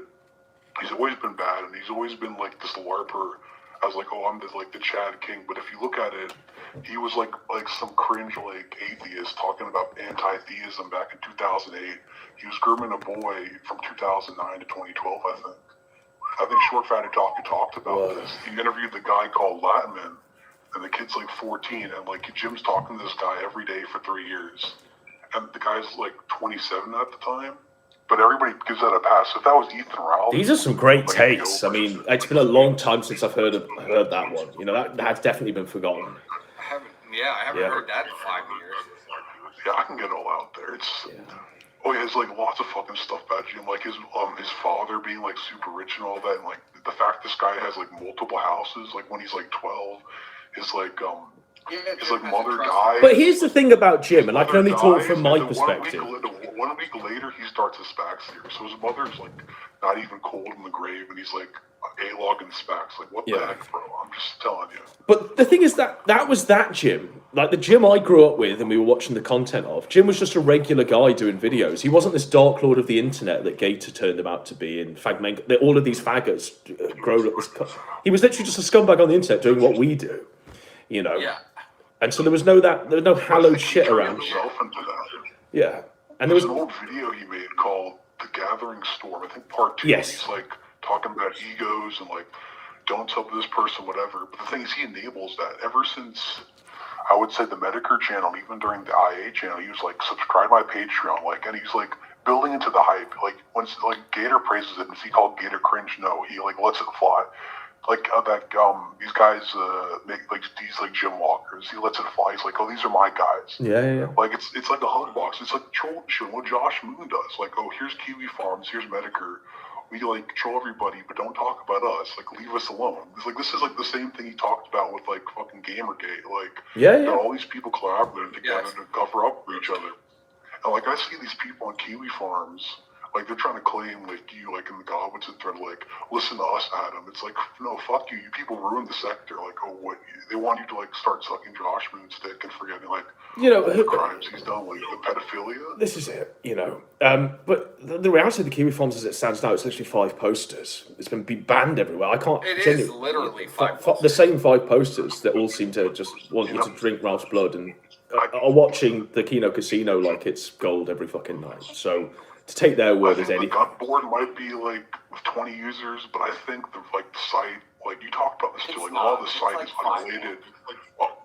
Well, unrelated to Ralph, because that's like a small part. There's like all these people who talk about the Chantel people and all these other threads. I think those are actually the majority. Well, the thing is, what Kiwi Farms existed pre-Ralph board, like the fucking focus in the Ralph board area, right? Kiwi Farms is like a fucking amalgamation of like information, right? You would go through, and if you want to look up information on any locale, you could go there and you can find a pretty good description of anything. That's what its function was.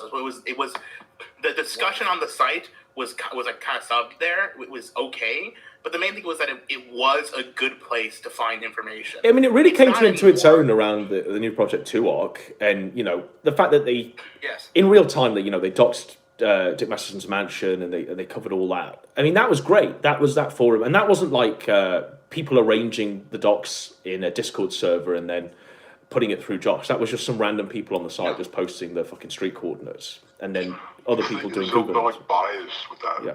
Like the gym docs, like everybody was spurging out when the gym docs was posted. The first one in 2018, and like I think the user was banned for that. But you could do anything. You could post out social security numbers, and like even in 2020, like the PPP thread, I was looking through it actually. Like Perspic, you were in the first 5 pages. Persit was sucking balls like the whole fucking time. It was worse than Reddit. Like the most long-winded. Yeah, you're talking about how much you love him. Everybody was like the first 5 pages. Josh, like I love this man. So it's not like I talked about how much I love PPP in the first 5 pages. You all did. In page 6, if I can get you a screen cap later. Shut up, Adam. But like the point is, so like the Kiwi Farm, we're a neutral place. We're supposed to be like ED where we cover everybody equally, but it's not true. Josh makes friends and he makes enemies. Like Cyrex gets beat up. Oh, we can't host this. CX is called like Stoxy to Ralph. Oh, we're gonna front page this. It's like I understand like if you run a site, of course, like you can have some hypocrisies, but it's just so blatant.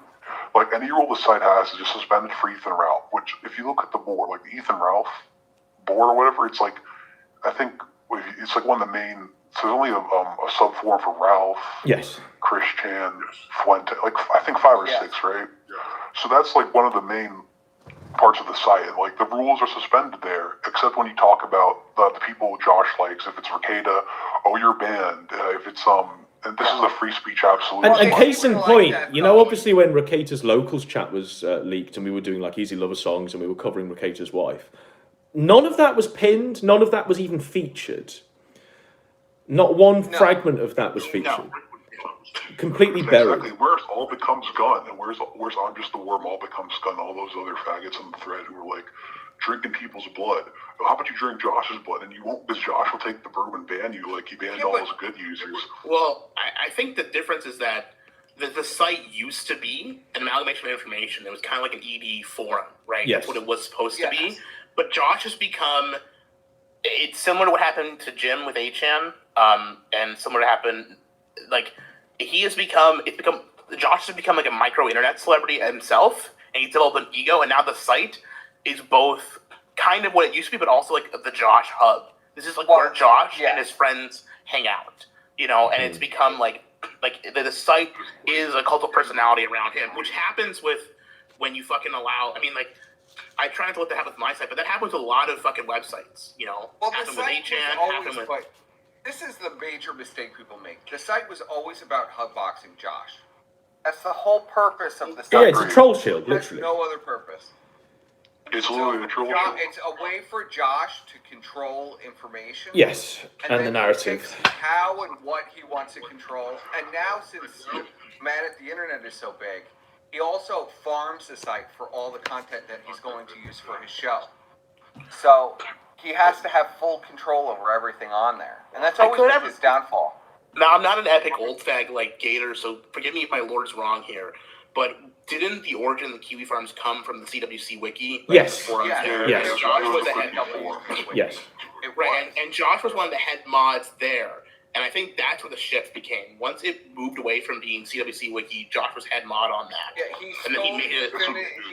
He stole the Infinity Net. But I remember, I don't know if my mind's tricking me, but there used to be a thread on Kiwi Farms about Josh, which was basically this Onion Farms thread, you know, and people were allowed to fucking dunk on Josh, and then he locked it and banned it.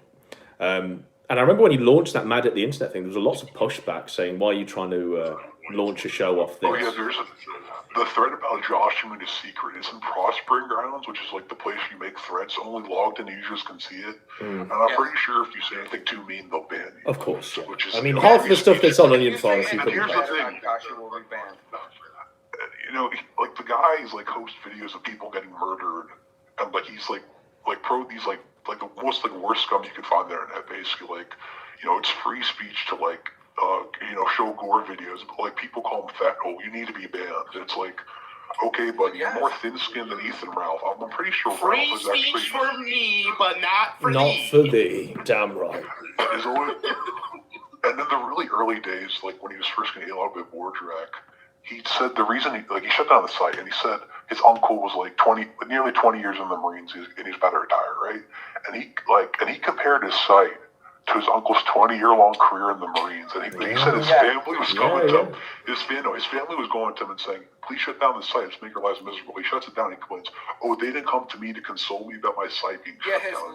His mother lost her job as a real estate agent. That's right. And Yeah. was arrested. Yeah, he was arrested. Yeah, and he said, "Well, my That's where the mother's mugshot not comes supporting me, so she's a cunt." Yeah. Well, I think Josh maybe break a page from Movie Bob and how he survived the console wars, which is his generation's Vietnam. Maybe you should learn from that and grow a bit of a thicker skin and deal with it. You know, Yes. He's never there's war for all of us. Suddenly, autistic rights would come with the broom and the Godwinson thread and just sweep it up and make sure it's like CX and Haru just posting like, "I'm gonna drink your blood all the time." I'd like that's that. what's gonna happen. That'd be brilliant, to be honest. I'd enjoy that a lot more. I'd like all becomes gone to stop being such a faggot and talk about Josh because they can't because autistic right will ban them. You know. Well, what's bizarre, and I suppose Persip and Squire were like the forerunners of this, but the fact is now that you can read someone's username on the Kiwi Farms, and they're posting on Twitter, literally like what they post on Kiwi Farms, and they're also in people's DMs. They're also on like Post and Chugbuds using the same username across. It's like each one of them wants to, I don't know, BT clips. It's wild. None of them actually want to make content. They just want to like aggregate the news. Yeah, but they're not actually. But what it's turned into now is it's like a personal blog. You know, back then we actually used to like put a lot of effort into like finding information and posting. You know, I mean, Sure. me and Squire would like research for hours, you know, to like put together these posts, and it was organic. It was kind of interesting to see this stuff, and now nobody even archives anything. There are no screenshots. It's just like a personal blog where these people like it's just their opinion on something. Or now actually it's not even that. It's literally like one sentence or one word. Yes. And these are like the posts and the threads. And it's unreadable. You can't find anything. You can't use, the site is not really usable anymore. It's constantly down. When it's not down, you go in a thread to like look if something's happened, and it's these people talking to each other. Yeah, who are having the same conversation Like on having a Discord, personal but they're just doing it publicly. Right. Yeah, it's bizarre. What is this? It's that bizarre. would never, I mean, that was never ever, the forum was never designed to function like that. And you would be automatically banned. Like, The old rules were if you put like a sentence or a word in a post, it would be deleted and you'd be banned. Period. That'd be it. Because the threads are about archiving information about a particular subject. Because the type of person who archives and does all that is not gonna like suck up to Josh. That's right. No. Is the issue. Well, that's what happened. We were all cast out. And they hate you for some reason. Like they have this idea that everything needs to be posted there, but the reality is all this stuff doesn't come from there. All the stuff, I mean, for real, I get a lot of stuff now from Twitter or DMs or even Discord. None of it is coming from Kiwi Farms. No, but even the past, like 90% of the stuff on Kiwi Farms in like the 2019 to 2020, the gun war, was Discord people, like doing it, and then it was the guy who's posting the farms. They're like, oh, we found this. Like even the gym docs comes from a guy on the farms. Like 90% of the stuff they find. Well, he was doxed on 8chan first, I remember. Well, but the but the thing about the gym docs is Jim doxed himself. Yes. It was literally, they found the information from his About Me on Jim Jam 81. Well, we all dox ourselves. That's the whole idea, isn't it? By the way, he's supposed to be super cool, but like you should read that profile one time. I can send it to you. Like the stuff he said. I mean, the DUIs are concerning, aren't they? All the fucking DUIs and shit. Like his stage 6 profile, right? Yeah. Where he talks about like books, what are those, or something like that. Yes. Yes. I think it just like then he used to write. He went to some creative writing class and he used to make some weird short stories or something when he was Jim 81 Jim. I have to go back and look at it. But like I say, Jim to me has always been that regular guy scumbag. It's this myth that's come around him from the Gators and the Fagmenkos and the Carls and all of these fucking Jim Walkers, the Paulie Frogs. I mean, they have this fictionalized version of Jim where he can do he's like a Dark Lord, and it doesn't make any sense. It's like they haven't watched any of the content. I think he builds on that. He's certainly been building to that recently with all the super chats he reads, like who he doesn't cover and who he does. Yes. And another thing too is remember when he says, "I just laugh at the internet," well, like he clearly sees about certain things. You don't talk about Ralph for 3 years. Oh yeah, I mean, there's clear skin in the game now. And there's clear skin in the game, like him going at Fuentes. You know, there's. I think he's mad at Nick guy because he called him aloof or something. And like it's kind of true. Like he pretends to be like above it all, but he's like some sitcom, like a comedy. But he's not. Like he's invested as anybody. He's just like good at hiding it, basically. I mean, if you look at it really, I mean, if you want the real reality of Jim, he lives in an anime dungeon. He married a woman off the internet who's like mixed race, and you know. He spent the past 10 years on the internet, if not longer. Well, he married a cam whore. Yes. Yeah. Well, I mean, that's all true, but like, also, it's like, the only reason that it matters that we care about it, because like that could be fucking. That's also Mr. Deadman, right? That's a lot of people. On this fucking internet. The only reason we care is because Mr. Medic and Jim has been uplifted to this fucking like godlike status and community, and this dude's right. He's not. He's just some fucking guy. He's just a regular guy. Who hasn't been made good videos in like 5 years. Yeah. Jim used to be just a poster on some forums. All his early videos were about, posting on forums and stuff. Yes. Right. And those forums were like about Sonic and full of minors too. Oh shit. Whoa. But if it was Ralph, guys, just saying. I mean, can you imagine, right, so current year, Ralph decides, okay, I'm going to marry a Chinese cam whore. Yes. That would be the biggest news ever, wouldn't it? And he never lived that down. And then I'm going to live in an anime dungeon and lie about having cancer. Like...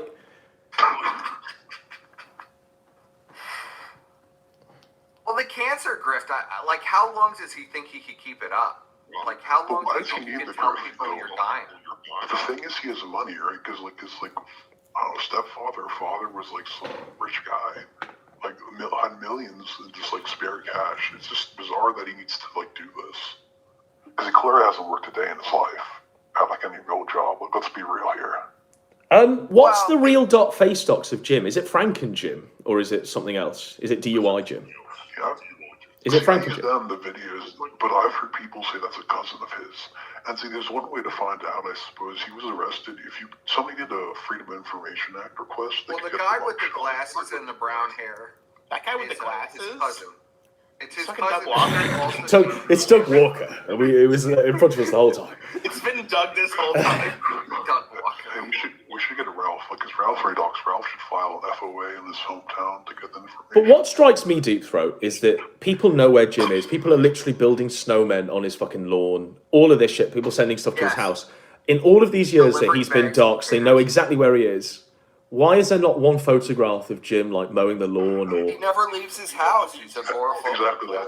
But that's fucked, isn't it? Left in like 10 years. He hasn't left the house in 10 years. I mean, I imagine there are people like paparazzi of this sector camping on the lawn of Jim's house, waiting for him By to. the way, he lives by a recording studio, which is funny too, because he never uses it, which is kind of weird if this is supposed to be his like job. Yeah, it's weird. It's fucked. It's really fucked. Yeah. Yes, like, and all his neighbors are 70 years old too. It's like a retirement community, I guess. Yes, those can be pretty comfy places to live. To be fair, like those can be pretty nice, especially in Minnesota. There's not a lot of nice neighborhoods. I'm sure it's nice, but it's just kind of like it's just kind of weird. You think like what these like this like old boomer would think if he knew Jim was. I know, like the freaks that like worship Jim show up, and like Jade is like mowing the lawn.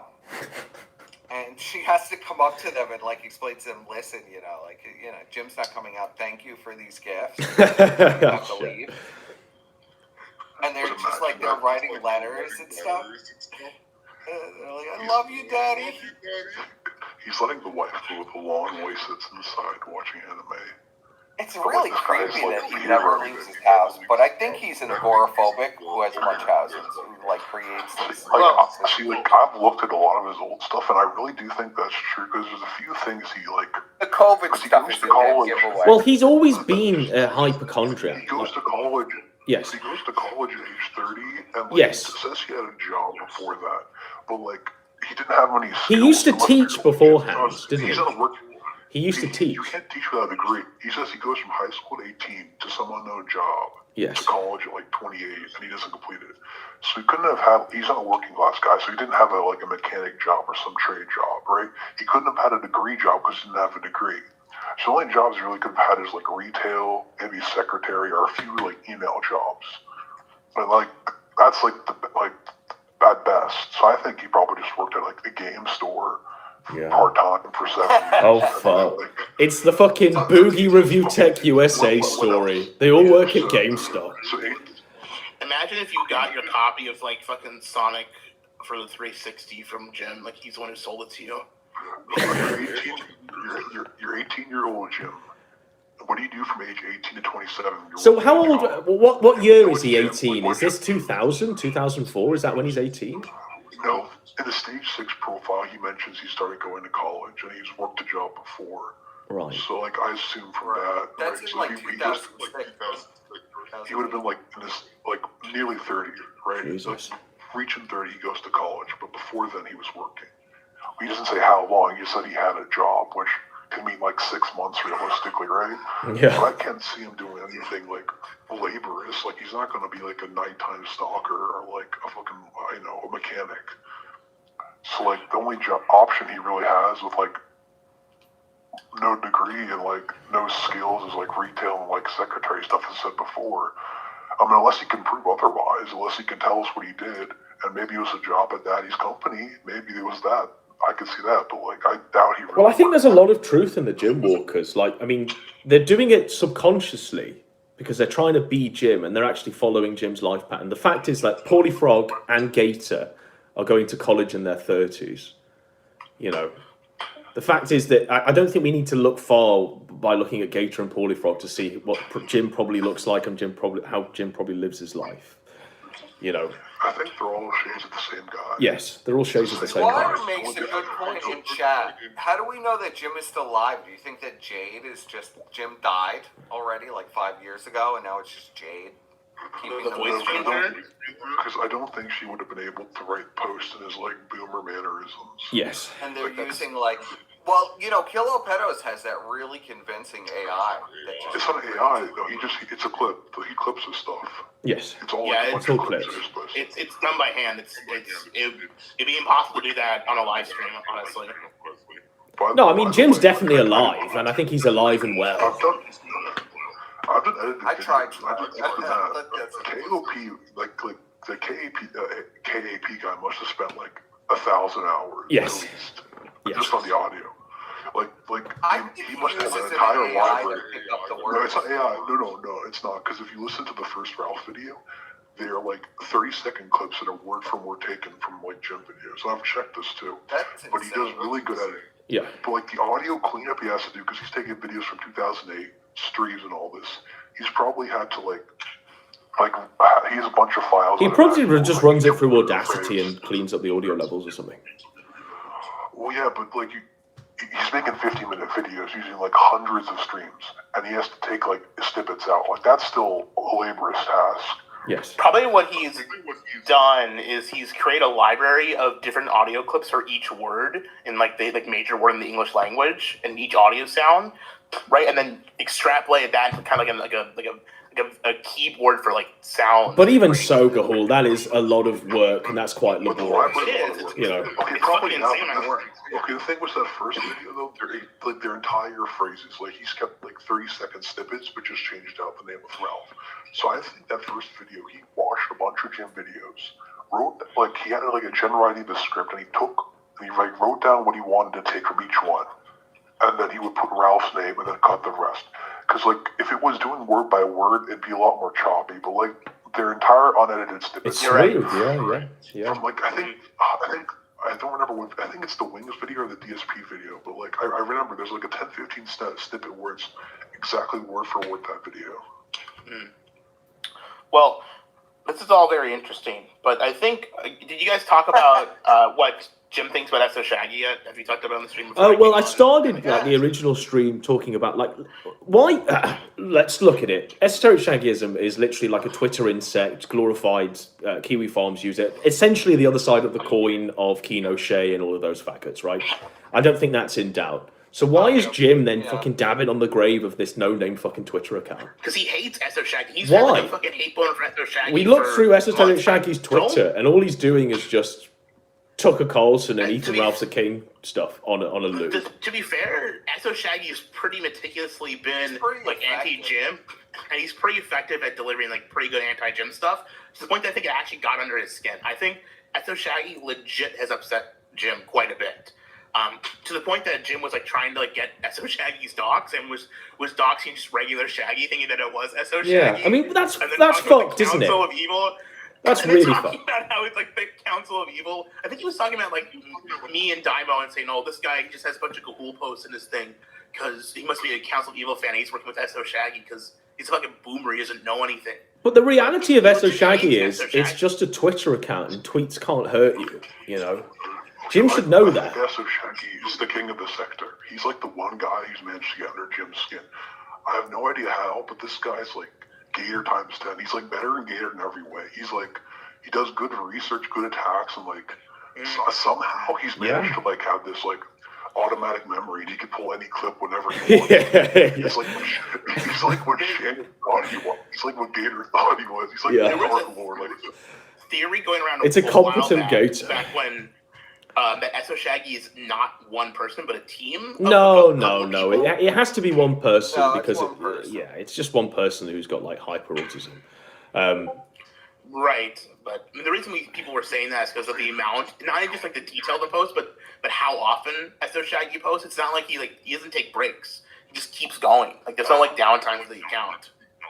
Yes. If that's what Shaggy's listening right here, listen, hit me up and we can like do something, man. This guy has he probably has like every fucking clip. Like I try to find some things that are just gone forever. He can pull up anything. I mean, he watches stuff when it's literally gone down. It's had 2 live viewers. I mean, he definitely watches and archives lots of shit. I can only imagine what's on the guy's hard drive. A lot of it is like Shaggy streams. But can you imagine the stuff like Vickers? Like 5 terabytes. He's got it all. Well, that's the thing with SO Shaggy that I'm kind of curious about. How did he go from covering Shaggy, like, that was his whole shtick, right? Like, for a year. Yeah. Just covering Shaggy stuff. How did he go from being, like, Ralph's main person and AF's, like, liaison on Twitter like that? I think he just took the route where he was like, this is all bullshit. What's actually going on? You know, he was the only voice that was actually defending these guys, and then suddenly it spiraled out of control. But I don't know, maybe it's yeah, right. I think he reads cow because there's a few times he reposts stuff from cow. Yes. So I think he's the voice of the cow people basically. So that's why I think he's able to articulate all this stuff the Kiwi farmers is unbelievable. Oh, you can't criticize Jim, you can't criticize Josh, but if you read cow, his opinions are pretty standard for the most part on that board. But if we look at him as the other side of the coin of Kinoshé, he's far more competent than Kinoshé ever was. I'd agree with that. Yeah. Yes. Kinoshé made a lot of mistakes, and he worked with a lot of people that were stupid. Soshay has made very few mistakes in what he's done, and I say that as someone who has been on the front end of him shitting on me. He's good at what he does. He's very effective. I don't know. I don't think. I guess what you're saying, where he's coming from a lot of cow stuff. I'm not sure if he probably. I'm sure browses cow. I don't think he's a heavy cow user. He probably browses every site. He probably goes onion farms, kiwi farms, cow. I think he goes from every site and gets info, which is fine. That's doing due diligence. That's being a good clip channel.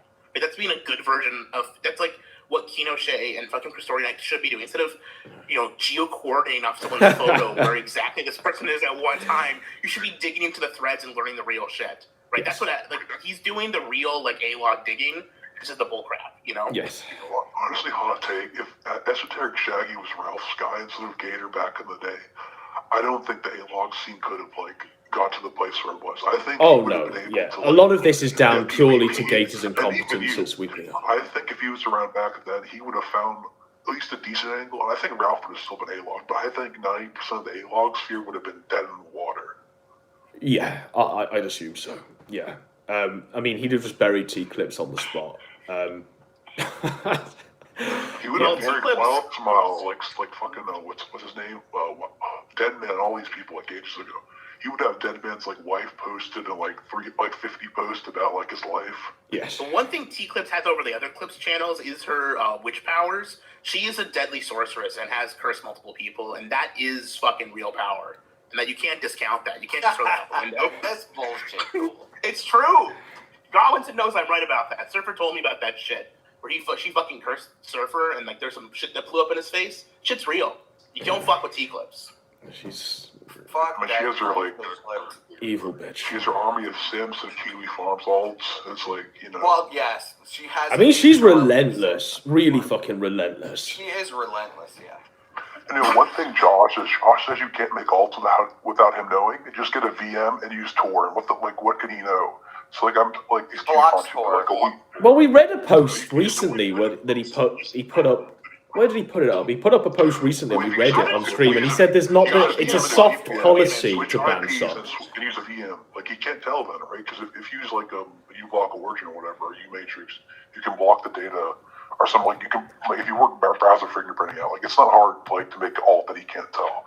I'm pretty sure if I did a test, I could trick him. Because I looked at his site and there's not many cookies, like doubleclick.net, which is on YouTube, which is which is one of these advertising sites web crawls your data.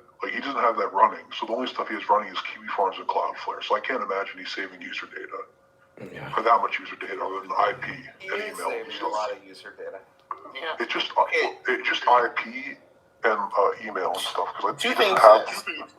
Two things to this. Number one, why would you need more than one Kiwi Farms account? Why do you need a Kiwi Farms account at all? There's no reason. Exactly. I'm not saying what I'm saying is he denies that alts exist for T-Clips and CX and Kinoshé. Right. These don't exist. Because we would know, because we go to our admins. But it's just an IP check. Oh, he's a different IP. The irony is the admins actually know that they're socks to begin with. It's because they're told in their DMs that it's just a sock, and they're told literally in the DMs, "This is my sock." Yes. And they're writing fan fictions with Gator in the DMs about how the socks are going to team up and they're going to form into a Megazord to kill goblins. Do you think Gator had a Kiwi Farms account? Because I've been doubting this. Gator's got about 4 or 5 at least. He's got to have one. Yeah. See, I thought he did, but if he posted, somebody would have figured it out. Because he's not subtle enough to hide his style. I think how Josh identifies the socks is by the device. The device. So if it checks, so there's a device cookie. There's a per cookie device thing. Device cookie, Yeah, I have that device thing too. But there's a way to get around that shit. You can't. I have someone who runs the site with this shit. With people who are really. You're not dealing with people who are particularly intelligent. Just install like NoScript or Matrix and you should be around that, right? Or you Yeah, can but you nobody go to has Firefox. Nobody has that. Oh, fine. Use LibriWolf. LibriWolf has built-in, or Pale Moon. LibriWolf and Pale Moon have built-in stuff, right? That's true. Deal with it mostly. Deep Throat, what do you reckon on the Elaine question? What's the take on that? Me? Yes. Elaine, she's been around the sector for like years now, actually. Well, this is it. This is what startles me. The more the more interactions you have, you realise that a lot of the stuff that's happening and a lot of the threads and a lot of the stuff that's going on right now is like years old. It seems fresh to us, Yes. but it's been going on for years, and she's been in these discords on these sites and talking to like Josh and Graf and all these faggots for years. You know. I've been aware of her for 2 years. I don't know how long she's actually been around. For the viewers, here's how it works. Okay, you got a group of people in like Discord, and one of them has an account, or one of them knows somebody has an account, and they do their operation, and that somebody gives all the information to somebody else, and they write the post, and it goes up on the site. Yeah, this all lines up to what I understand. If you go to 2019, there's a major account. I'm not going to name which one, but like most of his posts are not written by him. And if you go to the gun thread, or I think when it was still the gun thread, but when it was transitioning to the board, so the first few months of that, I think a good like the top posters were just like it was one person running it, but multiple people contributing to it. If that makes sense. Who was it? Name names. Who are you talking about? Are they still on the site? Oh no, it's like a long. I don't even remember. I haven't written down. Who are you talking about? Armpit cream? You talking about the anus man? Well, Sika. The anus. I think he might have been. Well, Sika did some of that actually. Sika Logan did. Yeah. But he only did a few. There's another account that was big for it. Autistic Right knows. He knows. Who are you talking about? I don't know. Fine. The Guns ex partner, Guns ex partner. 8-0. I think that was actually one of her sims, but talking about Nora. No, the Guns. No, the Huey Farms used the Guns ex partner. Oh, okay. Okay. Okay. I think I remember that account. And there are a few other ones. I don't remember off the top of my head. But if you find a really long post on like Huey Farms, like an autistic like thread, and the account usually doesn't post that sort of stuff, they got it from somebody else. Yeah. It was all coordinated shit. But Josh tells us his site has all the breaking news, right? Like, remember when they were all mad that like Diamo wasn't releasing the diary to them, and like immediately because they have the monopoly on all information. Yes. Like you can't like you have to like give them 100-page document that'll be buried in the thread 1 page later. You can't like post it page by page because you have to have it covered up, right? Yes. Of course. No, that's right. That's this is how it operates, and it still operates that way, I suppose. I mean, look at the Chud Bud tweets. Yeah. I think that the farms is completely irrelevant now. I think so. Like, for real. Like, Elaine will talk about how it's ruined her life and stuff like this, but it actually hasn't, because it's non-findable and all this. But what I wanted to make the point with Deep Throat about the Elaine stuff is it just seems so inorganic, and there's nothing really there for which to... I mean, there's a mega of some thought being a thought online. Big news. Right. But it's simply because Josh is there on the first page. I think he's the third post. And he's sharing emails with her and stuff like this. And that's what suddenly generates the hundreds of pages afterwards to the point where we're here now. Yeah, well, as you well know, Josh, if you're a woman and you're in Josh's line of sight, he will somehow be in your DMs and somehow be in contact with you. It's strange, isn't it? That's how he got into all that trouble with his Discord server, because a lot of the female users would like disappear from his Discord server. I remember that part. Josh hates Discord, but he had a 10,000 member one. Yes. Like, yes. A few years ago. And if you said anything negative about Josh, you were instantly banned. Yes. Oh, he has a Matrix server, by the way, too. A secret Matrix. Well, not secret, it's public. Secret Matrix server. Secret, to discuss Keanu Reeves. It's public. Dude, I tried to use Matrix once. It's so fucking, like, I get it. it's decentralized, privatized Discord, but like the whole point of Discord is that's not decentralized and deprivatized. Like the whole point of Discord is that you can find people on it. You're not finding jack shit on Matrix. It's shit. It's just awful. Josh, hard to Josh stand. has a Discord, but Josh has a Discord. It's in like a bunch of Rust modding servers. Well, yeah, he called Ethan Ralph with one, remember, too? Yes. He called Ralph with one. I mean, he'll claim it's an alt, and he never used it again, which maybe that's true, but this guy's a liar, so... Well, there's nothing wrong with fucking having it. I don't get why it's a fucking big stink on him to have a Discord account. Like, everyone has a Discord account to talk to people on Everyone has a Discord account. Yeah, see, I don't know the problem is, like, the Kiwi farmers say it's bad because, like, we have all these scenarios. Here's the thing. How is Discord any different than Matrix? The Kiwi farmers private messaging, Chud Buds, it's all, like, not private, but, user communication that you can't, like, search on the web. It's like, I guess, a direct messaging or, like, group messaging. So how's it, like, any sort of other site different, but this one isn't? It's because the people he doesn't like to use this stuff. Yes. That's it. Like, he doesn't it's like... because Discord it's going to be what kills the Kiwi farms eventually. And they know it. Because everything that you It already has. It already has killed him. Yeah, it has. Every piece of drama is on Discord servers. Every piece of like lolcow, like modern lolcow shit, it's not on fucking Kiwi farms or forums. It's on Discord servers. That's the fucking. Yes. It's been that way since the IBS days, fucking 5-6 years ago. It's nothing new. So when people get mad at me for you having a Discord or having a server because I have my site, but the reality is everyone has it, and there's nothing wrong with it. It's just fucking people run gay ops on it because it can be funny. Yeah. It's bullshit. Yeah, he gets mad at you for having one, but then like he'll have a Matrix server and these like Chud Butt DMs and the post DMs, which is functionally the same thing. It's like it's exactly the same. It's no different. It's just a different website, a different like download program. Like Guild and Discord are the same things. Like I'm supposed to believe that Josh just coordinates his whole site through like smoke signals and pigeons. Like, come on. Well, the post stuff is the oddest thing because, like, it's like open pedophilia on post. Like, all they do all day is like post pictures of these like little lolicon girls all day, and Graph is doing that, and you have Jim on there and stuff, and like making it relevant. I just don't understand. Well, he did the same with Chudbuds. He just came onto the site, made it relevant, and then all the user data just got leaked. Jim's like selective amnesia and is like picking up winners and losers. It's just tiresome. Like I'm like this guy I'm going to stand back, but then I want to like promote this person, but also I'm not associated with it. Like with Ralph, right? It's like I'm not associated with Ralph. It's like, dude, you built his career. Yes. Like there's a difference between going on a guy's show. Well, look at Flamenco. I mean, Flamenco was literally his apprentice. He was his successor, not but 6 months ago. I did the videos on this. And, like, if you look at his tweets, okay, so Jim made his like quarantine goof account in 2016, I think. Yes. We didn't start using it in 2019. But I did the math. I went from the creation day of the account to when the Flamenco stuff happened. He averaged 12 tweets a day. But if you like forget the fact that he didn't use it for the first 3 years, it's like he was averaging like 30 or something.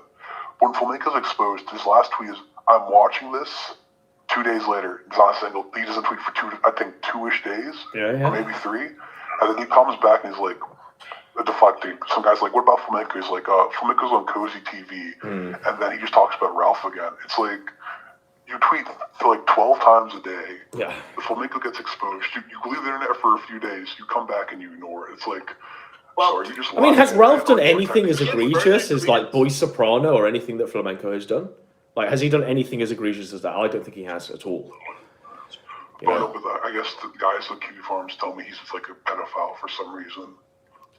Well, to give credence to your theory, I was following that account, and to add stuff to that, there would be like stretches of time where he wouldn't post for like months and years at a time, where he just would not post. But when he was posting, he would post even more than what you're saying per day. He would post all the fucking time. Yes. Like your timeline. Well, he'd live tweet streams he was watching. Stop Flamenco. It's clearly he was just fucking like avoiding talking about that. Yes. And then he went back and posted like 12 times after that, like within the day. So it's clearly like this is orchestrated. He went down and said, I can't defend this, let me leave the internet, and then I'll come back later. But he was following everything. It's like, you don't have internet friends, Mr.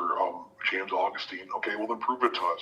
Why do you go easy on Flamenco? Like, Associati like showed this 4-minute clip, which he was like let Flamenco explain himself. Like, even like Ralph was like like with his IBS stuff, lets both guests talk. And here's Jim. I'm gonna slander Salvo's good name. I'm gonna like let Flamenco do all the talking. Yeah. Yeah. Why do you think that Jim is so attached to Gator and Flamenco though? Isn't I think he just sees himself in Because them. It's flattery is the highest form of compliment, isn't it? Impersonation is the highest form of flattery, and that's what he He sees. would hate to admit this, but he loves the attention. He loves Yes. being Father Jim. He has no kids of his own. He's 40 years old, remember that. And he could say he's like sick or whatever, which is fine, but he's like 40. He said 20 years not being sick. He only got married because he was an Islip. Remember, his wife would never have met him if it was not for him being Islip. They met at Gamergate 2015 or 8. So he was how old? 30-ish? Yeah. Yeah. I mean, the thing is, right? I mean, so he sees them as like his sons, and they see him as a father figure. This has always been the most fucked up thing. I mean, what? I mean, Gator's about 5 years away from Jim's age. Flamenco's probably about 6. I mean, what is that? Do you call another man your father if they're 6 years older than you or 5 years older than you? Well, here's a theory. It's just hypothetical. I got a theory for you, okay? Yeah, apparently. So let's just say, like, compare this to, like, how PvP was with Perspic and Brian, right? You think they have some kind of, like, fucking gay op Discord that they all talk to each other in? These are, like, the fucking, like, they have, like, these are, like, his buddies. These are his guys he's going to bat with, I mean, like, is that it? Is, like, yeah, like... And to be fair, also, yeah. Well, I mean, Jim had a Discord. I don't know if he still has it, but he had a Discord, and he was communicating in DMs with like Gator and Flamenco, and then all of the other Jim Walkers at one point. See, I'm not even as orchestrated because I just think it's more like a natural thing for them. So like he knows, oh, these are my friends, these are my enemies. Like, oh, these are my children in like a metaphorical sense, right? He knows Gator's just like me, except if I didn't have money. Yes. Like, that's different. If I didn't have... If Jim didn't have money, if Jim didn't have money, he would be just like a Gator. Yeah. Like because the only reason he has a wife is because he had money from his YouTube channel, right? Because he's all famous. If he wasn't famous and didn't have money, he would be he'd be basically the same place Gator is. He'd be worse than Ralph off, like, because at least Ralph's got like his wife and his 2 kids. Yeah. Jim has 0. Ralph pulled pure charisma alone. Ralph pulled multiple childbearing women, multiple wives, just through his charisma. Wasn't through his looks, wasn't through his money. It wasn't through anything. It was, just pure showmanship. But the churn at Kiwi Farms tells me he's a loser, unlike Josh Moon. Unlike Josh Moon. Yeah. The guy who cried about not having a family. Or a functioning penis. Ralph had a family. Well, I can't believe it. To be fair, Ralph has never gone and had underage sex with women at a fucking Japanese soap land like Josh has. Whoa. So who's the real chat here? The funny thing about Josh is he runs a drama site that gives out like some public, some private information on people and tries to find as much as they can. In a public Discord, he says his dick is broken, right? Yes. And then he later on, he's asked about it. He says, "I'm not going to answer the question. I don't have to tell you if it's like changed or not." Which means it's not changed. Because if you're going to publicly tell us something's broken, he says it has changed now. He screamed that it's changed now. It's not the same. Okay, but what he said is he said publicly. The Kiwi Farms guy said, "Oh, this is my situation." He just magically broke. He's like, "My dick's broken." And people ask. Well, it was like, it was around the time where Kraut was breaking his penis as well. So, it was the in thing to break your penis. Did he, like, snap it in half? Yeah. I think he split an axe through it. If you read the Blockland stuff, there's a whole lot of lore on why Josh's penis is broken, but if you read the Blockland stuff, he says he can't get off to normal porn or anything normal anymore. It has to be like really extreme stuff. Yeah, I bet. He can't get That off. stuff, the Blockland stuff is way more damning than the Flamenco stuff, by the way. I'm just going to say that. Because at least Flamenco was just looking at stuff, like Josh was actually interacting with minors. But like we give that all a pass. Like if we're going to hang I don't give it a pass. Yeah, no one gives it really. Like most of the sector does. But I think all the farmers do, and I'm not saying they're a large. Well, they're just not allowed to talk about it. If it was publicly open, this knowledge, and it was constantly in each thread, it'd be a different story. But it's swept, these janissaries like making sure only critique Ralph. Do not say anything positive about him. Spread lies. Say he's like beating his children. Yes. And call CPS. Well, that was That's pretty great. wild. That when they showed the picture of Rosie's arm and it was like red and scaly, and Josh is like, it looks like a thumbprint. Yeah. He's clearly. These people are mentally ill because, like, that there's was a video of Ralph's You child. think? Like, there's a video of his child being happy, and they're like writing 3 paragraphs about how they're secretly miserable, and like, it's like, you know that meme where it's like. This is the farms now, though. It's nothing to do with archiving information or anything. It's all about. But if Ralph was genuinely like a cow, if he was Chris Chantier and he was a genuine cow, then they wouldn't need to do this. You know, it would just organically flow, wouldn't it? They wouldn't need to constantly orchestrate things and coordinate things and sit in DM groups where they're writing posts. If he was genuinely a cow, it would sort of naturally, organically do itself, wouldn't it? And Ralph can have those natural, organic moments. Yes, and they're once in a blue moon. They're not fucking every day or every week. You know, they're maybe once every few months. I think he's gone past that, and 90% of his kayfabe on this part now. Yeah. I think he's become self-aware. Like, oh yeah, he plays it up for real. Like this blue hair thing, he plays it up. He plays it up big time. Yeah. Because he's like the villain. He like says this explicitly, but they believe it's like no, he's like 100% sincere. Like he's having the time of his life being the villain. Yes. Like, he gets to like play this role, and he gets people to hate him, and he gets to live every day knowing like 100 people want him dead. Yeah. It's become though a different thing now. It's like preventing. They have to prevent Ralph from doing content now. Yes. Like Ralph could do a lot of interesting stuff, but they're obsessed on preventing it. Like that Ralph-a-mania thing. They were completely obsessed with destroying that whole thing and making sure it didn't happen. And it's like, well, you people exist off of Ralph's drama, and you're preventing anything from even happening. It doesn't make any sense. Well, it's because they know, like, when Ralph goes live and he cuts a good promo, that's really entertaining. And people come onto his side. People go, okay, that was an entertaining show. Maybe we'll watch more of this. So they just want to smother it in the cradle. They want Ralph not to be interesting. They just want him zannied and pilled out.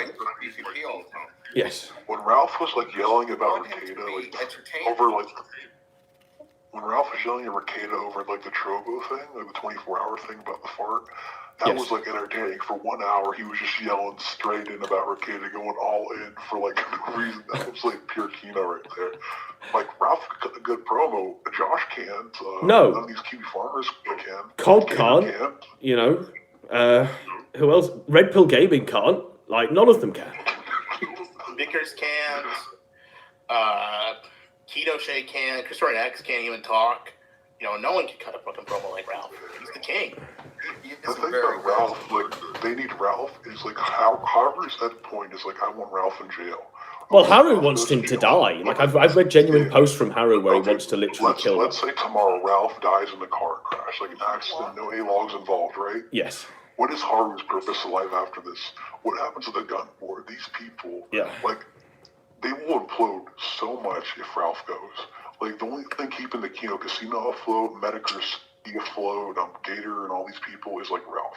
And that's the myth. Like, they think, oh, it's AF, they'll just bounce to AF and stuff like that. But the reality of why they all like A-log AF is because they A-log Ralph and he's just associated with AF. If Ralph were to, like, flip from Cozy, they'd just A-log whoever Ralph's friends with next. Autistic Right is the moderator of both the Nick and the Ralph board.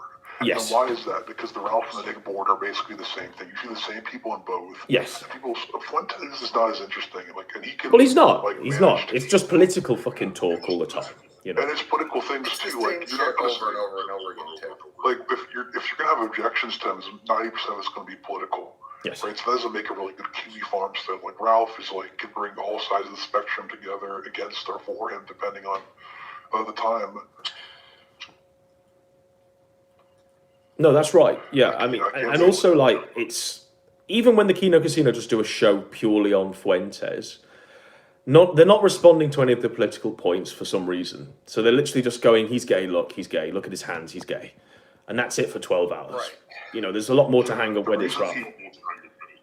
The reason he won't do that is because what PPP believes Catholics are evil, right, or something like that. I remember he said something. Yes. I mean, none of those words are. If he says that to his audience today, he fears that I might lose some people because it's like. Well, they had that one guy, didn't they? The guy that emailed Andy, who was pissed off about PPP going in on the Catholics on his Fuentes I page. think that was a fake. I think that was a real guy, but like somebody was pretending to be him. Signal boot. Signal boot. No, it was a real signal boot. It genuinely cost them yeah. There was an imposter later. Yes. But the original. That was the original. Was Signal boot. Yeah. Wrote an email and then Warski apologized and called him a fat retard for doing so in a private email that got leaked. So. Yes. The thing is, like, people's critiques are from a place of jealousy because he wishes he was Fuentes. Like, let's be real here. Can you imagine? Like, that's what Andy and PvP want. But the problem is, like, none of that has to see enough. It could be a bit of both. I mean, yeah. Maybe Warski wants to be Nick and PvP wants to be Ralph. I think I think it's the other way around. I think PvP wants to be Nick and Warski wants to be Ralph. You know, I think that's the way it works. Warski desperately wants to just live like an overgrown child, drinking himself to death and, you know, having a woman tend after him. You know, high on coke, yeah. Yeah, I mean, that's Warski's lifestyle to The it problem with too. that is, like, if PvP was actually to commit to what he really believed, or what he proclaims to believe based on what he read on the internet, or like a 4chan 10 years ago, he would get arrested in Canada, or he'd get banned from YouTube. It wouldn't be a good grift. Well, when was the last time he even talked about Christianity or any of his fundamental beliefs that he supposedly has? I can't remember a single. I think I'm gonna be real with you. I think he threw a lot of those in the trash like a long time ago. I mean, he dated a fucking Satanist. He went on that huge long abortion rant like years ago, talking about how they would win. This is something that like Christians and like the right will win on. And then he like is crazy, like laughing along when Andy War's going on his abortion rant. Like he does, like he's totally abandoned those principles. Yes. Because they're inconvenient to him. Because they weren't really things he actually. They may have been things he cared about, but he didn't care about them enough to keep them when they were inconvenient. Because now it's inconvenient for him financially to have those beliefs. So he doesn't have. He was always degenerate too. Like even before he was like a YouTuber with Surfer, he wasn't. Even before Surfer, I don't think he was living a pious life. I mean, maybe he was, but I mean, definitely. So Stream.me, what do you do during the stream, like New Year's on Stream.me? Was this guy really like the most pious man? Was he his grandfather? Okay, fine, but like he was like drinking himself to death. Shoving thumbtacks into his head, spreading his anus. Like. Who hasn't drunk himself to death and streamed it online? Okay, but afterwards he went on.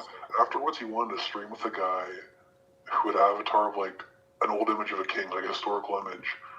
And then he said he wanted everybody's congregation to die because they were old and they didn't get it was based what he did. Yes. I don't know, man. It doesn't seem like. Yes. Doesn't seem like the. Oh yeah. That was you asking it, right? Oh well, they were my capos. It was that clip you've seen is from the end of like a 4-hour stream. Yeah. Okay. Yeah. It's where he said in that clip, I remember vividly, they asked him like about Martin Luther King or something, and he said if Martin Luther King was alive today, he'd be spreading his asshole to spread his message. Yes. Yes. So. He did say that. Yes. But for real, like the reason why I came aboard the PPP shit and joined all the Ralph stuff is simply because PPP was saying, and this didn't come to light until last year, he was saying the whole time that Ralph had doxed his church, had done stuff to his grandfather, all of this shit. So he had like a coherent origin story, and you were like, why? All he did was spread his asshole on stream. Why does he warrant the wrath of Ralph? And then it all came out to be lies. You know. Okay, but even if that was true, right? He did that on stream, and people said it like he's playing IBS. He knows the rules. If you do that, people are obviously going to send that. Like, well, yeah, there's that, but then obviously, you know, apparently they were sending images of it to his grandfather or something. I mean, he definitely. I've never seen an email for his grandfather too. Like people sent this. Where's his email address? No, and it all turned out to be lies. His grandfather didn't have an email. I mean, he admitted in a call with me that he just made it up. He just made it up so he could just go against Never it. came clean to me, Adam. Well, never. Even when I'd like feel like I'd press him on it and I go, oh, it has to be true. It has to be true. And he would just like be really quiet. I never ever got him to admit that he made that whole thing up. I figured it out after when I started talking to you guys. I figured it out. Well, he just made it up, you know. You three new PPP, so I have a real question for you. Go ahead. My theory is that his like preacher LARP or whatever, he was pretty good at it. He had like the fire and brimstone. I think because his father didn't love him for some reason. He went after his like grandfather, and he was sitting in the church and listening to talk, and so that he's like mimicking his. But I mean, Deep Throat. I mean, confession. Like, I went to that church 3 times with PPP and Surfer. What are you imagining this church is? I know it's Canadian. I'm imagining it's like the Canadian equivalent of Southern Baptist. I mean, are you imagining like stained glass windows, fucking cathedral style? We're all I'm imagining like a smallish thing, maybe like This literally, no word of a lie. We're in the car. We're literally driving onto like an industrial estate. We literally drive round the back of an Arby's, and it's a little fucking room at the back of an Arby's with Church of Christ on a plaque on it, and it's a room no bigger than like the living room that Surfer's room was, right? And it's literally four people. 2 of them are 3 of them are me, Surfer, and PPP. One was like a Chinese woman and the Chinese son, and 2 were old people, a guy with a beard and some old woman called Leslie. That was the church, and it was literally like a Bible reading group. That was it. You know, that is it. I don't mean that one. I mean the one his grandfather. I mean, from what I understand, yeah, the grandfather built this church, as in founded it behind the back of an Arby's.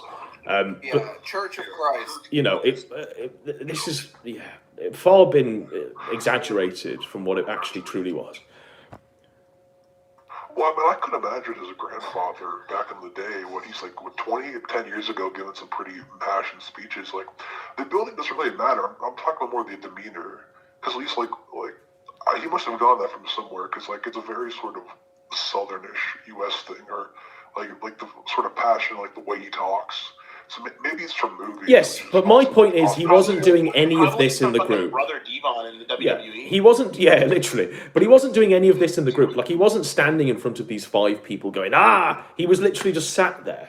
You know, there was no fire and brimstone. It was like he was fantasizing about doing that, but that actually wasn't a thing he was doing. Well, see, so did he live with his mother or father? Because this is confusing. He lived, like his father. I think his parents divorced, and he lived with his father and his stepmom. And the stepmom hated him because he wouldn't clean up after himself. She'd make him switch off the lights and stuff and all this. I do know from what I've heard that there's a lot of resentment from his dad. I mean, even though he lived with him, he kind of hated his dad. Well, his dad's an alcoholic. His dad's like a belligerent alcoholic. Isn't his dad like some sort of fed or whatever? No, he's just a security guard. Just runs a security ganger agency. Yeah. Okay, well, I mean that's kind of. I mean, they work with the police, though, security companies. Do these work with? I mean, they literally run security for like an oatmeal factory, so I can't see many fucking cases being. You know.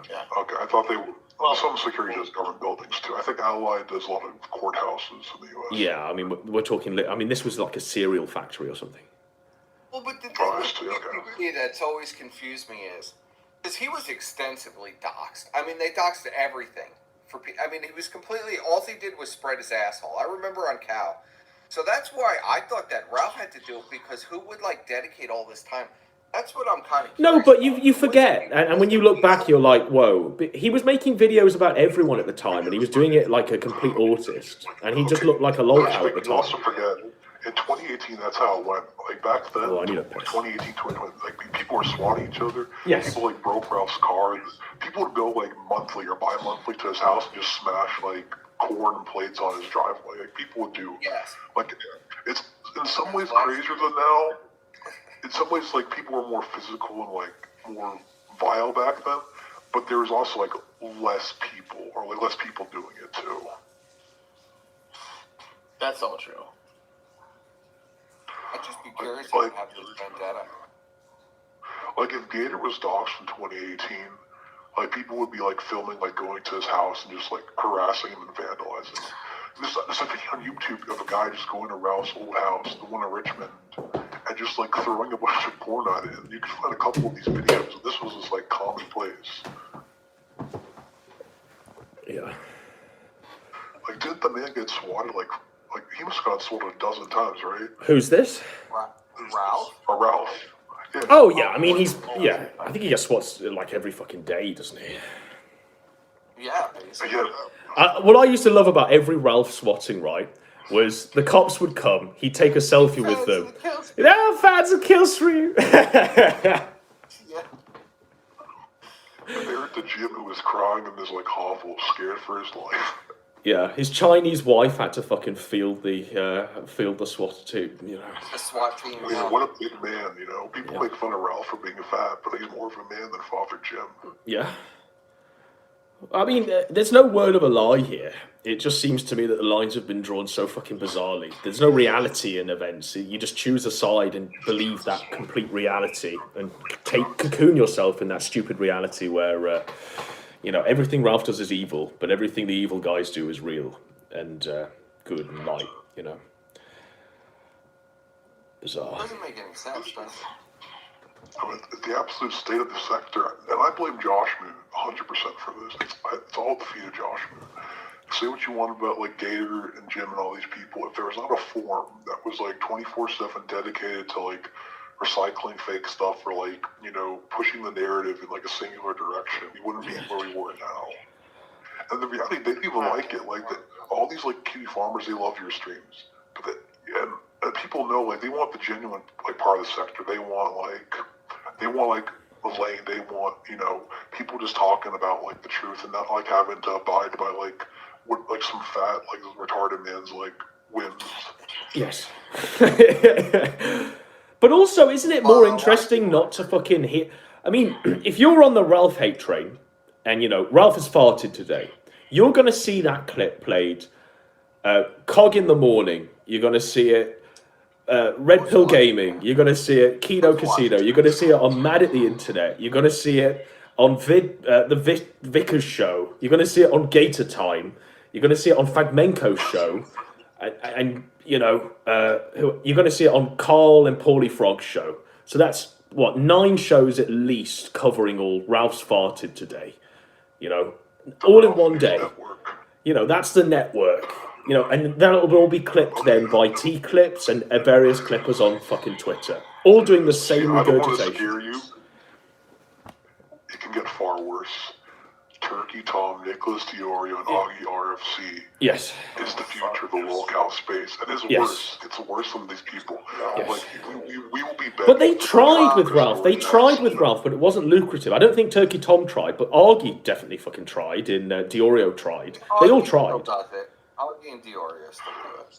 Well, see, they don't need Ralph. They'll just make the next A-log. Or the next, like, target or whatever. The next locale will come from them. Yes. And it will come from King Farms. I have a plan for all those guys. Don't you worry. Oh, what's the plan, person? Are they all gay? Okay, well, actually, Turkey Tom changed his nails. They're all gay. There we go. We've dipped into the future. We just gotta send Digibro at him. We just gotta find Digibro. We have to find JMK, get him out of his tranny spell, and just send him as like the fucking forward advance unit. Because he's our strongest warrior. I mean, it's amazing what happened to JMK. Literally just trooned out and tapped out of the sector. JMK would thrive in the sector as it is today, wouldn't he? It was so bizarre, like, about how rare he was, though, at the time. Like, if you look back at that stream, he was making pretty valid points. I mean, he was kind of a spurg about it, but, like, it's not too different from the mainstream opinion today. What, the Christmas light stream? He's wearing the Christmas light stream on his head. The one where he was debating, it was on Phantom's channel, and he was debating you and PPP. Oh, JMK. And he brought up Yes. Well, I mean, he was an oracle. I mean, I sometimes go back and watch those appearances with JMK in some of his streams, and he's right. He talks about, I mean, he identified PPP and what he'd do. He said, this is exactly what you're doing. This is exactly what you're going to do. And in a year's time, this is what you'll be doing. And he was right. You know, he identified everything that was going to happen with Ralph and it just being a closed system. And the hypocrisy of all of the players involved, like Josh and Jim. He identified all of that instantly. And we just ignored him and called him a loser and said he fisted his sister. But he was an oracle, really. He was a prophet, you know. We put him on the cross when really he was the son of God. And didn't Earjuice leave the sector after, like, the JMK debacle? No. No, he left the sector after Mandy was being in hospice. That's when he left the sector. She's in hospice! Like these new farm people don't even know who these people are. Like if you mention Ear Juice, who else? Wild Smile, they just look at you with a blank stare. Like, Yeah. They only know about RPG and Jaden. But it's like to these people though that follow them and want to watch like Fuentes hate content or Ralph hate content, none of them address the fact that like Warski was a paid up Ralph Capo for like 6 years, was lifted out of the gutter twice by Ralph. None of them mention that Jaden McNeil was literally Fuentes' right hand man when they were going on road trips. It's like it's all forgotten. You see, I just can't believe like that happens. Like you'd be like you're the guy who's number one A-log and like used to be his best friend, like literally living with the guy. Yes. And you were fine then with like you. Well, don't forget that Fuentes was paying his. I mean, the way it worked was Fuentes like bought him a flat, didn't he, in like a different building that he was allowed to live in, rent free. No, it was downstairs in the basement of his house. No, it wasn't. It was a different building. Well, it's a nice house. It's a nice downtown house. And it was a house that Fuentes didn't live in, by the way. It's like it was Victorian. Yes. It looked like the Victorian sort of era house. Oh, you're talking about when the bird recruited Jaden. Yes. Like this guy's supposed to be like the worst guy ever, but like his number one A-log was getting like months of free rent from him. And like you can't ask this question because like autistic right will ban you. Yes. Listen, he might be the worst person ever, but like if a guy gives you like months and months of free rent in one of the most expensive U.S. cities and like a nice house, like I assume it's not in the ghetto. It doesn't look like it's in the ghetto, right?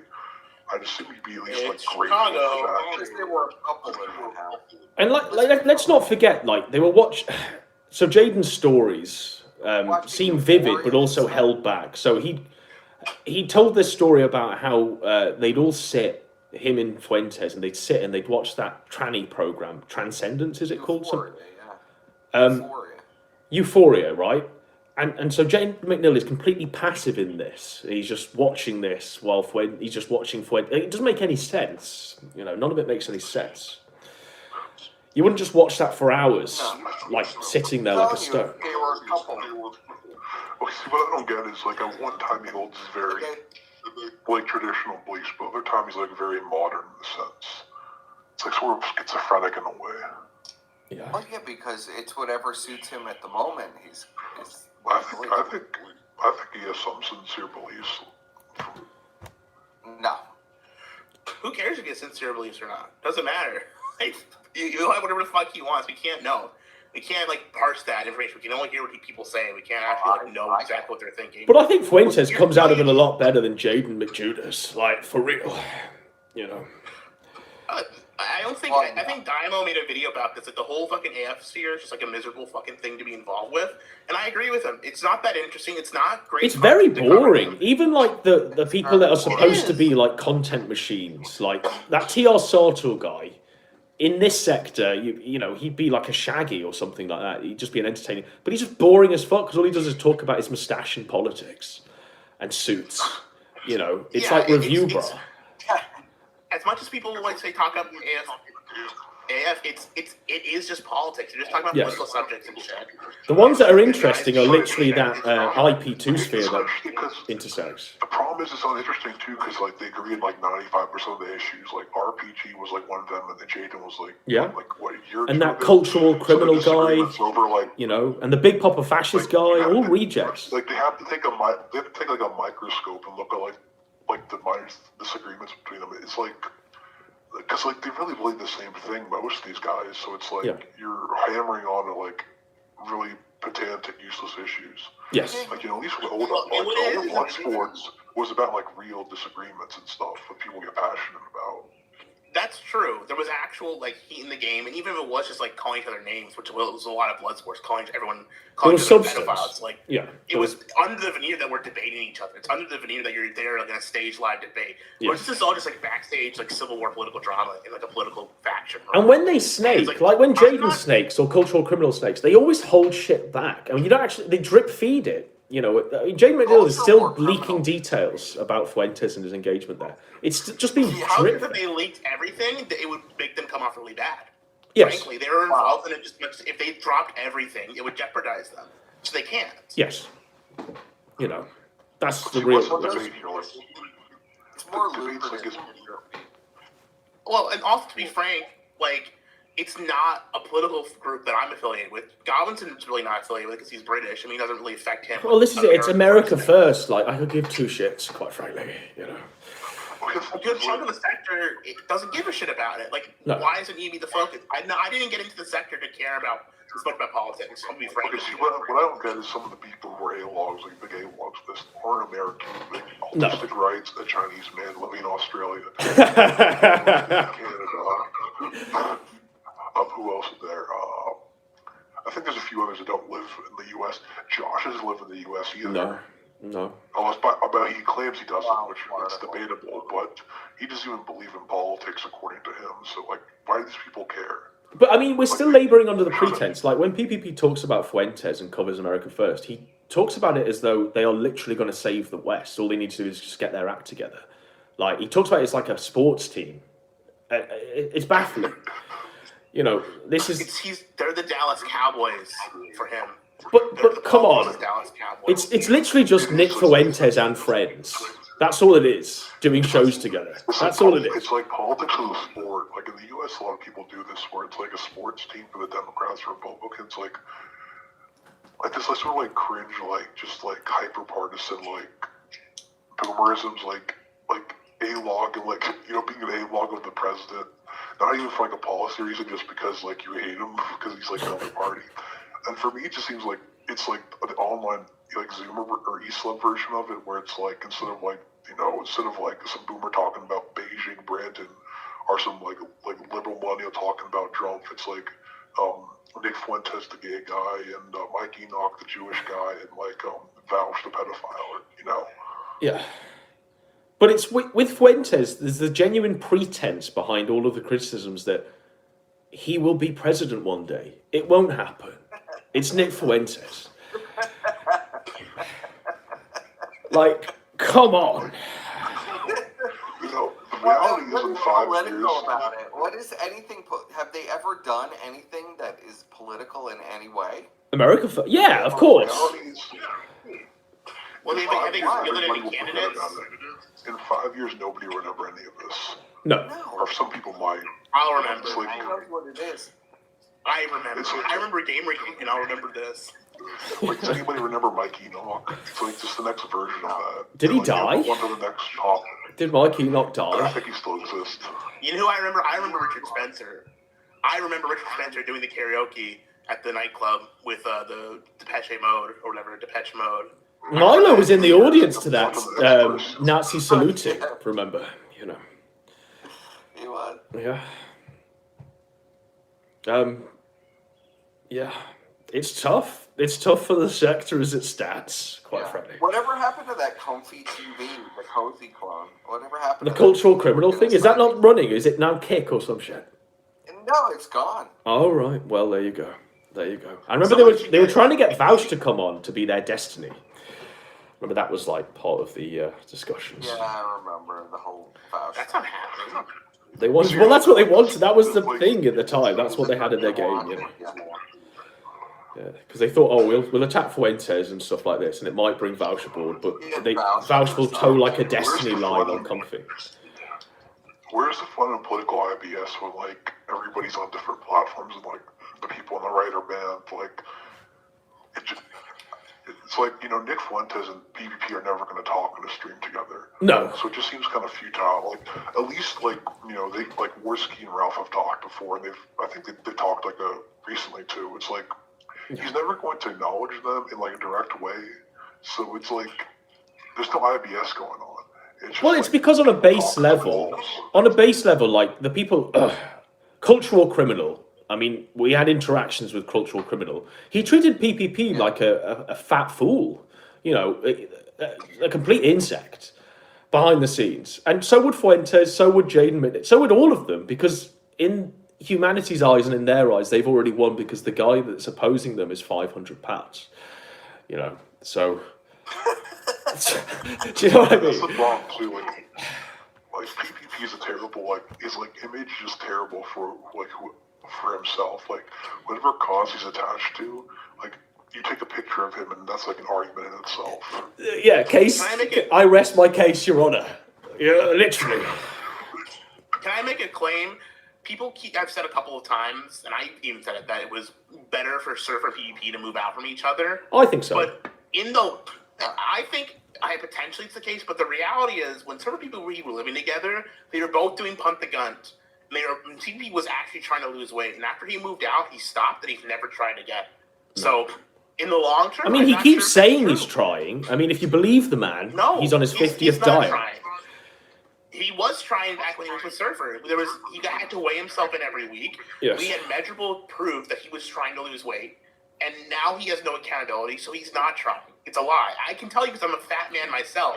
When I was having to do punt the guns, and I had to weigh myself in every week, and people were watching me, I actually lost weight. But Gahul, you'd think there'd be more accountability than ever, because I know if I was going at Fuentes, you'd slim down because you'd smarten up your presentation and all this shit because you wouldn't want to look like a fat slovenly fuck, and you want to play them at their own level. Do you know what I mean?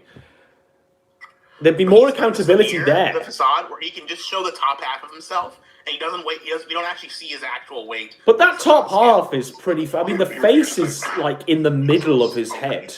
You know, literally, it's a circle in the middle of his head. Lose weight. It's not trying. He could not try. He could sit still the entire day and just drink water for 3 days, and he'd lose 5 pounds. 10 pounds. He would. Realistically, if he just drank water and sat still. Well, isn't the weight gain kind of clear, though? The weight gain is kind of obvious. The guy gained, in the last year, I'd say the guy gained 100 pounds. Listen, if you put people most in of the weight he gained was after the breakup stuff. Yeah. So he's just really devastated. He clearly uses the food as a crutch to depression eat or whatever the fuck comfort eat, I think it's called. Because I remember when I did this show, I was talking to him every day for 2 weeks. Yeah. And he wasn't that fat. And then over when he reappeared around Christmas time, he had to have gained 30, 40 pounds. Yeah, he ate the cabbage. I mean, in 2 months. I'm not concerning troll here, but the reality is the way PvP is at, and I'm fat. I'm a fat fuck. It's true. But the way PvP is at is different level fat. It's death fat. It's he's going it's to be dead. Yes. It's whale. He's fatter. Ralph is fat. I'm fat. But PvP is so fat he's going to die in the next 5 years, maybe even less if he doesn't lose weight. He's getting a boogie tier fat. Yeah. If you put him in the back of fatter than boogie. If you put him in the back of an older 2010s van, you would visibly see each move side to side. It's true. It is true. If you can make those things move, you jump on them. Imagine him just sitting down. Imagine driving that down the road and you could see it oscillating. Let's compare him to Wings and Boogie, the two fattest guys in the sector, right? I'd say right now he's fatter than Wings or Boogie. Yes. And Wings had to lose his fucking leg, right, or something like that. Boogie has half his stomach. Don't forget, he has half his stomach taken out, didn't he? Yeah. Right. And he's fatter than both of those guys were at their heaviest, I think, at this point. And if that's the case, he's going to blow his heart out. Boogie was so fat he couldn't walk. Mr. Can Ashton walk? When was the last time we saw Ashton walk? Yeah, we've not seen him walk in a while. He probably qualifies for Canadian euthanization. Let's be real here. Listen, if he applied on quality of life, he'd probably get it, and that's all I'm saying. I'm sure he could prove that his quality of life is so low, euthanasia is the humane option, at least in Canada. But isn't that the most absurd thing? That man is sitting there talking about how much of a better man he is than Ralph and Fuentes in all of America First, and how much of a better king he is. It's a hilarious hypocrisy, though. But there was some sort. Walk. Yeah, before he could lie on religion and say, my religious upbringing and my religious values tell me that this is evil and stuff like that. What is there to say now that's different? So this is why it's not working. None of the America Firsters that are disaffected from Fuentes must be looking at Warski especially, but Warski and PPP and going, okay, these are my kin. One is literally eating themselves to death, and the other one can't string a sentence together. The thing with Warski is if Nick gave him the hand, he would be a cozy streamer if he was given the opportunity. For real. He stayed with Ralph. He'd be there. He'd be his top man. He'd be setting up. And Warski would be making bank on Cozy. I think he'd do well on Cozy, to be honest. If him and Kyle are stuck on Cozy. Warski would be Medicare mask gets Groyper for $100. Yeah. But he'd be that. I mean, on Cozy they have these like side channels, don't they? Where they like Beardson tries to do it, where they just talk about video games or life and stuff like that. And Warski would fill that gap with Kyler as like dressed as Picard or some shit. That was how they could do it. You know, I can see that happening right now. That would have been a better timeline if PvP and Surfer just stayed together and kept doing their shit, and Warski was on Cozy with Kyler. We would be in a much better timeline right now. Well, I think we'd have moved. You know, Cowboys asking what happened to Kyler. Does anybody know? Kyler's on heroin, isn't he now? He did the IP2 RV, and he's on heroin. No, he is legit on heroin, isn't he? I know he got addicted to heroin. Warski's like former like people he's betrayed.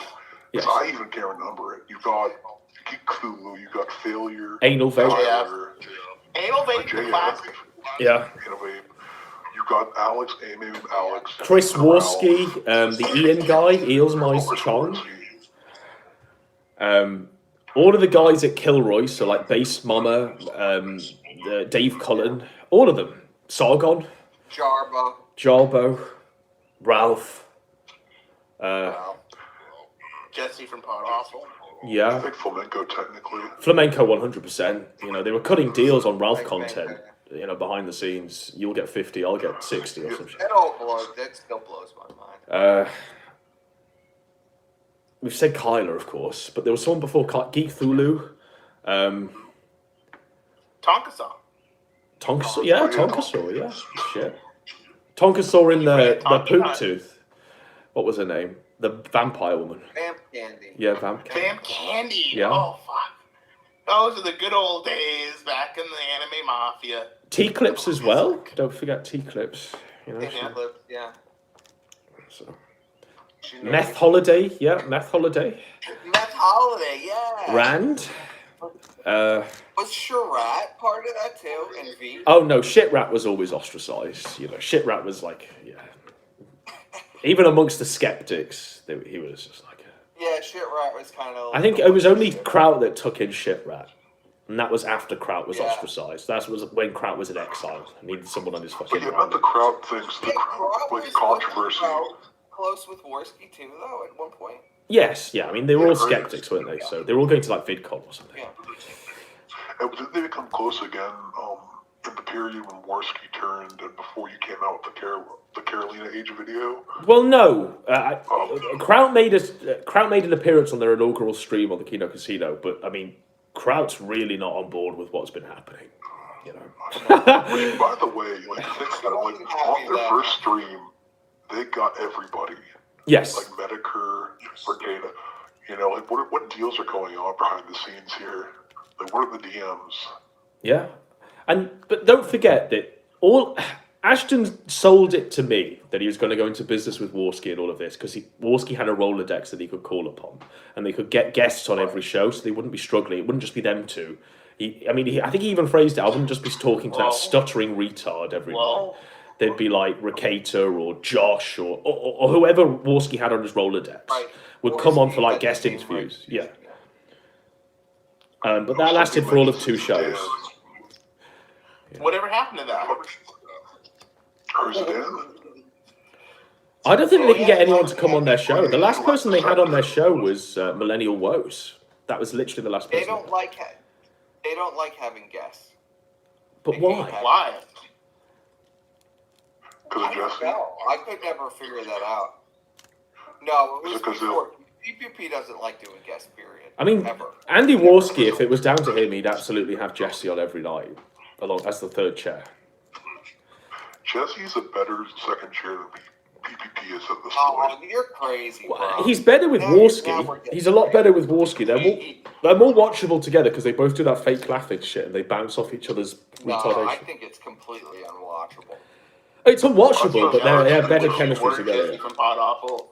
Because you want to have gay sex in the pickle soup. What? Listen, okay, I'll say Jesse pulled an impressive op with the pickle thing. Like, he was a double triple agent. Yeah. Like, that was his night. Like, that was like some real, like, clever stuff he pulled. Did people genuinely believe that was kayfabe at the time? I wasn't around for this. I only heard about it later. Well, that was my... But people really saying that was kayfabe? Was that genuine? I don't believe it. I mean, that just seems astroturfed. If people thought what they saw with their own eyes there, he's literally seething and moulding as I gotta come Jesse's on the clean on pedal. that. I literally told him on that after he had the freak out because we talked about this for a long time, and it was bad optics, right? So Is this after the show? Yeah, after the show. Right. Well, you remember the daily raps. I wasn't around for this part, to be honest. This was just before I came back. Were. I wasn't around for Pickle Suit, the happening of the Pickle Suit stuff. You know. No, you weren't around for Pickle Suit. So I was like, this looks really bad, Ash. So what you need to do is you need to just say it was fake. It was a work for the audience to be entertained. And they'll believe it 100% because it's worked every single time with you and Adam. So I know it'll work again. And everybody believes it. Mastermind. Hook, line, First sinker. controls the sector. Well, I understand the whole point of everything that they're doing because I literally wrote the script for it. I know all the angles of You're it. writing the script. It's on my script. Yeah. I love the show, but they're still using the old script. If you and Squire, like, you write great scripts, right? Why don't you just, like, make them on your own? Or, like, Well, they do that show, and the show is. I mean, it has great writing. Scope the press, yeah. But. I mean, you could find some, like, I'm sure you could find some empty suit or whatever. Yeah, but God, get Shaggy to do it. Shaggy would do it. Control Shaggy. Do it myself and shit. Shaggy is not a script reader. If you put a script in front of Shaggy, it doesn't work. He's a natural. A lot of You people gotta let him go. Good script. Go to Fiverr and find somebody. Use the Jesus guy. Get Jesus to read the scripts. Use AI. Use like making clone Ralph's. Or This make guy's saying Ralph I'm read it. so bad. I just need to get an AI person to read No, the script for us. make a Get a Ralph. bucket of paint to do it, That'd please. be Kino. Like the What do you Ralph think? videos. Ralph hasn't read my script? No, make him like make him do scripted videos. You know, the Ethan Ralph comeback. Yeah, well, that's gonna happen. I'm working on it. Yeah, but in the moment, I mean, it's Gator writing the Kino Casino scripts. Yeah, it's pretty tough.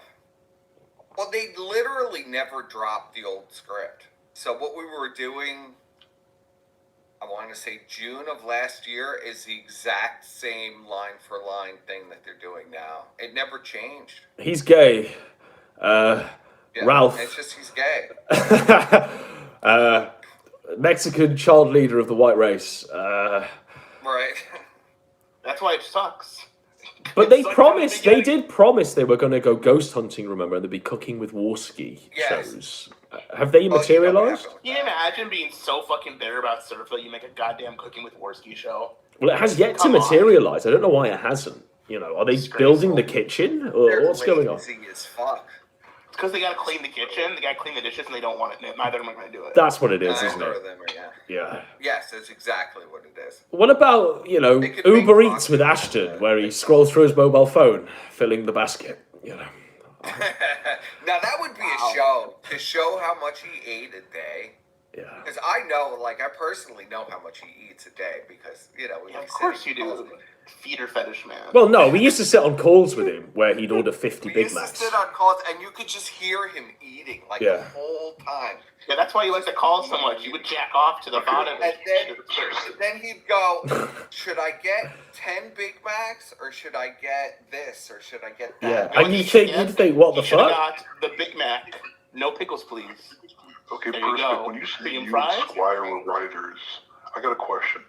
So when you say writer, do you mean in the sense like a scripted video, like what I think Godwinson used to do, like the really old stuff, or do you mean you would give him like talking points? Well, the writing as I understood it was, PPP would wake up, he'd ask for what's happened, what's going on.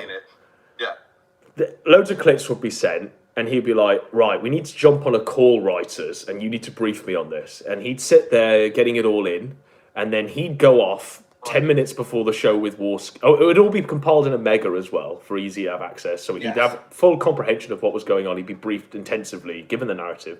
Then he'd go and brief Warski 10 minutes before the show. Warski would go, ugh, and veto anything he didn't like, anything that, named him in his crimes. And then they'd just go live.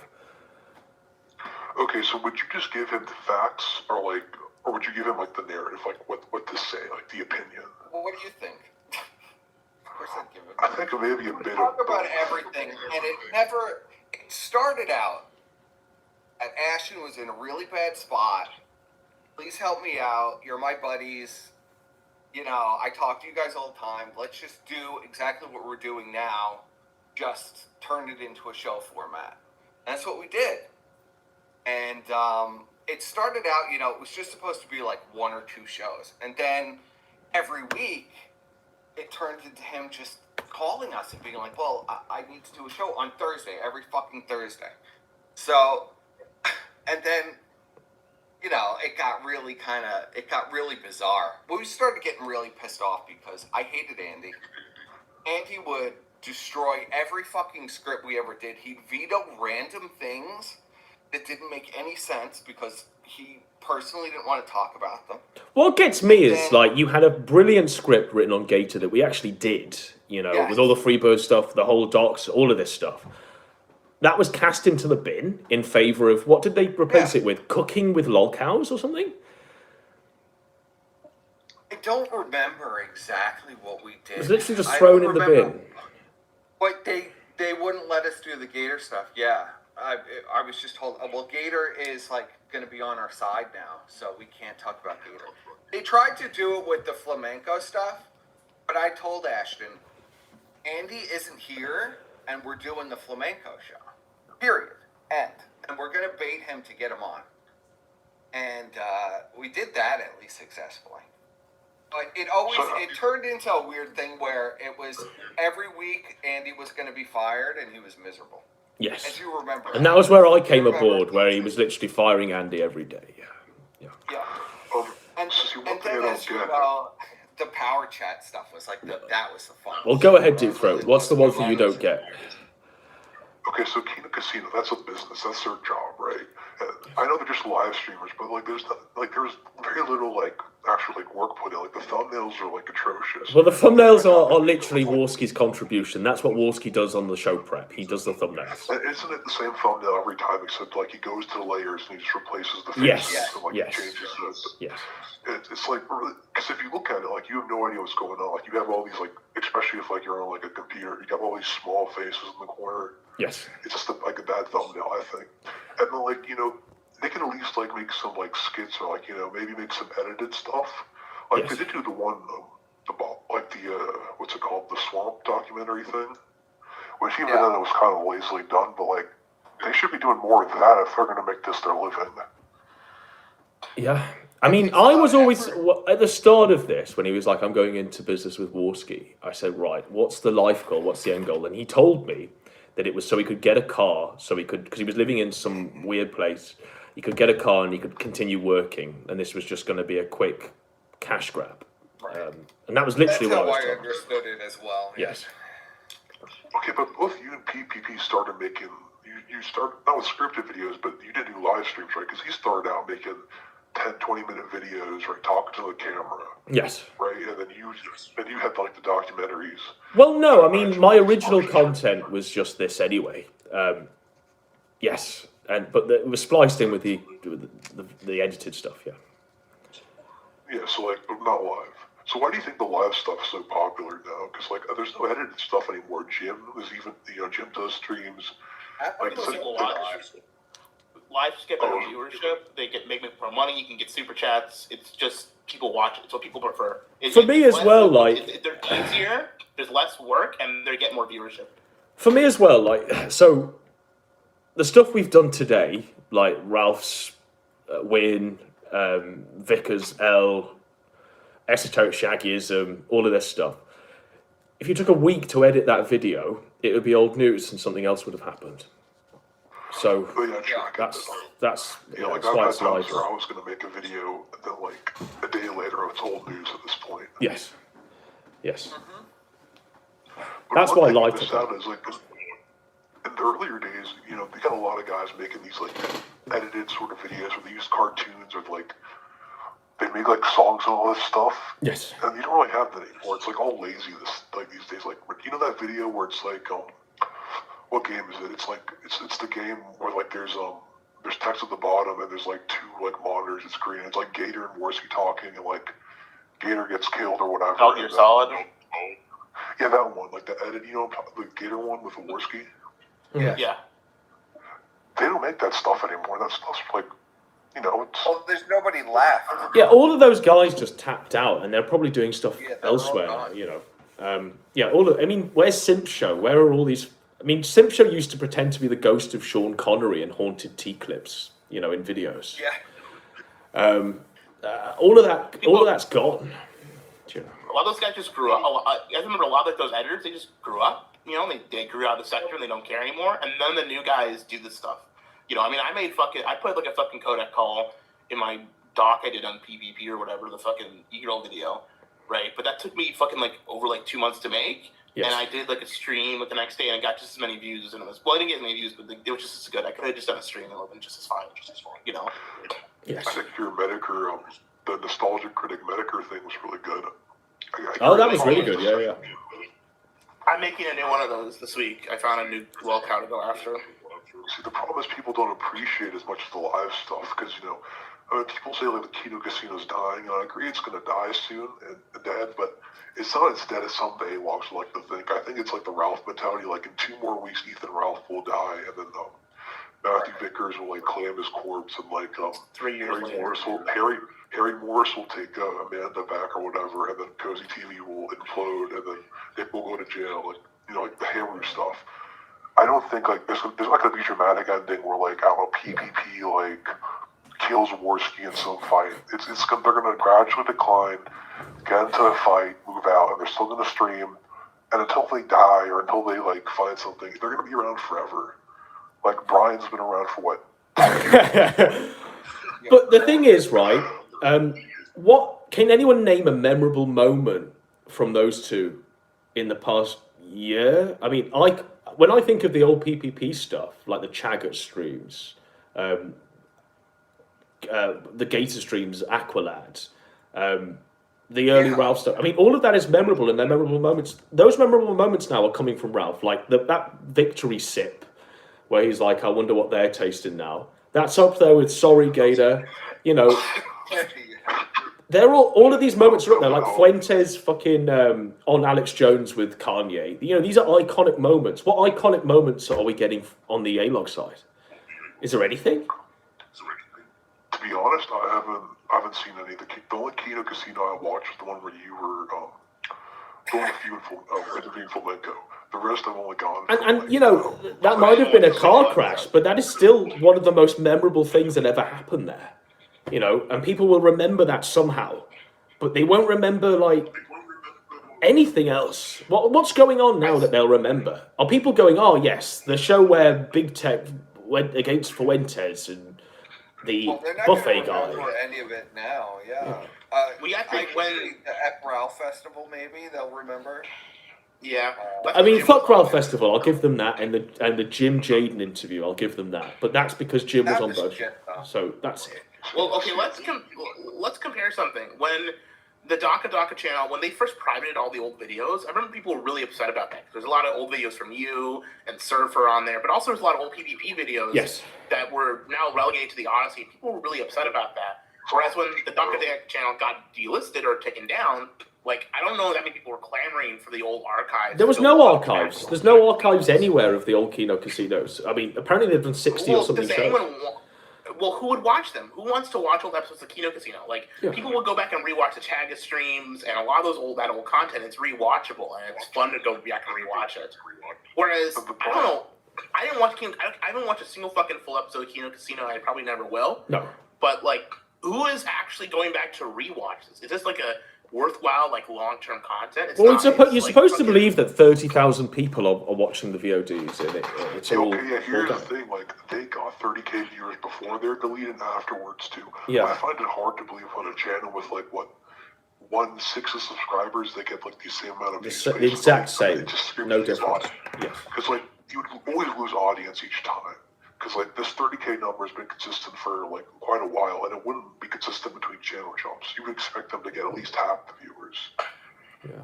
And there's like I say, there's nothing iconic happening. It's wild. It's fucking insane, really. I mean, we've all got videos like your Neat Wizard one, Gahul, and the Golden Guns that we've all done and stuff like this. And A few of mine have stood the test of time. I can type my name in and see stuff that I made like 10, 11 years ago that's still being archived and posted today. I'm not seeing that with the Kino Casino or anything that they're doing currently or for the past 2 years, nearly. Well, you know what the problem is with the Kino Casino. There's like 5 different problems that they have. One is they take a 3-minute clip and they could make it like 30 minutes. You can't do that because you don't have any continuity in the stream. Nobody even knows what the clip that you're actually watching. I understand that, but those, like, let's say the Chaggot streams or the bait streams, you know, that they were like 12, 15 hours long. I think Mr. Beast Corporate makes a good point. The streams are like 10 to 12 hours long, and they're in higher quality than yours. So it's like the amount of like space they take is far larger, and when you make so much content, like they were making at a time they're making 2 shows a week for like 7 to 12 hours. Yes. Like when you make that much stuff, it just becomes like it's saturated, it's diluted, it doesn't matter as much. And you're saying the same thing over and over again for 12 hours. Normally, hypothetically, I agree with you, but a counterpoint, the Chaggot streams themselves were 12 hours long, yes, or something like that. Yes, that's right. They were happening. EPP was doing like constant, like back in the day, was doing like constant long streams. Yes. Not of that length, but pretty frequently doing super long streams. Well, he used to A-load the kill stream almost every night, and that would go for hours. Like, you go back and forth. They're not 50 Chaggot streams, right? And Chaggot, like, there was like the book stuff. There was a lot of, like you get a lot of content out of a book. Like the Sarah Ethan Ralph book that you can, you know, if you have a 100-page book, you can get good amount of content. And Chaggot's like a special case. Like, I just don't see, you know, how you can just keep it interesting with like Nick Fuentes is gay. You can't. For the you can't. Right. $1,000 wasn't doing Nick Fuentes is gay. Remember that iconic show where they said Nick Fuentes was gay? I mean, now, in the past, like you were talking about Dick Masterson, Gator, they was talking about random stuff with Surfer. It was like whatever the chat wanted, and you know, like I think one thing that makes like is Godwinson been more memorable is like he leaves for a period of months, he releases a video, and people are going to remember, oh, there's only one Godwinson video this year, or like there's only one Medicare video. If there were like 1,000, you know, they all kind of blend in together. But I definitely feel like how many Cooking with Surfers were there? Like 100. Most of them were exactly the same, but those that stood the test of time were like the pork chops one, the right. You faggot. Yeah, I mean, iconic shows. Do you know, iconic shows that... I mean, yeah. And none of that is here now. None of it's here. So, I mean, it doesn't matter about how long you go for, I don't think. You can have hundreds of shows, but it's about the ones that are iconic, do you know? I think what makes it iconic is like it's not like a job. It's not like he's checking off a list. Oh, we have to do this or that. Yes. It's like it's long because it's organically long. Like that's how much it needs to be. Well, but a couple of dudes is organically long. It's not just noise, though, Adam. It's just what they're doing now is just noise. It's not actually. They're not actually saying anything. No. Well, there was noise back then. You could spend an hour on a clip that's 3 minutes long, but you have to say something that's compelling. You just can't have Andy screaming in the background, saying Medicare masochist, and then render unto Caesar. Then them plugging the gum road, and then action goes, you know, oh, Nick is gay. You know what? Clearly gay. Says it 10 different ways, and it's like I have a fucking bone to pick with their goddamn gum road. Okay, because I looked at some of the leaks from that when they were uploading there. Yes. Like, they're literally uploading, and I complain about this, and I don't know what the fuck, why it's okay, but eventually it's going to catch up to them, I hope.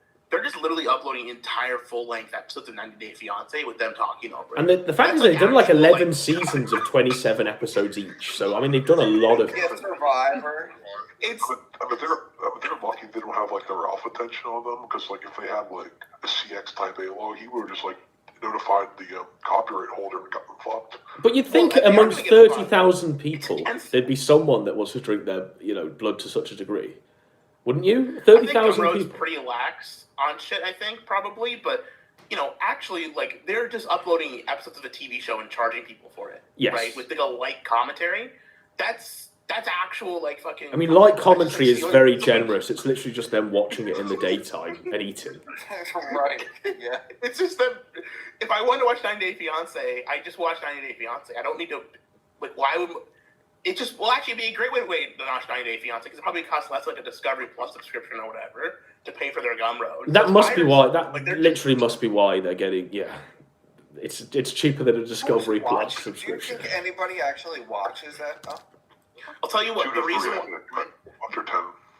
reason why they're doing 90 Day Fiance and shows like that is probably because either Andy or PB has a girlfriend, because 90 Day Fiance is 100% a woman show, show that absolutely women like. Well, the reason they chose it was because women watch. The reason they chose it because Warski wouldn't watch movies or anything like this because they're boring.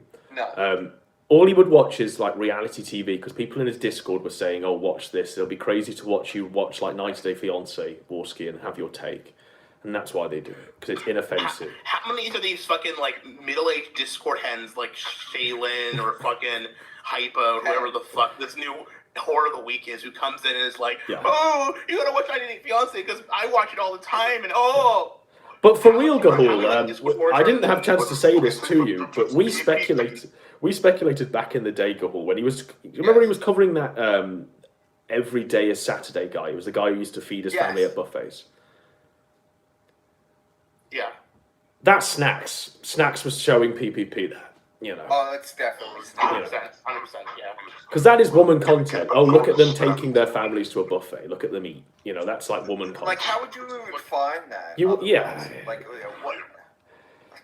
So, that was... Because I haven't heard people talk about her in quite a while. I think there's clearly some kind of split, I think. I don't know what caused it, but I actually don't know. You'd have to ask Ashton. I think she's still around, to be honest. She's still around. He's still dating the pedophile Satanist. Yeah. It would explain a lot, to be honest. Yeah. His hormones are so messed up, he basically is a woman. Yeah. Basically, let's be real. PPP is like basically a woman at this point. Like, come on, guys. Well, there is some kind of womanly behavior going on. I was taken aback by the level of like weird mind games with the Warski. I mean, Adam, you know. I mean, it was just weird. Like, why would you lie to these guys that are helping you make this money? Like, what is this all about? What are you making up all of these crazy stories for? Well, I mean, let's take it back here, okay? Yeah. What's the real like actual cause behind the Surfer breakup, right? I mean, there was the whole issues with them talking back and forth, but a lot of the root cause from that came from the fucking like New Year's shit where Action got mad at Surfer for exposing the Irish tranny and having two e-girls. That's right. The Irish tranny. Yeah. That was that pissed Ashton off. I'm sure he was fucking pissed, really upset about that. I mean, I knew about the Irish tranny, and I said, "What are you doing?" And he was like, "Look," and he sent me videos of her topless, where she's saying, "Hi, I'm verified. This is hi PPP and shit like this," and sent me another video of where she was like surrounded by plushies and shit in like in a house, and she lived in like Manchester, and she was Irish. PPP Christian preacher. I don't know anything about any of this. Right. Whoa. So, all right. Well, there was that. And I was like, all right, whatever you do, we'll keep it as like a Penn and Teller thing. I don't give a shit what you're doing. Just keep it away from me. That's fine. Well, and then, I told Ashton immediately. I don't want to know anything about it. And then we do like up to that. Around the same time, there was a schizophrenic guy who'd written like a musical for us to all star in. Yeah, the Christmas album, right? And then that's where he wheels out this other one. He's like, "Oh, I've got this person who's going to operate my OBS. Yeah, Snacks. She's called Snacks." And at that time, Snacks was like someone who I knew from Turk February's Discord. So Turk February used to like come and play random actors for us in various things, in fake interviews. So I knew her from there, and I was like, "Oh, that's the mod in fucking Turk February's Discord, right?" Anyway, she comes on this thing, does this thing, and then it's weird. It becomes weird. I was like, "What? Why is she calling you Ashton? Who is she? How do you know her?" And he's like, "Oh, I've lost interest in the Irish tranny. It's all about the Louisiana succubus." I didn't actually know she was a Louisiana succubus. Yeah, we heard nothing from that, and I was like, right. All I said to him was, she's tied in with Turk, and he went, yeah, it's all fine. She had some talent. Yeah, and then the next thing you know, like she actually did OBS on a few of his streams, but he said it was Brian, but she didn't want to be public. She didn't want her name out there. Brian, yeah. And I said, why doesn't she want her name out there? And I said, bring her into this call, and he was like, no, I don't. Bring her into this call. And she came in and she was saying stuff like, I don't want to be public. I've been online before. And I didn't know anything about the Torba shit or whatever the fuck. And the Satanist stuff. I heard about Order of the Nine Angles on the Gahul video. And I asked him, is this true? And he was like, yeah. And I knew, obviously, like she was sending him like paraphernalia, as was the Irish tranny. But she was sending him like Nazi paraphernalia through the post. Hence, like the snickerdoodle, like thingy-majigs and stuff like that. Yeah.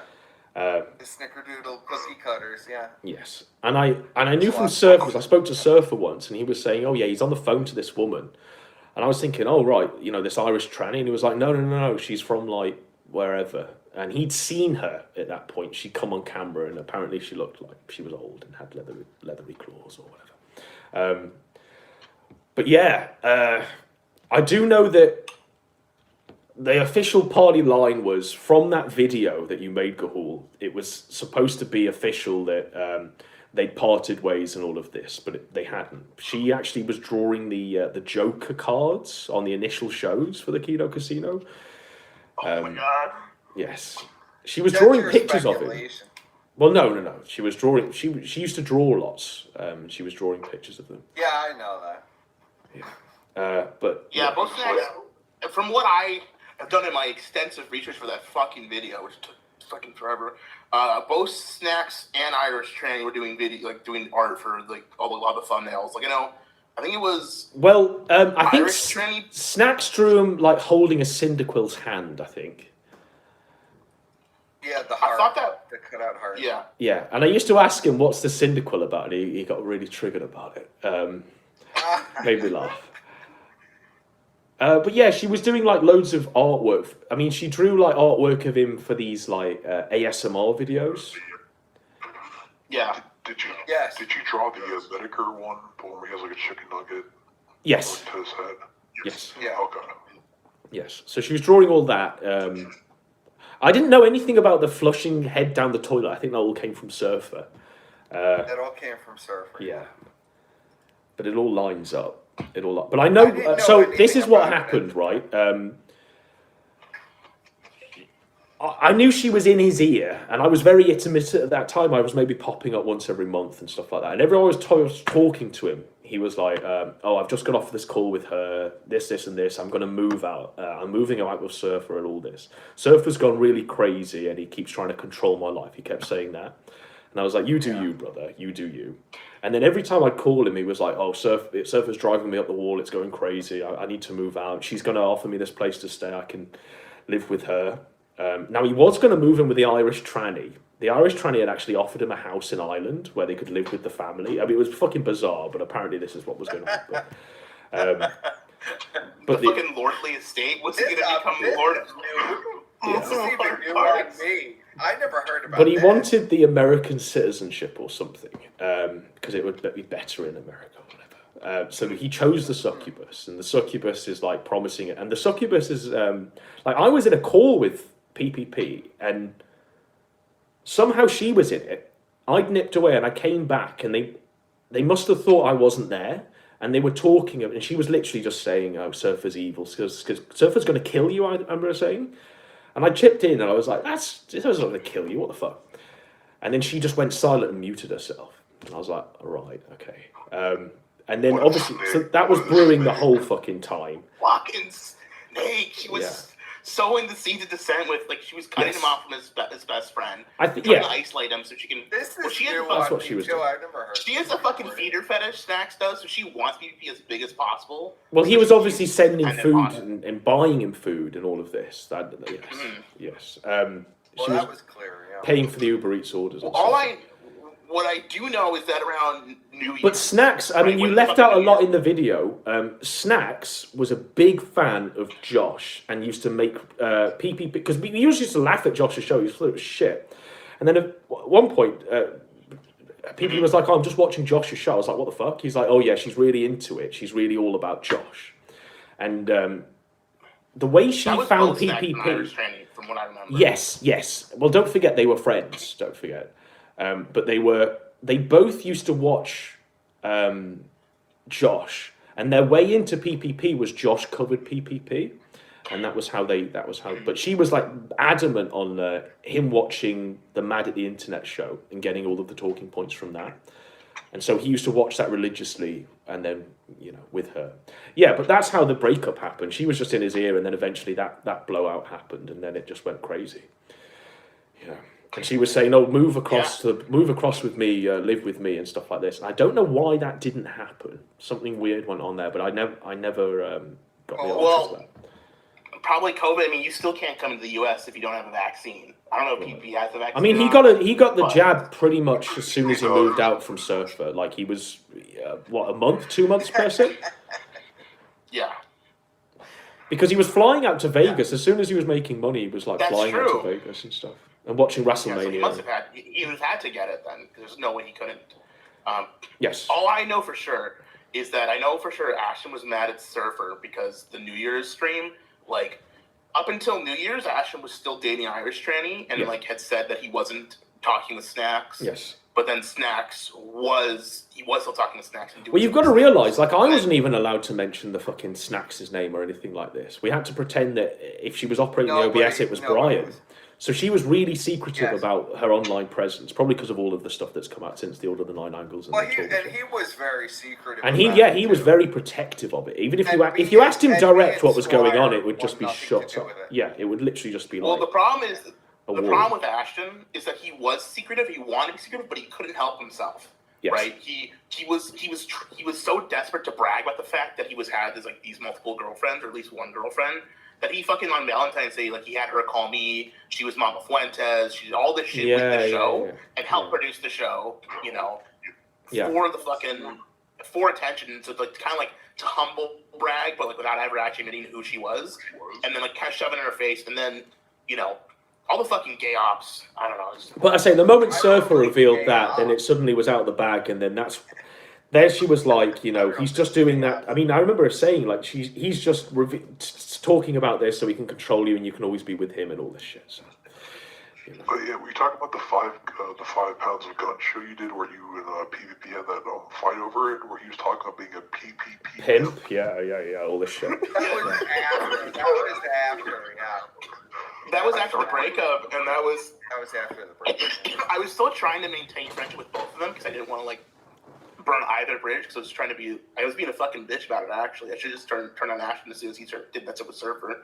But I didn't really know what the fuck was going on, so I didn't really want to judge too much. But no, the guy just.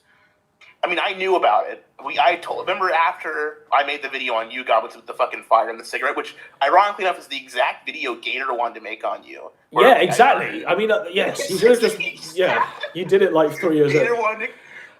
Gator wanted to make my exact videos I made on you, which is retarded because mine didn't work. You and me and Ashton all got on a call and we kind of squashed the beef, and I said, hey, this snack stuff is bad. I'm gonna go after her because she's being a fucking e-girl bitch. Yes. It's not good for the fucking show, not good for anyone. Yes. And I told him about it, so he knew about it. But if you remember, he was just very against the whole idea. He didn't say a word. He didn't say a fucking thing about it. He was just quiet. He wasn't paying attention, but he was clearly just fucking distressed about it. When you left, it was all about,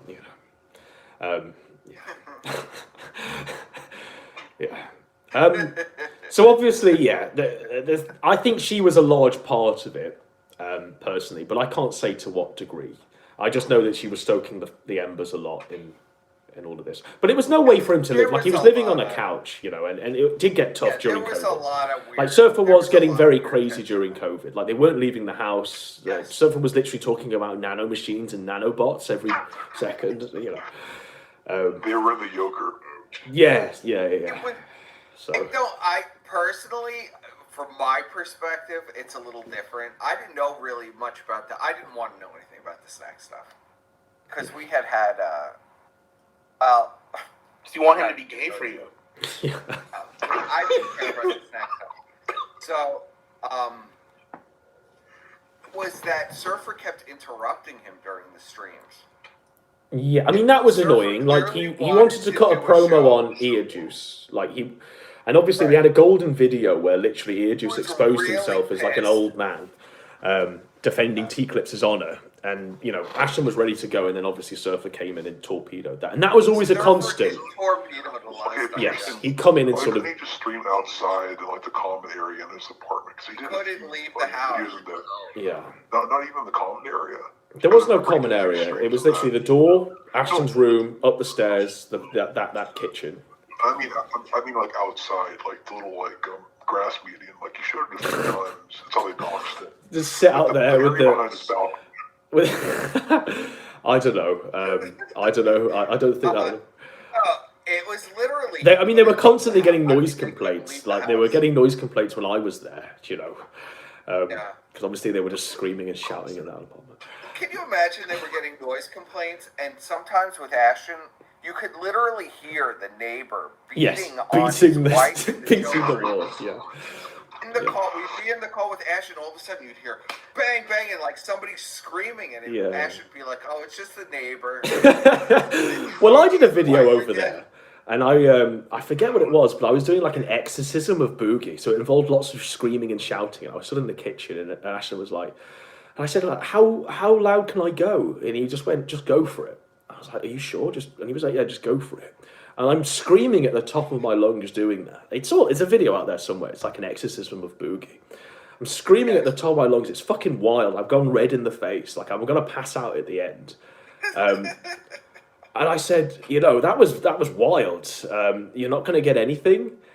So sure as shit, there's like a knock at the door, you know, and it's some like Pajit going, what the fuck was that? And Ashton's just like, you know, I live here as well. Or he says some bullshit and he just makes him go away. And I said, how often does that happen? He's like, almost after every fucking stream. More neighbors, you know, imagine being the neighbor to those two. A golden age. A golden age. We get free entertainment every night. How can you complain? How can you complain we get free golden entertainment every night? Just on your fucking board. This Indian man's like wondering who Ethan But no, I mean, because when I was there for like 6 weeks, I slept in the office on an airbed. And next door, lots of domestic abuse. Like there was a guy screaming at this woman. I remember me and PPP were sat there. We were talking about something. I was talking about a movie or something. We just paused and listened to it. And I said, like, what's this? And PPP like had a whole narrative of what he'd listened to over the past few months of what's been happening, and you know he'd been beating her and stuff. The neighbor next door. So it was kind of fucked, really. You know, so they weren't nice people. So why not be as loud as fuck? Yeah. You know. So they live in like assisted housing, or was it just like a bad area? It was just flats. It was just flats. Yeah, it was garden I see. But outside their flat, there was obviously like a sofa that had been left there for months in the rain and shit. Yeah.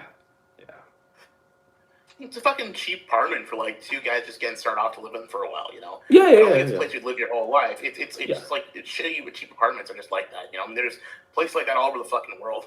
You know, there's plenty of fucking, you know, houses like that, like fucking flats like that in England and, you know, the UK, US. Just, it's not a big deal. The problem is if that's like the only place you're going to live your whole life, that's the problem, you know? Yeah, so I mean, that it wasn't long term. Like, he was literally sleeping on a couch in the hallway, surrounded by bottles, like empty water bottles. That was that. So it wasn't sustainable. So he was always going to move out eventually. So I wasn't really against the idea. His whole thing was, like, he called me that night well, not that night, I think it was a day after, because I had left, like, an emergency bat signal number that he could call, and if ever things went dire, he could contact me and get stuff going and stuff like that. And he said, yeah, it's tough. I just paid the guy all this money up front for rent. Okay, yeah. So he was saying, I'm out of pocket, I've got nothing. I need some money to stay in a hotel room. So I gave him some money so he could stay in, like, a hotel room. And I gave him quite a bit, actually, when I think about it. But then I didn't realise he was doing that to everyone else as well. But he had quite a bit. Yeah. All of that completely forgotten about, by the way. You know. Well, that's all Ivan stuff, I guess. Adam, I don't know. I'm still kind of. Oh, sorry. Go ahead.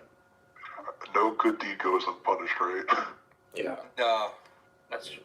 I was saying, I'm still kind of shocked that you guys had to break up to begin with, Godwinson. Like, I kind of figured you guys were like ride or die, like till the end, both of you. I mean, Ashton's totally fucked and like gone off the deep end, but like the Kino Casino was going on for a while before shit went down. So like, well, I mean, so the guy uses that same number all of those months later, and this is like the second time he's ever used it, and he goes, okay. I need you to come. It was something like, I need you to come. Oh no, it was literally this. He goes, because I said only do this now if it's really serious, like if literally you're going to kill yourself or something like that, and just let me know. And it was literally something like, it's over, I'm done. And I thought, oh fuck, he's got to kill himself. Yeah, Something's gone. It's over. It's done. Something like, I'm finished. I'm done with it. I'm done with all of this. It's over. I'm done with all of this. And I was like, oh shit. I jump on a call and he's like, okay, I'm going to fire Warskin. I'm like, really? You've brought me back for this? And he propositions me on what's going to happen. He's got this flamenco show. He's going to fire Warski on air. Warski went to see a catfish. They watched the Batman together, and Warski didn't even get a kiss or something. Yeah. And Warski wasn't even allowed to stay at her house. He had to like stay in a hotel or something. Rent a hotel. Yeah.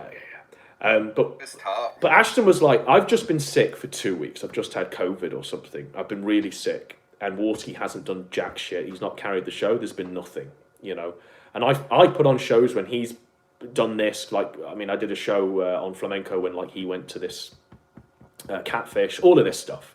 And this guy's giving me nothing, and he just demands everything. He's saying he's in the gym 12 hours a day. He's just doing nothing, no prep, no work. He's just turning up and expecting me to have everything. And I said, okay, well, I'll come aboard then.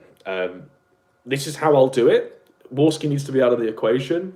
We can still make money if you want. We can do it this way. Yeah. I'm going to fire Warski at Stripe. And I said, right, okay, so the only way you can prove to me that this is going to happen is if you give me this 500 as like a deposit. And I need the money up front, and then if you go back on it, there's the 500 there. And then he came back to me the next. Well, we did the show with Warski.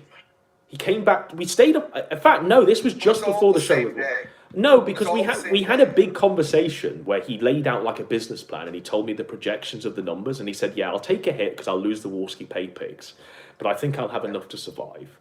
I said, okay, that's fine. But he laid out like a full business plan of what we were going to do. And obviously there was going to be... He wanted to keep the Kino Casino, even though I was like, this is a shit show. But I wanted to do like an IBS show and bring back some sector stuff. Bring back some edited stuff, do some solo things, bring back This Week, and just do it properly. And then obviously he didn't fire Warski because he couldn't.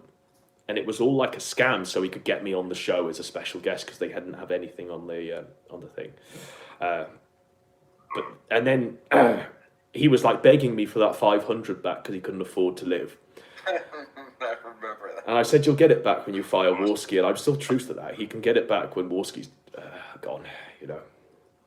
That's all it was. I think he actually. So yeah, we were going to bring back the Kinodrome. I think he was serious, and then he got cold feet. Yeah, he got cold feet. Personally. Yeah, he got cold feet. I personally want to see the return of the prosecutor. Either that, or he was lying. He brought you back to convince me and Squire to stay. I mean, there was something going on, because like I said, that was a number that you told him not to call unless something would think. And the way he worded it was literally like he's dying or something's happened where he's going to kill himself. Well, he was having a mental break. He was having a complete mental breakdown. Yeah, so that was how that went down, So that happens. He doesn't fire Warski. I sit then for like a month listening to him every day, beg Persip on bended knee to write his show for him. I'm saying to him in private, like, what happened? You used to just write the show yourself. Like, what the fuck's going on? He's like, oh, well, I need to do it. Warski's in the gym training for this fight. Okay. And I said to him, like, what you need, bro, is a break. Just let Warski carry the show for, I said, a week, 2 weeks. Come over to England. And what I'll do is that 500 that you gave, we'll put that, and you can come to like, we were going to go to like Cambridge and do, I was going to show him like the uni and stuff like this. And I said, this will be a great break for you. You can reassess, and it would probably be better if we're in the same country. We can talk about getting rid of Warski proper and all of this. And he was really on board with that, to the point where he planned out what he was going to do, and he was sending me like the flights and stuff like this. And then he's like, all right, I'm going to tell Warski this is what's going to happen. He goes to Warski, he comes back to me and says, Warski tells me that if I do this, he's going to do the show with Pod Awful while I'm away. So what we need to do is we need to find a way that I can do the show whilst I'm in England. And I said, bro, we're going to be like in a... I mean, you're not going to be at mine. I'm not going to have you streaming from mine. We'll be in like Cambridge, and, you know, it'll be like a quaint English holiday. And I can show you some sights around England. And he was like, no, I'm going to need... he's like, bro, I'm really going to need like somewhere that I can do this show. Otherwise, it's going to be Jesse. And I said, well, who gives a fuck if it's Jesse? And he said something like, well, if it's Jesse, I can't go. And so there was some sort of weird power move where, Jesse was in play. Borski just brought the name up. And then, he refused to think of that. I mean, that was still in the air. And the last message he sent me was, what about Cambridge or something like that? What about the holiday? You know, that was after I put the video out. But I told him, like, if this is what you're going to do, I'll do a video, of course, and I'll cover this. And it was just, you remember when he was doing the power chat thing? And he said, I'm going to do power chat. I gotta forget. He said, the way I'm going to do power chat is I'm going to do it like, we'll just bury Josh. Right, sure, fine. Josh is an easy dunk. And then he said, I've got Dick Masterson, new Project 2 is coming back, and I'm going to use that as the smokescreen, and that's going to bury power chat.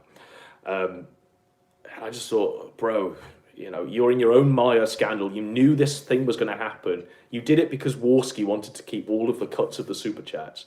Everyone told you way before that power chat should be dropped, and it's going to bite you in the ass, especially if you're going at Baked Alaska and all of the American First guys. So, and then obviously, the power chat scandal blew up, and then they just couldn't deal with it. And then we put the video out, and that was how that happened. Yeah. Yeah, I remember that all very well. Yeah. Yes. And then I don't know what happened with... I don't really know what happened because obviously all of this happened. Ashton and Warski doxed me. Godwinson is 4 things. Iconic moment from Warski. And then flash forward, Persip is the co-host on the show. I know, you hold that against me so much. I don't know. I didn't see it, Adam, as being, you know, I know you saw it as a betrayal. No, I didn't see it as a betrayal. I just saw it as like, first of all, does he not have anyone on the Rolodex where Persip has to come on the show and be the co-host? No, he doesn't have anybody on the... There's no Rolodex. Yeah. Well, and, tough. You know... And obviously... He begged me to do the show with him. Yeah. I was in that was a real rock and hard place. Yeah. And I know he cried and shit like this, but even so. I know. Well, what do you expect, Godwinson? If a snake's going to do what the snake's going to do, which is how Persip is. It's part of his personality. It's okay. You got to know going in. I was still talking to Adam the whole time. Right. But I know he saw it as a betrayal. I do feel bad about that. I thought I was helping PPP. I could see where everything was going. And I sort of wanted to bail him out before this happened. It never worked out. Oh, maybe you should have venerated Caesar more and donated more to him. Render unto Apollo. That's what you should have done, Percy. Render unto Apollo. Well, I was only paid. I never gave any money up, so... but obviously, you didn't give up your valuable time. I mean, I know that he was DMing you and sending you emails you know, anytime there was an interaction with me, Persip, you were getting the wrath of Ashton, where he was like unblocking you on Twitter, sending you a screen of DMs, and then blocking you again, and then doing the same thing over and over again, and writing emails. And He shit. was really angry. I think he was more hurt at your betrayal than he was at mine, for real. I think that's probably true. Yeah, I mean, because with me, he knew that most of it was just content and business and shit, colleagues. With you, there was some extra. I don't know. He lost his gator. He lost his gator. Yeah. Fuck you, Adam. Well, he lost something. He lost something where I think with PPP he lost his writer, and that was what pissed him off. And when he thought you were writing for me, he thought, okay, that's it, you know. And I think that tipped him over the edge, which was why he was sending all the screeds and blocking you and stuff like that. He lost his brother. He also lost his lover. Yeah, that's the truth. But I will say that he did wish me a happy Christmas and sent me a good message over Christmas. Bastard. I think Persip got shit in the mail for Christmas from people. Yeah, he's so Just mad a at lorry me. load of shit. So That week was such a shit show. We were trying to do that show. He knew my car got totaled like 2 days before. I was literally at a stop sign. I got rear-ended, and my car was completely totaled. My whole life was upside down, and he didn't put an ounce of effort into that show. Not even a drop. Well, that was, I should have expected that. That show was a Okay, struggle. that boy's asking a question. He's asking, will a PPP redemption arc ever happen? Well, do you think a PPP redemption arc will ever happen, Deep Throat? No. No hesitance. Well, for you, there was never he was always a piece of shit scumbag. So, yeah. I mean, that's true. I mean, I remember actually in the really early days. T-Clips clipped this actually years ago. His first appearance when he was like wearing the black suit and he had like the African mask and all that on his wall. Yes. Where he was talking about Sargon and whatnot. Yes. Sargon's Kitchen was a great video from back in the day. He was like he was unpacking items in his kitchen and going, "This is me salt," and he was doing like Sargon's voice. You know, "This is me pasta." The toothbrush review. The toothbrush. That was a great, Surfer bought like a $500 toothbrush or something. Yeah, that was a great video. Yeah. So go on, Deep Throat. What was? You remember him like? See, I'm trying to think. It was such a long time ago. But his bit on V was pretty funny when he talked about V. Like he had a certain like a really weird edge, but like not a Ralph way. He would just like in a monotone way just say like the most like hard stuff about people. Yes. And it was like the contrast between this guy in his suit and like his house with all these weird like decorations, just talking about me and like how he wants to put him in the grave. Yeah, it was good. It was good stuff, But I don't think there's a redemption arc in this. I think he's a completely different person to that person we remember. I mean, he says himself. I mean, he said to Jim in his confession to Jim. Remember that bizarre interview where he says, "I was freezing in the cabin and all this." He says, "I've changed. Yeah. I have changed as a person. I'm no longer what I used to be," and I believe him. I believe he's changed. Yeah. I can't believe Jim just let that slide. Like, even for me, I don't like him, but like, I at least expected him to say something. Yeah. Yeah. No, Jim was going to sweep it up because it was convenient. I don't know. I'm going back now in my mind. Going back in time here. And the power chat shit was really... Remember that night?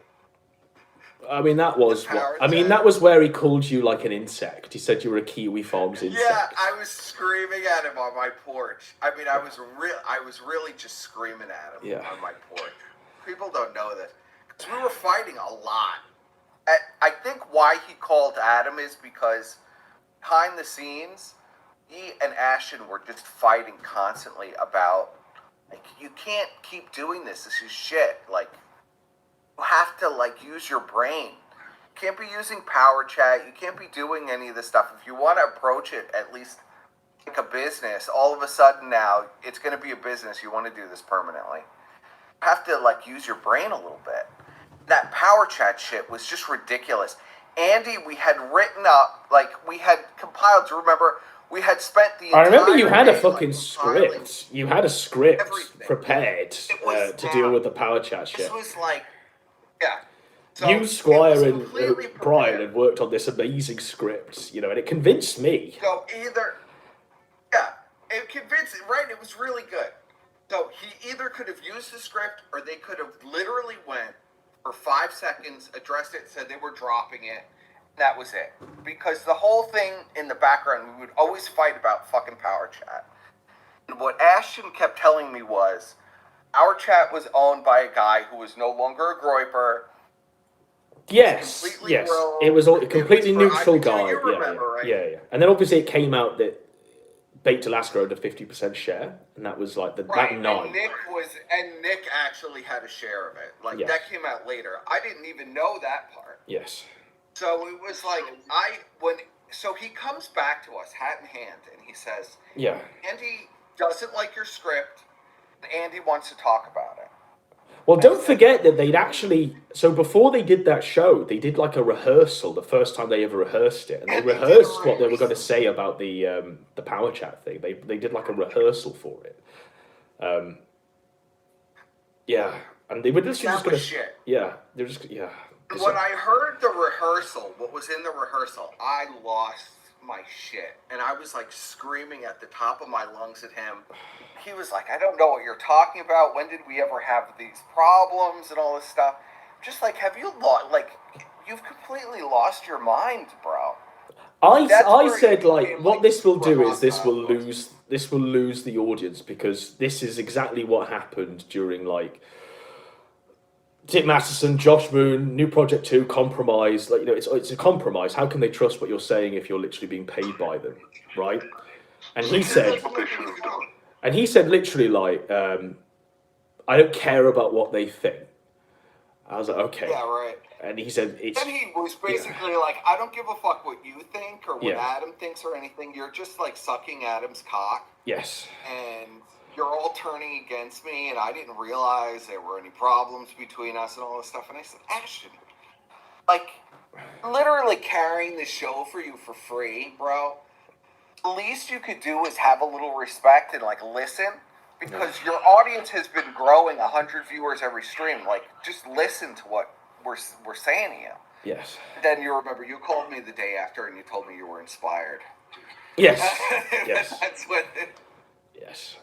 I do remember that. I mean, yeah, that power chat thing was wild. I don't know what the fuck they were thinking. And then after that, they did that Russian pay site or whatever. Yeah. What did they expect? Dono alert. That was the follow-up. Yeah. Yeah, Dono alert or some shit. That was the follow-up with an even worse, more sketchy one. Yeah. Right? Like, Josh used that too. Yeah. But I mean, do you remember we weren't allowed to talk about it because they chose it specifically because Josh chose it, so that meant that Josh couldn't talk about it, which was actually kind of 4D chess, and that would have paid off had it not just it just completely blew up in the back, because they hadn't quite buried the power chat scandal at all yet, so they just had two in the mix where it was all blowing up. Right, it went from one being sketchy to then another one being also sketchy. Yeah. It cascaded. The other one, if they had just dropped that first one that Josh used first, probably wouldn't have gotten noticed. Like, no one would have given a shit. Yeah. But because it went right from one to the other, it's like... well, Andy had lost... So, he had everything prepared, right? And all they had to do was even play the Josh... script. Yeah. Josh's whole thing. The whole point was like, I think we were just saying, just let Josh speak and address what Josh says. Right. And the whole, you know, because you can't ask for better. I mean, I said to him, you can't ask for better opposition than this. It's like literally having having a great argument. You know, something that could literally bury you being conveyed by Josh. You might as well have it be conveyed by Cog or something like this. You know, you have it conveyed by a literal fool. Do you know what I mean? It was a God's gift. And I said, all you need to do is just play the clip. And then obviously Ash... Exactly, right himself. They were against playing the clips, which was bizarre, you know. Andy said, what did he tell us?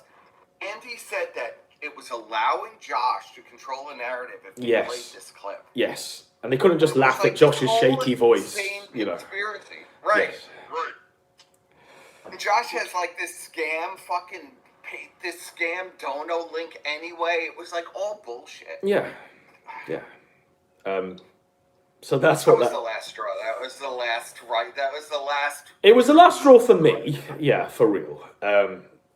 Because what that meant on a real basis, it wasn't necessarily the Power Chat show. I could give two shits. Who cares if they're on Fuentes' payroll? Whatever. Who gives a fuck? They're idiots anyway for donating. It was that he let. I mean, I remember we all watched it live. Me, you, Bry, Squire, I think Blackface Kermit. We were watching it live, and we were literally going, "Oh no!" in certain moments where it was so bad. They were stuttering over themselves, and they were repeating themselves. And one of them was like rocking back and forth. And Andy had literally stepped forward, and he goes, "Ashton, let me explain." And he puts a serious face on and fucks it up as well. And we all screamed no. Yeah. Simultaneously in the car. And what got me is that he just rolled over and let Warski do it. You know. And I said to him the whole time, this is Warski's mess. Warski had Power Chat way before you joined the Kino Casino. This is Warski's mess. All you've got to do is do what he did with you and Flamenco. Sit back, go to Andy. What happened, Warski? Explain yourself. You know? Exactly. That's all he had to do. Explain yourself and let Warski fumble the ball. People would have gone, oh, it's a retard. Let's laugh at Josh's shaky voice and move on. Instead, he didn't have the balls to go, Warski, explain yourself. And that's why. You know. So, the guy in chat, Jay Ulysses, he's asking, what do you think Jim was telling Andy what to do with the payment methods? And I also asked, do you think PPP was getting advice from Jim? No. Because I'm not sure if you mentioned that. No. Okay, so they're never in contact? They were in contact in Twitter DMs, and I'm pretty sure they must have paid Jim to sweep it up for them. Well, I mean, they were paying me. It's gotta be right. I mean, they were paying me, so they paid Jim, and the evidence that bears that out, it became apparent that Jim was reading from a script. Can you remember this? He was reading talking points from a script. And I've actually mentioned that. He mentions a post, and PPP knows the post is he's mentioning, even though the thread's like hundreds of pages long. Yes. But even Jim knows where he is on certain talking points. You know what I mean? It's they're reading from something, and I imagine they just paid Jim to do it, to sweep it up. You know. How much you think they paid him? Probably if they paid Godwinson $500, they probably paid Jim. Oh, for real? You know. For real. I don't know. I don't know. I don't think Ashton anticipated that Jim was going to sweep it as hard as he did. I don't think he anticipated that. Well, it depends on what Jim got. I imagine Jim got a fee up front and a cut of the super chats. You know.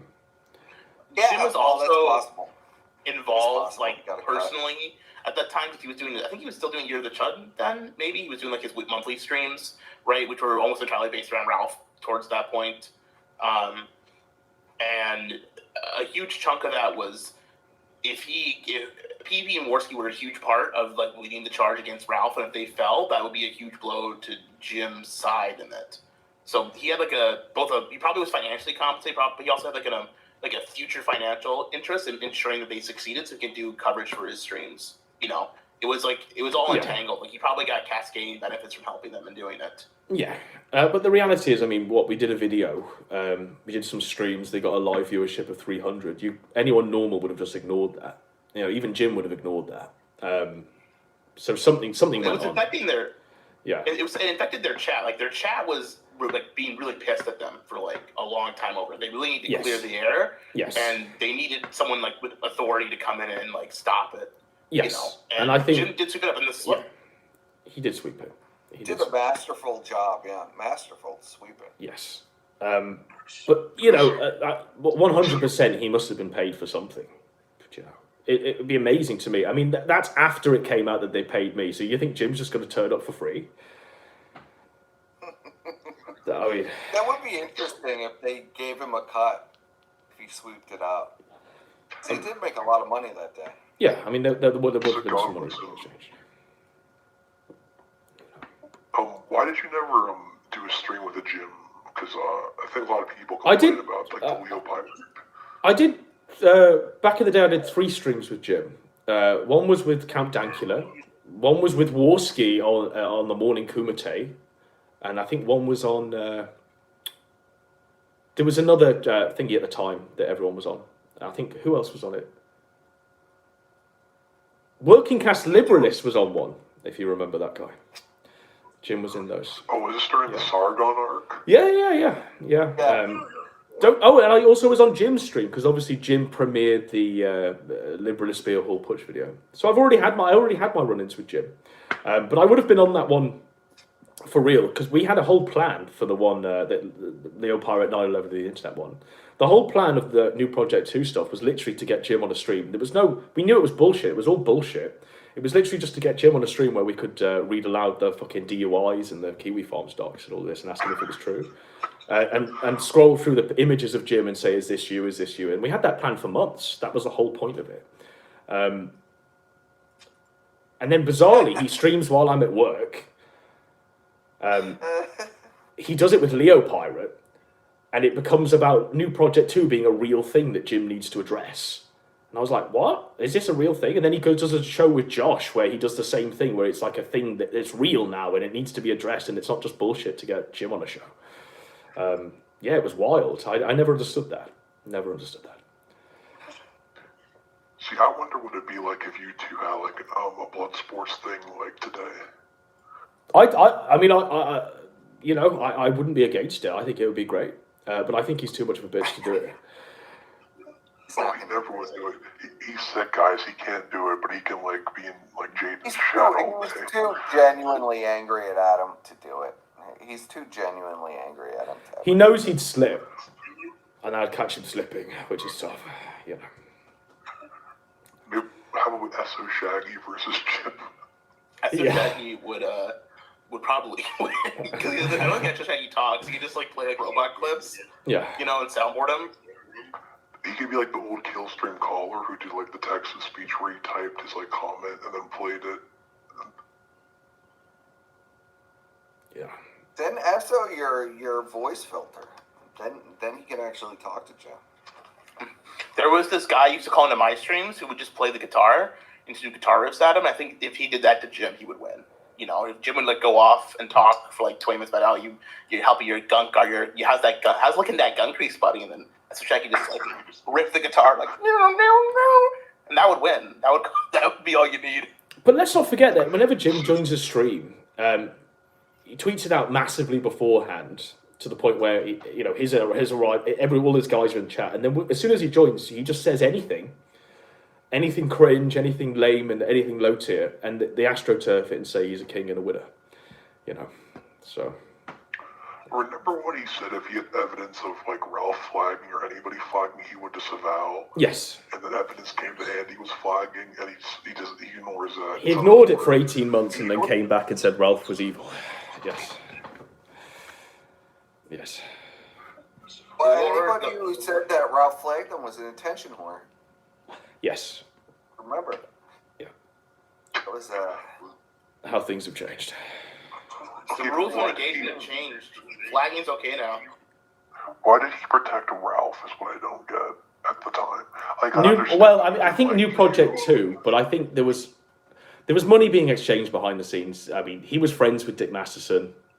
They were all friends together. I mean, Jim was their friend at one point. Ralph will even say that Jim made me about 50 grand by appearing on my show and all this sort of thing. So I think they were just friends. Was the regular guys. They were just friends. And obviously, I think Masterson must have had Jim's docs way before he was docs because of the New Project 2 stuff. And so Jim was a bit hesitant. I think Ralph and Jim, had known each other forever, really. Yes. Since the beginning of Gamergate. And don't forget, obviously when Jim snaked Ralph... Ralph's first thing when Jim snaked Ralph was literally going all in on Jade. And then Jim was going, oh, she's an innocent, defenseless woman, yada, yada, yada. But Ralph had a lot of shit on Jade that we didn't know about.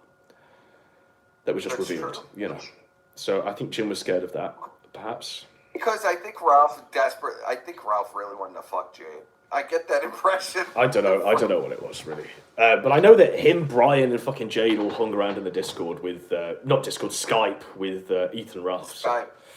Yes. There's an old video of Ralph like yelling at Leo Pirate, and I think Mr. Medeker commented on it, like 2015. Yes. And he was just like, lol. So I mean, he did know who Ralph was, like, during the entirety of IBS. Oh, of course, yeah. Way before. They were personal friends way before. Well, they would talk prior. Well, they coordinate Gamergate, wouldn't they? I mean, don't forget, Ralph was like a journalist in Gamergate. There was none of the redneck fella in Ethan Ralph. He was literally just a journalist in Gamergate.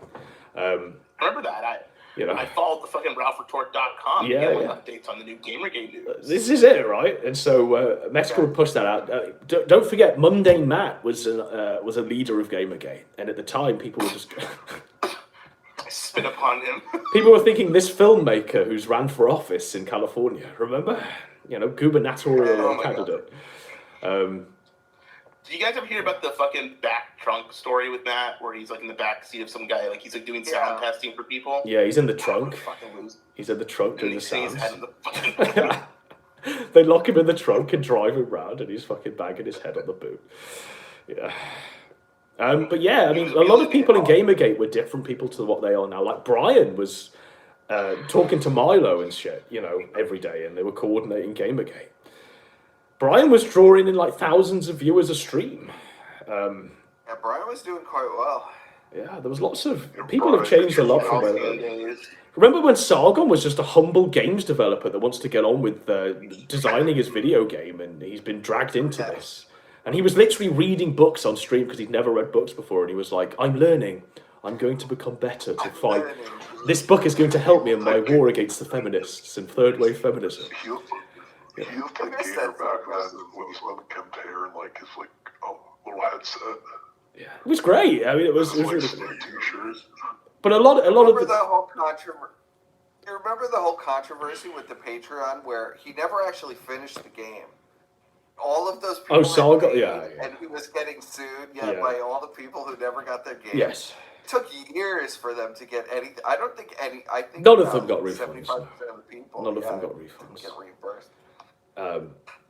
Yeah, and don't forget, Kraut was like a scientist during Gamergate. Yeah. Warski was like a comedian, like a mainstream comedian. There was lots of LARPing during Gamergate. He was a TV actor, right? A TV actor, TV actor, Andy Warski, that's right, yeah. We had those filmed. Halcyon Of course, days. Gonzalo Lira, Coach Redpill, was also a filmmaker at the time. He was an accomplished writer and a director. I'm trying to think who else. It was literally the only thing that remained consistent during Gamergate to the present was that JMK was a crazy ass motherfucker who was like swatting and demanding people's heads. So he remained consistent. Stayed true. JMK used to stream with a guy called The Devil, and the guy would have a voice changer like Deep Throat here today. And he had the Devil from the Tenacious D video? Yeah. That was his avatar, and he was like, "I am the devil." And him and JMK would like argue constantly, and he'd be arguing with literally the devil, talking about Anita Sarkeesian and how we should. I mean, I haven't thought about that in fucking 10 years. That's a fucking flood of memories. Holy shit. But the arguments used to be about. You'd have JMK arguing with literally the devil about. The devil was moral fagging him on not beheading Zoe Quinn, and JMK was like, "We need to swallow all of them. We need to destroy them all." And the devil was like giving JMK the walk back. That was such a great content. That was 10 years ago, and if you put IBS starting in 2018, it's been 5 years. Yeah. I mean, it all starts from Gamergate, really. I mean, before that, it was Skeptics and Skeptics. I remember some early IBS stuff in 2016. So it was before Trump got elected. There was some early IBS stuff as well. A lot of stuff with Brian. Yeah. Oh yeah, Warski Live was in 2016. Yeah, I remember. Well, Coach started a lot of the IBS. I mean, Coach was pretty much the start of the IBS stuff. It started with Kraut, and then it was the Sargon IBS thing with Spencer. But it was mostly Kraut beforehand, and Kilroy in the JF and the pregnant fish and shit like this. You know, that's what kind of started it. Because, I mean, we forget now, but Brian had doxed Coach Red Pill on Kiwi Farms, and it started this massive thing where Sargon knew, and yeah, Sargon recorded Kraut on a hot mic and released the recording and said, yeah, it was wild. And Kraut was just out there, just outlandish. Remember when Kraut was the most insane man on the internet? You know, I remember. Yep, I do. Yes. Yeah. Remember Jim had him on? Yeah. They were talking about how all Kraut's sexual fetishes, hooking his nipples up to a car battery and... But it all stemmed over the fact that Coach Red Pill was purer than pure, like whiter than white, and how dare they dox Coach Red Pill? Coach wasn't a scam artist, he was an economist. Yeah, he was an economist. Sweet. But you got the book Wilshire Boulevard, right? Yeah. Yeah.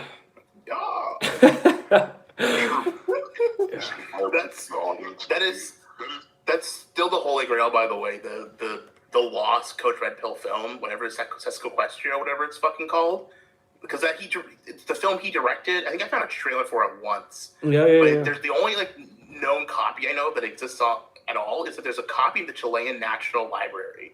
So the only way you could get and watch this film at all is to go to Chile and go to the library and rip that DVD. Because right now there's no other way to watch it online. Yeah. That's it. Okay, that's a challenge to the audience. The Chilean Aeons go get the film for us. And then in like a matter of 6 months, Coach descended from... Because Coach used to wear a suit and used to do all of the drone footage and sit in his thing and talk about... I mean, the novelty of Coach was, Kraut and Sargon and talking about this, and he'd be talking about it as though he's on CNN or something. And then... I love the dating. And then over 6 months, he's like in the Ukraine, he's disheveled, he's fucking... got like a fisherman's beard, and he's just talking about how women are dogs and, all this shit. It was pretty great. Pregnant women are damaged goods, He went from a clean-cut guy with short hair, just a complete transformation. That's when he was looks like a different guy. So that's when he announced he was making the videos as for all his illegitimate children that he had scattered all over the globe. These were like diaries for them to watch of their father. And then he was doing the shit stream channel where he was like walking around in Kino filters, Andy Warski's that's where you got in. That's where you got into trouble with Coach. Shit stream. Remember when he was going to make the what's it called, the Knoxville documentary about Warski's fight? Gator told that story where like he was giving his ID or whatever, and then Gonzalo was trying to get a picture of it to dox. Like that's based. When you put a Chad, we got like Gator in the luchador mask, like trying to get a drink, and like Coach is peering over trying to get his real name. Well, can you remember when Coach put that video out, and it was to own Sargon and it was called Two Sargon and the Liberalists or something, and it was literally a video of Coach had hired this prostitute to do a dance, and he filmed it and said, "Success is the best revenge" or something, and it's this prostitute dancing in a hotel room with him. The Ukrainian prostitute. He's like, the camera loves you, baby. Yeah, the camera loves you, baby. Yeah. Work it. It was fucking bizarre. Wasn't she dressed like a pirate or something? Yeah, she was dressed like Captain Jack Sparrow or some shit. Yeah. Yeah. He must have been on something. I imagine acid was the inspiration for that one. We're definitely on some fucking drugs. There was something wild going on there. Does that still exist? It was privated, and I think his original Coach Red Pill channel got taken down because he was, after the Russia war started, I think a lot of his shit got taken down. Yeah. But that channel, that actually was maybe on the Gonzalo Lira channel, like the separate one. It might still be up.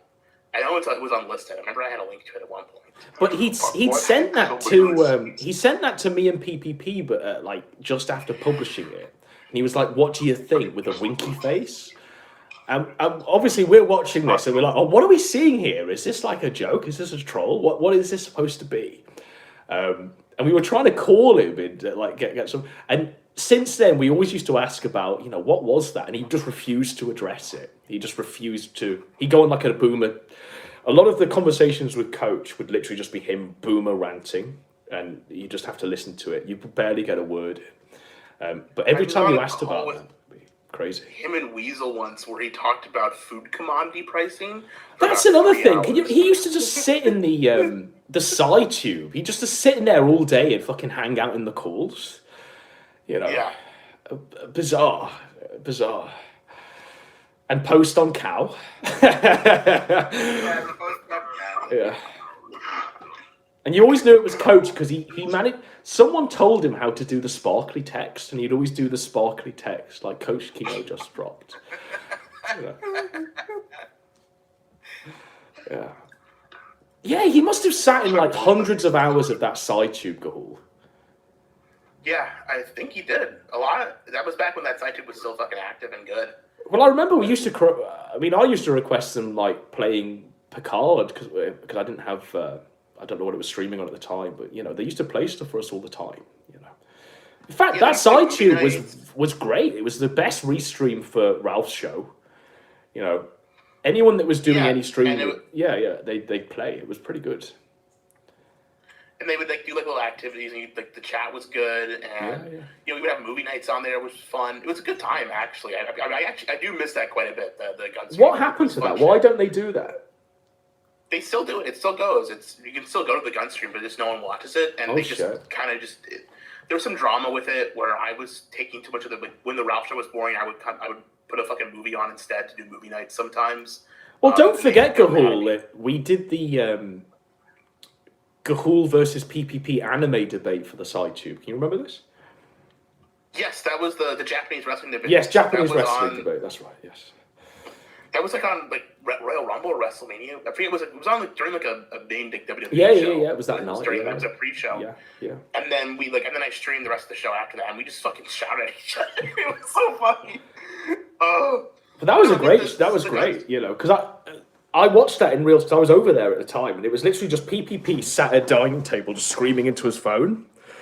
And like me, Croc, and Japanese wrestling. Yeah, me, Croc, and Surfer were getting really, really high. Like we were just smoking. We were just watching PPP, and we were like, "This is wild." He's just screaming it because we couldn't see you. We didn't know who you were like thinking at. And Croc was like, "What's he doing? Who is he talking to?" And you were on camera on the side tube, and then you had like anime posters behind you or something. But you were wearing a suit, Gahul, I remember.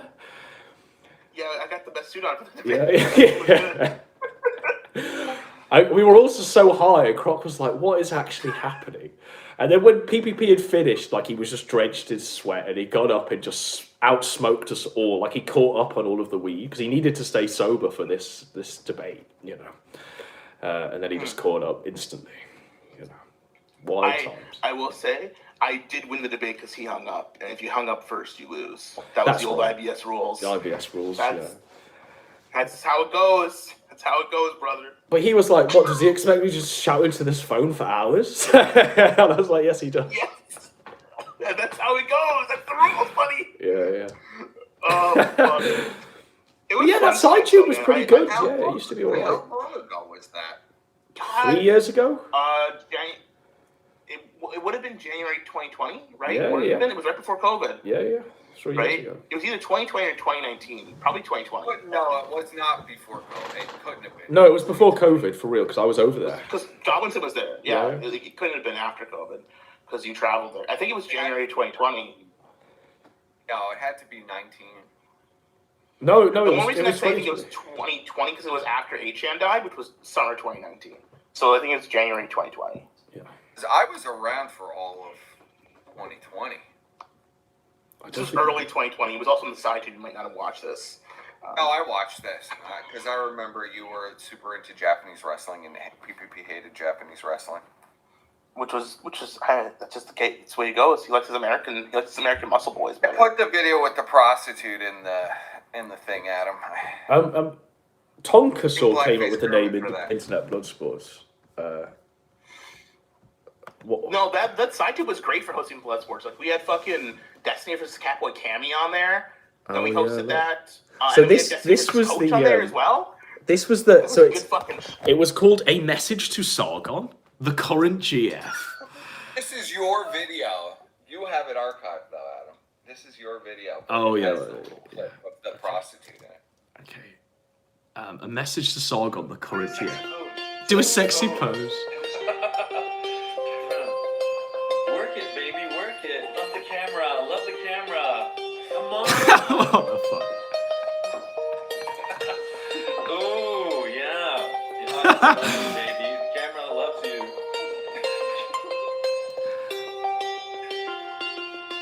The camera loves you, baby. And then this was the poem he wrote.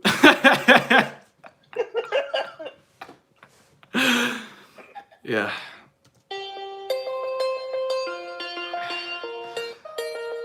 This was truly the golden age. And then, oh yeah, he puts his meme in the video. /smirk.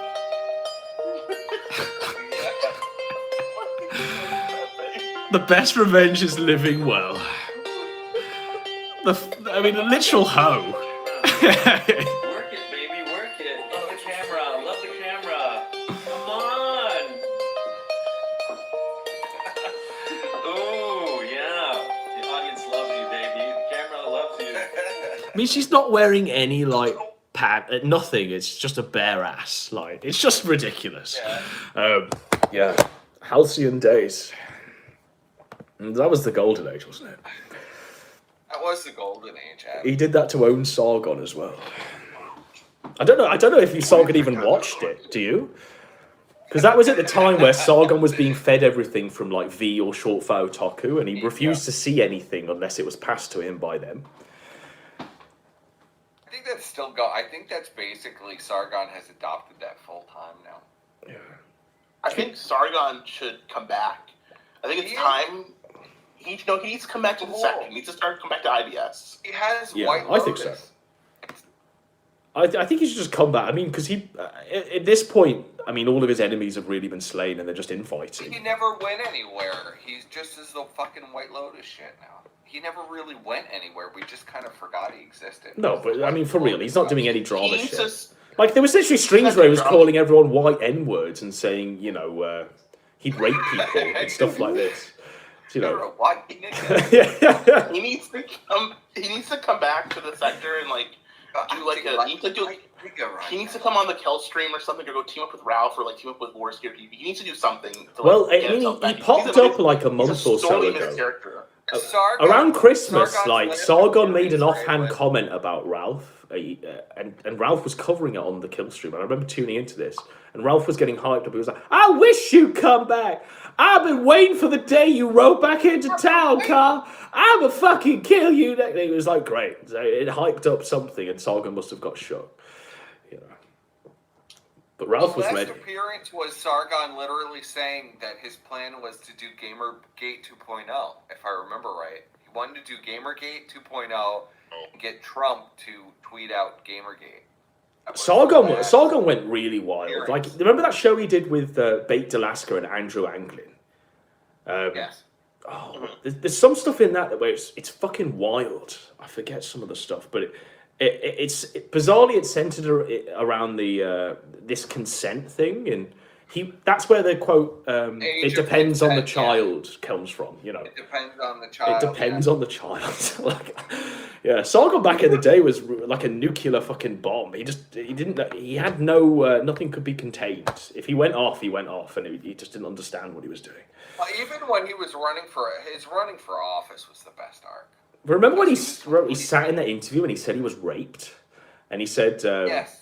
He goes, "How do you know I wasn't sexually assaulted?" And then he reveals his wife's rape just to get an own over the interviewer. Yeah, my wife was raped. And then the interviewer Yes, cuts him after off she- and goes, "Thank you, that's enough." And then she starts reading out comments, and the first comment is, he "We've got reminds me of my rapist. we've got Sue here from wherever," and she says, "This man reminds me of my rapist." Like, yeah, whoa, bodied. Poor Sargon. And he got pelted with fish and got all kinds of stuff done. People were literally throwing horseshit at him. I mean, what the fuck? Yeah. Women were coming up to him and dunking like smoothies over his head. It was great. screaming "fuck off, you wanker!" like it's coming at him like Nigel kamikaze. was like going on the news defending Sargon, saying he was a good candidate. It wasn't Nigel actually disavowed when Sargon came aboard. It was the other one. It was the other leader that stepped into the vault. You know. Who was it then? I thought Nigel originally. His name was like Jared something. I forget his name. But it wasn't Nigel. Nigel took off. When Nigel saw Dankula, he said like, "Look at this man. We can't associate. I mean, Dankula of all people, you know." He just showed an image of him and he just went, "I'm done." Yeah. But people forget that Paul Joseph Watson also came aboard that as well. Paul Joseph Watson, Dankula, and Sargon came aboard. Yes. What a fucking true. Imagine this is your new parliament. This is your new parliament. And Milo too. Milo was deeply. Well, do you remember, like Milo and Sargon during the dying days of that political campaign were touring like in a literal white van, and Milo was stood in front of it, dressed like a rent boy in like a leather hat, like he's Freddie Mercury or something. He's like wearing a leather hat and cropped shorts and stuff, and he just stood up against this van as Sargon saying, you know, "It depends on the child," and stuff like this. It was wild times. Well, his whole defense was he was a comedian. Yes, if I remember right. I just want to be able to say things. I just want to be able to say things. It was supposed to be comedy. Yeah. They're just like, what about this woman who says you remind her of a rapist, Sargon? I mean, I'll show you one, because this was on like a front page of a newspaper. And this was like headline news. And I remember walking past this and going, fuck, they're really doing like a bad job on Sargon. So 1 second, let me find it. Yeah, here you go. So this was what they were writing in the English press, and this was on the front page. And I remember this vividly because I was walking to work and I saw it in like the kiosk at the tube station. I was like, holy fuck. So this is what was on the headline news, this Daily Mail. Now UKIP candidate who said he wouldn't even rape a Labour MP says it's okay to sexually abuse boys. Like, whoa. You know. And that was the image they used. Like, oh, Jesus. Fucking hand up. Yeah.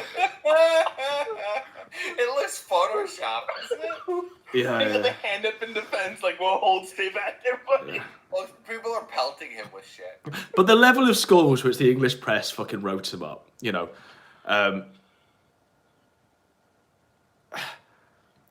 They passed a dossier to the police containing deeply offensive remarks. I wouldn't even rape you. I wouldn't even rape you. Like, it depends on the child.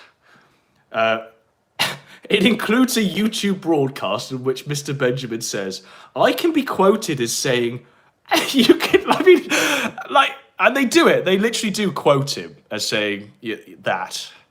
Yeah. It's actually not as controversial as you think. Depends on the child, doesn't it? The ancient Greeks were pederasts.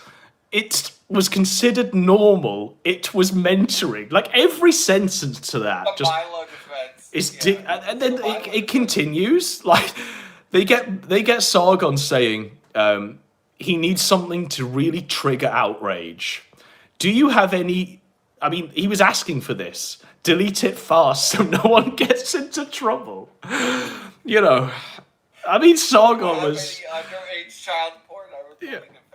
Unnamed recipient responds, dude, what the fuck? Unnamed recipient was, I think, Warski or something. Yeah. And this is great as well.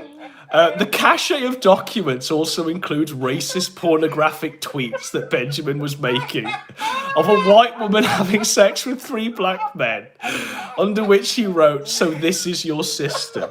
Now, let's not forget that Sargon in his war with the alt-right, what he was doing, he just decided to go off 1 week in May. He just decides to go off and start tweeting interracial porn.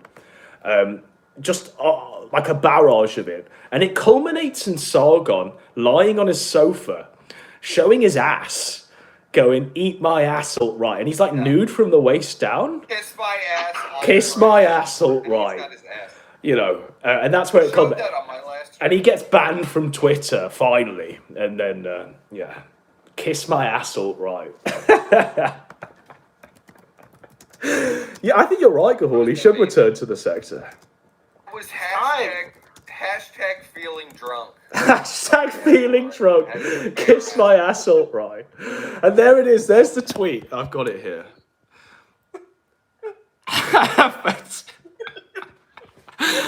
There was no greater player in this sector than Sargon in his prime. I mean, holy fuck. I don't know. He had it. He just had the whole. He had it locked down. Kiss my ass alt-right. Hashtag feeling drunk. Yeah, I do miss Sargon. Well, he's back on Twitter. Someone needs to like prompt him. Someone needs to like get out there and like pork the horns. He's never gonna. They have like this big setup over there with the White Lotus stuff. He's never gonna go outside of it. It's too lucrative. What's the White Lotus? I don't know. Is that the thing from Avatar? The fucking. He's literally getting.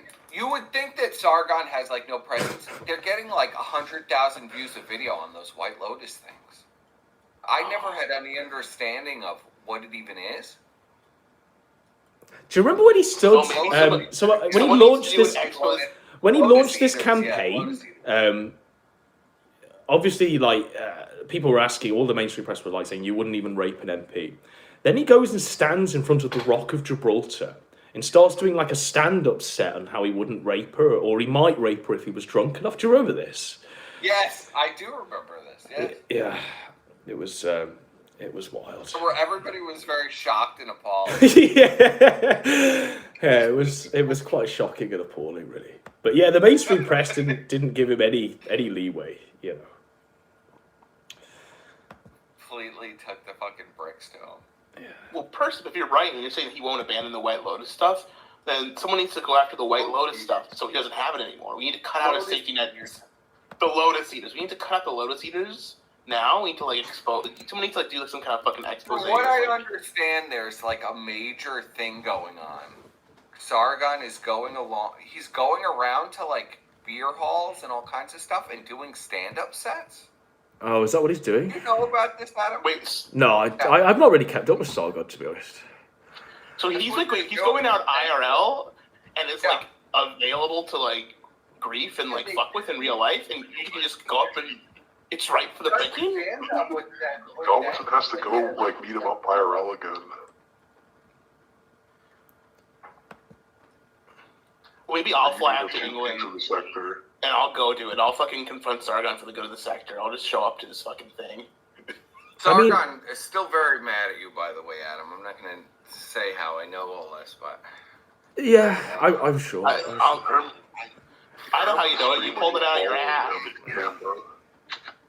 And he was like walking around the bar like 2 or 3 times before going in. Yeah, it was pretty wild. I didn't expect.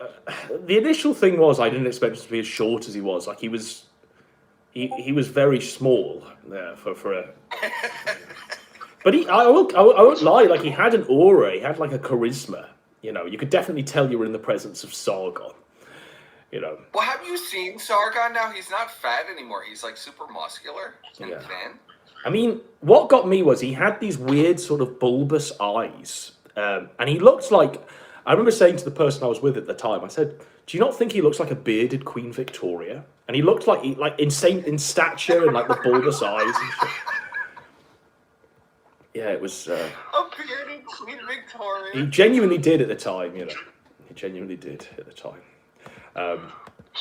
So what was it like to unlock this guy online and then you meet him up IRL? You know, you're following him, you see him. It's gotta be a bit weird, doesn't it? It was part of the course, to be honest. The most surreal thing was the people around Sargon. So he obviously put out that this was going to happen at this place, and it was like a weird bar, and we sat opposite. You could literally drink outside this bar opposite and literally watch the building. So we were out there for like an hour waiting for people to arrive. And what you saw was like I mean, you could clearly tell these were people from the internet. They were dressed in like Yu-Gi-Oh shirts and they all looked like Gator. And some of them like started getting out like playing cards in front of them, like Pokemon cards. You know, it was weird. I'm pretty. My memory might cheat, but I'm pretty sure one of them was wearing like a Yu-Gi-Oh, card holder thing on their arm. Dual disc. A dual disc. I'm pretty sure one of them was holding a dual disc. But there was one like he had loads of books in his hand and he was like holding books. And we were just watching all of this and we were like, do you think they're it? And the guy I was with was like saying, yeah, they're definitely it. And so we walked over to them and we had like an initial chat and we were like, are you here for the Sargon thing? And they were like, yeah. One guy was like saying, I've been to every single one he does.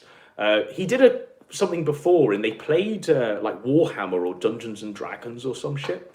And I was just talking to these people, but you could clearly tell they lived on the internet and they were unwashed. And I was saying, well, what do you think about what he's doing? What do you think to this liberalist thing? And all of them were saying, maybe it was like 5 or 6 there at the time at this door. They were like, oh, we don't really care about this. We just care about meeting the other people here. And I was like, oh, right, okay. And then we went back and just started drinking. We were doing like loads and loads of booze. I mean, in that video, I'm really drunk, like heavily drunk. Because, but we're watching it, and then all of these like faggots having this conversation in front, because the security guy wouldn't let them in, because they'd only put the building out for a certain time. So they were all just stood outside. And Sargon literally walked past me. And I was like, did you see that? And they were like, what? And I said there, I didn't have my glasses. And someone said, yeah, that's Sargon. And I was like, what, is he just walking past? Have we got the wrong bar? And then he was wearing like a big red backpack out, if I remember correctly. And he was dressed like a student. He had like shorts on or something. So he goes back, and then he gets changed, and he must come back. And then he circled about 3 or 4 times, just going round. And I said, if he circles again, you know what he's doing, right? He's just waiting for that crowd to grow bigger so he can be hailed as a king. Right. And I said, if he comes around again, I'll just follow him. And I think on the video I do follow him. And it's just it's bizarre. But going into that event, so he fucks off and doesn't come back. Going into that event, at the time they must have known I'd done videos because you were like, oh, you're that guy. And they were asking for people's ID, so people were giving their ID, like driver's license and stuff like that.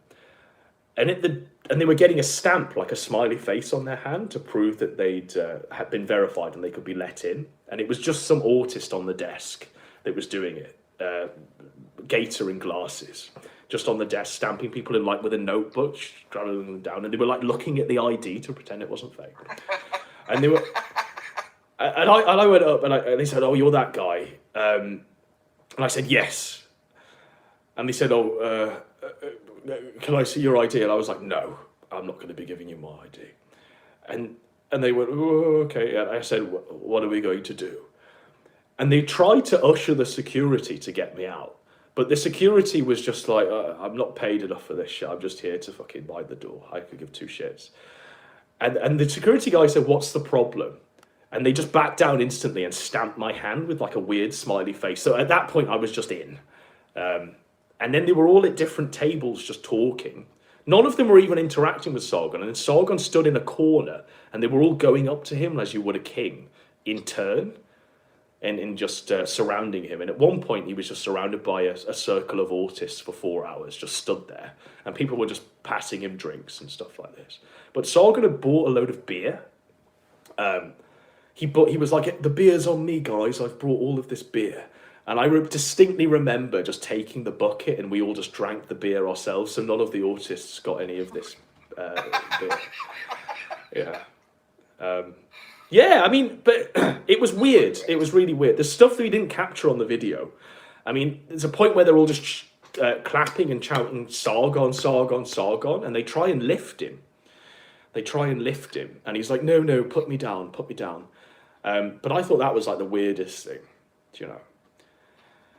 Like all these people are in like a trance, right? Yeah. They're in the presence of their king, the true king of England, the uncrowned king. Like, everybody who went there, like writing it down in a notebook. Yeah. There was a whole list of people taken, and as well, like, because I smoke, right? Confession, I smoke. So I nipped out into the smoking area, and it was full. And Sargon had hired this whole thing, and I was like, God. So I was like, well, if this is full and these are full of autists, I'm going to put my smokes away and see what I can get. And I was like, have you got a smoke? And this one guy, I shit you not, like he opened up this like cigarette case, and in it were multicolored cigarettes. And I was like, whoa, I've never seen that before. Like one was red, one was blue, one was like green, one was yellow. And I was like, whoa, that's wild. And he was like, yeah, have one. So I took 2. And then in the end, I must have just smoked all of them on my own. And I was just talking to him. I was like, so, what brings you here? And he was like, oh, we're waiting out here because we know Sargon smokes. We're waiting for him to come out and have a smoke with us.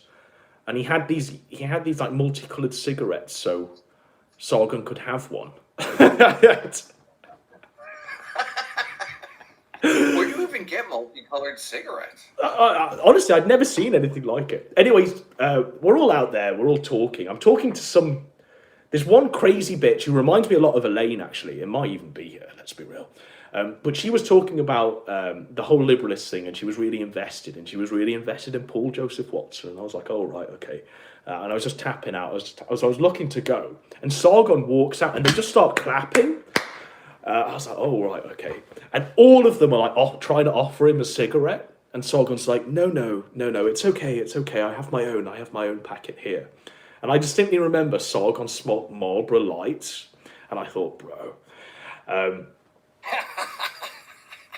So he had his like Marlboro Light, and he had it in his mouth for a long time as he was talking to them. And he said I distinctly remember him quoting like Aristotle or Plato. Like it was genuinely the most pretentious thing I've ever seen. And they were all just hanging on his every word. And he was like, oh, I've misplaced my lighter. And about 5 hands came from everywhere with these antique fucking lighters. And they were trying to light Sargon's cigarette. And the best part was that... so the person whose light he got, and I think it was actually photographed by one of Sargon's photographers, it was the troon. He got his fag lit by a troon. You know that blonde troon with the glasses? Yes, I remember this, yes. And he was like, well, thank you. You look like a pretty lady. And he was like talking to her. And someone whispered into my ear, he says, oh, I don't think he knows. I was like, what doesn't he know? He said, oh, that's a man. And he was talking to her for a good long time. Like he was talking to her for a good long time. Yeah, and on the playback we watched with Jim, Warski's on it, and Warski's watching the video, and he's like, oh, if you look fit, oh, it's smash. And that was a man. That it was the same man that Sargon had a smoke with. Yeah. But people were like, do you think he knows? Like, yeah, wild. Absolutely wild. Didn't Sargon get caught, like, flirting with the troon, too, on some kind of DMs that got leaked? Yes, and searching for like massage parlors, traps, and stuff like this. Flirting with Iron Liz? Yeah, I mean, he was doing lots of stuff. I think he had like a trap. I mean, there were traps at that event, for real. There was more than one. Yeah. I'm trying to remember how it ended now. So obviously they tried to lift him. He goes, no. Oh yeah, Sargon said, oh right, we're all going to go to a nightclub now. And he had like this name of a nightclub he was going to go to. Because that bar was like kicking them out. And I remember speaking to the security guard and I was saying, so what do you think to all of this then? And he was like, this is certainly different to what we usually do. And I was like, do you know who that is? And he was like, the little fat man. I was like, well, he's actually Sargon of Akkad, and he does this stuff online, and he's going to be leading like a political movement. And the guy just started laughing, and there was like a black security guard who was his friend, and he's like, come over here. He said, tell him what you've just told me. And I said, and he started laughing as well, and they just couldn't believe it, you know. But I gave them the leftover like multicolored cigarettes that I stole off this autist. And I said, there you go. And they were like, oh, these are blue. Yeah, I was like, yeah. But yeah, no, Sargon was like, right, everyone, we're going to a nightclub. And by this point, they'd all gone home and they'd all like, so there was about 10 people left and us. And Sargon was pretty fucking drunk as fuck at this point. And I was saying, we're all going to go to a nightclub, Sargon. And he was like, yes, yes. And I was like, are you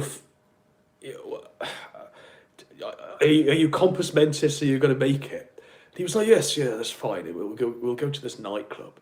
And I remember them going, we walked with them slightly. And then Sargon was like when I talk about the man having an aura, he was like stopping people people were like stopping, I forget now, but like, as we were walking, he was sort of stopping and having conversations with people in the street. And these were like random strangers. And so there's like an entourage of Sargon, and they're waiting for him to finish these like philosophical platitudes to people in the street. It's really fucking bizarre to convey. But he just had like an aura. And I think they did all go to a nightclub in the end. But just after that, he did a video where he's drunk as fuck. But it's like a video saying, "I had a really great night tonight." You know, he was pretty out of it. But I think Sargon was stopping people in the street. It came out because he was trying to buy coke or weed, or both, before he entered this nightclub. Yes. But he wasn't. It wasn't just like a regular pickup. Like, do you have some weed or do you have some coke? It was like, here's a quote from Plato. Give me some coke. I'm Sargon. Give me some code. This is really code. Yeah, he's trying to talk to them in code how to get some code. Yeah, but yeah, it was a bizarre night. Really, bizarre. He was going to do more events. He did do one, but I think the security got pretty locked down. Had we not have published the video, I think we could have all gone to more and just compiled a compilation of them, I suppose. Yeah, sometimes you gotta infiltrate for a while. Yeah. That would have been interesting to see a bunch of them. Yeah. Do you think the crowd would have changed depending on the location? Well, they came from all over. I mean, Sargon's audience had travelled from all over the land to be there, so... yeah, they definitely... But Sargon had a handler there that was fielding people. I remember that. But that handler fucked off. I don't know where he went. It was literally just Sargon and random people trying to score coke in the end. And you know, trying to go to this nightclub. Yeah. Now I'm thinking of like a Medicare event or like a Kino Casino event. Well, I mean... somebody will definitely be trying to score some coke at a Kino Casino event. Let's be for real. Yeah. Yeah, I want to see like Godwinson go to one of those. I'd do it. I'd gate crash it. I'd gate crash it. You know. Like, that was like one of the most memorable points. Like, just seeing him walk around and all the stuff on the inside. You should have gone to Ralph-A-Mania. That would have been Kino. Well, I remember as well, like, there were flyers handed out to each table, and it was like a QR code where you could donate to Sargon. It was bizarre. Yeah. Yeah. You should have went to Ralph-A-Mania. I do agree. I had an invite. I had like a VIP pass. But I don't know. I'm not really into like the wrestling shit. I could give two shits, to be honest. It was about like 30 minutes of wrestling and then about like an hour of drinking and going to clubs, I think, at Ralph-A-Mania. Yeah. I don't think it was much of a wrestling show. I wish I went to Knoxville. If you saw Ethan Ralph in person, what would your first reaction be? I mean, I imagine I'd just have a drink with him. He seems like a pretty chill guy.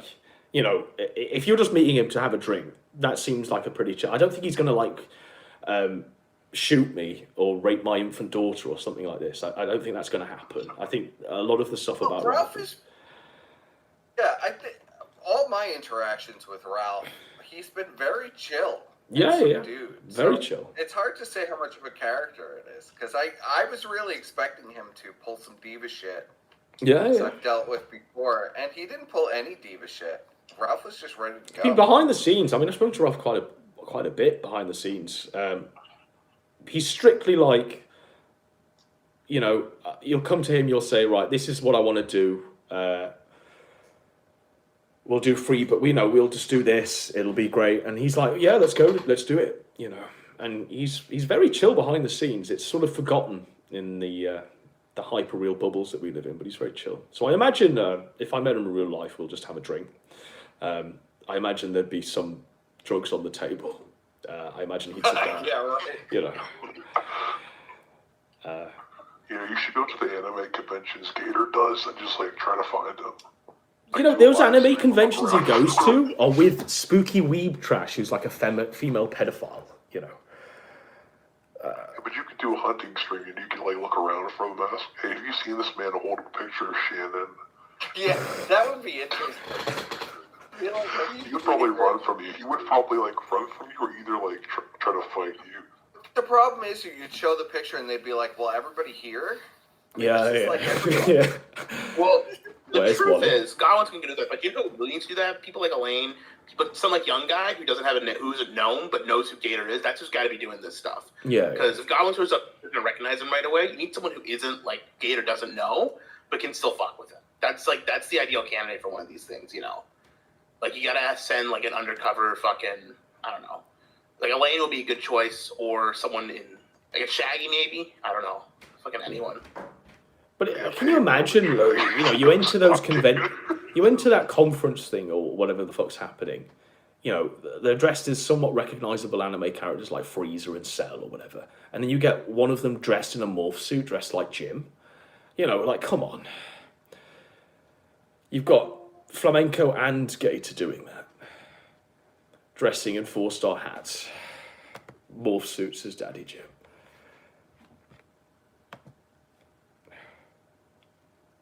The call is disconnected. Do I need to reconnect? Okay. I think it's disconnected, guys. Yeah, it's done. So on that note, I've got work in about an hour's time. So, juice, peace. Thank you all for staying present. That last bit was like a wild ride of esoteric lore that everyone's forgotten about, so who gives a shit. Do some lines of but I'm going to do a percolated coffee, I think. Gonna be a rough day, don't I know it? Don't I fucking know it? Just be like this. Mind you, it's mostly meetings today, so I can just coast, which is nice. 7 hours of game. Is this 7 hours? Was that what it was? Shit. Is this the longest stream we've done? I mean, at this point, I know if I leave, I'm going to fall asleep. So I reckon about 20 more minutes. But that will also fuck me physically.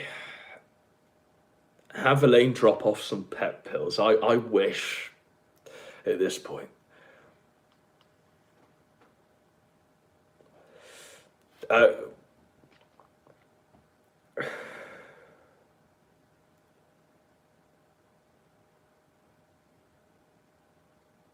Yeah, and the chat is exactly what I expect from this point. This is like real late hours, really early morning hours.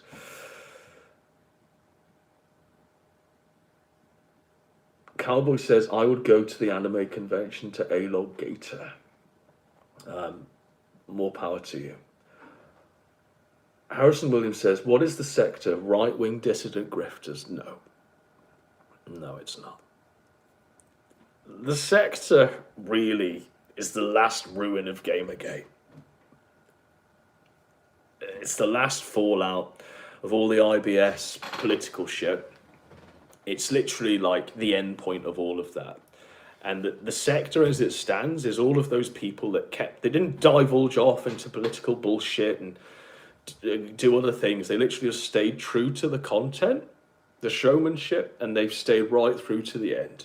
Along the way, we've picked up many characters, but the sector as it stands now is that. Unfortunately, the sector has coalesced around not just following that through line of content all the way to its natural endpoint where you're seeing loads of different subjects. It reached a wall and coalesced around Ethan Ralph. Inorganically, I should say, it's been astroturf to fuck. But now Ethan Ralph is the sector, and we literally all orbit Ethan Ralph. Even those of us that pluralize the content like I do, orbit Ethan Ralph in a way. There's not one person in the sector as we know it today that doesn't do that, that doesn't have an opinion, that doesn't somehow watch Ralph or is aware of anything that happens in Ralph's life at any given time. So that's the sector as it stands now. Now either Ralph dies, I mean, at this point, it would literally be Ralph dies or logs off. And then that will change, and I imagine there'll be a vacuum where someone has to fill it. Or it diversifies again, and it just becomes, it goes back on its normal course of travel. And that's the sector. Now, there are adjacent sectors. There are little minute sectors. So like this sector is adjacent to like the AF sector. There's a great misunderstanding. People think that the AF sector and the Ralph sector are the same. They're not. We only talk about Nick Fuentes and Ethan and all of the other faggots because Ethan Ralph is on Cozy and he's friends with Nick Fuentes. If Nick Fuentes were to fuck off and ride into the sunset and say no Ralph, after a week of, oh look, it'd be literally just back on Ralph and whoever Ralph's new friends are. So that would be it. Maybe the sector would properly diversify if Ralph went full bread tube and committed to his Truning Out arc and started partnering with like Vaush and Shoe on Head and all of these faggots. Maybe that would diversify the sector and they'd become bigger than Ralph. Because I imagine Vaush is a bit of a, well, he's a bigger lolcow than Ralph. So he'd supersede Ralph. I hope. I hope they wouldn't just stay on Ralph. But that's the sector.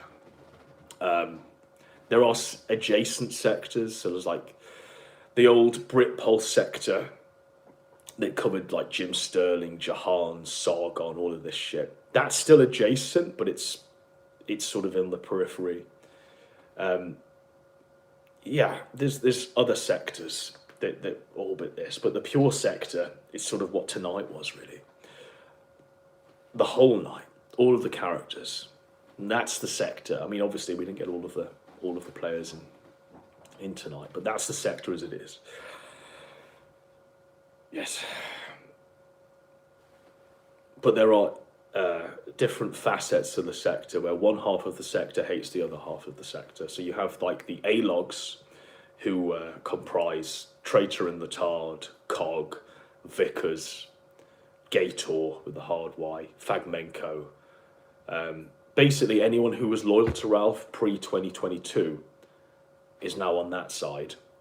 And then anyone who hated Ralph and legitimately made good content is now sort of somewhat lukewarm on that. But ultimately, we hate the A-logs more than we hate Ralph because the A-logs are all faggots and aren't entertaining. So that's the other side of the sector. And that middle half of the sector is just Ralph in the middle, So that's it. That's how the sector stands.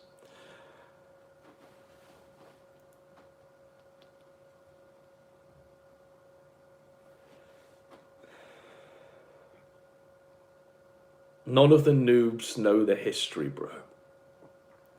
Well, that's how it is. The state of the sector. And this has all been about the state of the sector, this stream, hasn't it? It's all been about where it's going, what's going to happen, and how it's going to play out. Now, obviously, there were previous sort of lone riders in this sector that used to do great things, and they've dropped off, or they've changed and transmogrified into completely different things. When we talk about how everything looked during Gamergate and contrast it to now, it's all completely different. I mean, like we were saying, Ralph used to be a journalist. Mundane Matt used to be a king. Andy Warski used to be a TV actor. All of this bullshit. And now I think what we see is a more real side to those people, because when they entered this, they were pretending to be things that they were. And as time has progressed, they have become the irrelevant losers that this sector has brought them down to. Which is tough,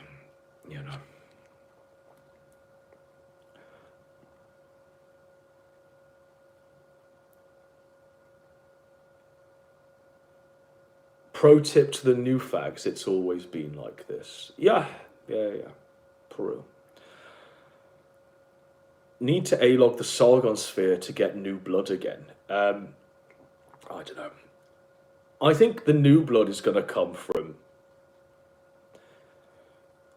I mean, if we A-log the Vouch stuff a bit more, you're going to see some new blood there. I mean, the stuff that he did today where he executed his cat, that's wild. So maybe more Vouch shit will re-energize the sector.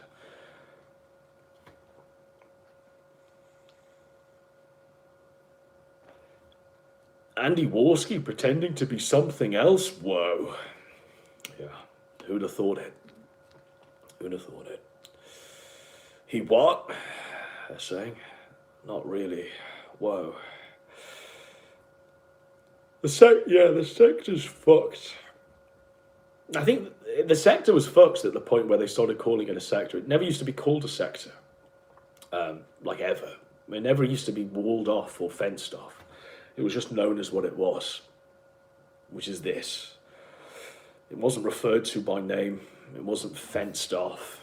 It wasn't the province of select few. It was an open, porous thing. And I suppose it being called a sector now is the mark and transition of it being a closed system where entropy will set in and decay is imminent.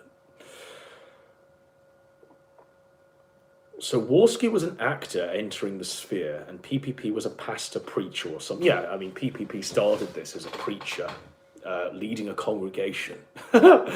Yeah. Wild. Lots of weird origin stories.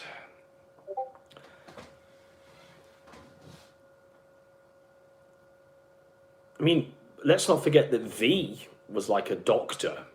V was a medical doctor who, in between shifts at the hospital, was jumping on streams and talking about the evils of feminism. I mean, that sort of got forgotten.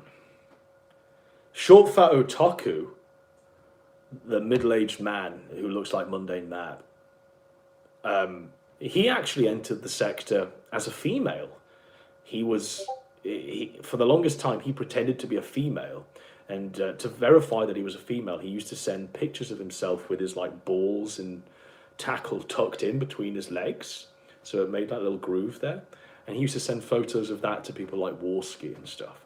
And people were genuinely convinced he was a female. And we had Warski's word to, TV actor Andy Warski verifies that Short Fat Otaku is a female because he's seen the man's tucked in balls. And then obviously it came out that Short Fat Otaku was a mundane Matt looking man.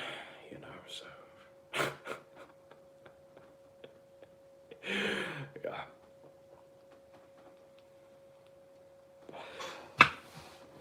Give me a sec. I'll let this play for a bit.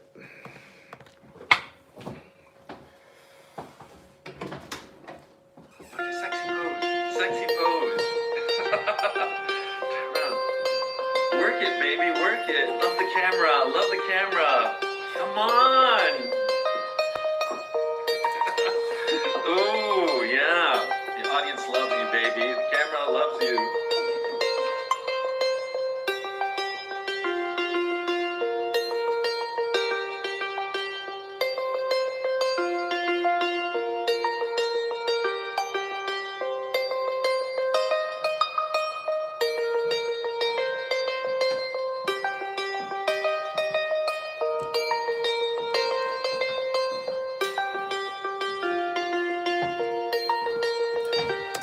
Yeah, sexy pose.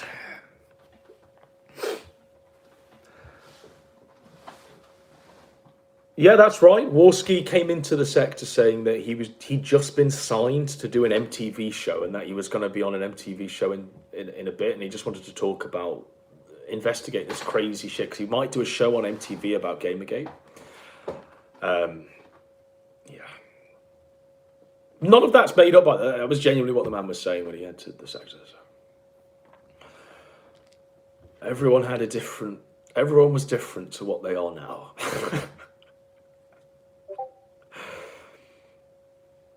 Yes, Andy thought he had an in with Francesca Ramsey, who had an in with Lacey Green.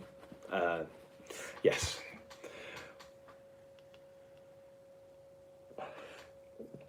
There isn't genuine energy in the sector like there was during the IBS moment. Well, the thing is then, there was more people in the sector making content. Like, everyone in the sector made videos or would jump on a stream and do shit. I mean, you'd have people calling themselves rape. There was a guy calling himself murderer. And even they did shows that were saw by like 2 people. But the rape and the murderer show was like, I mean, it was a daily show, I think. They used to do it every day. Brian used to go on it. There was Backyard Blood Sports. There was the Kumite. There was our show, the one with Master Brew and Horatio Carey. There was Warski Live. I mean, there was loads of shows. Killstream. There was loads of shows popping off. Yeah.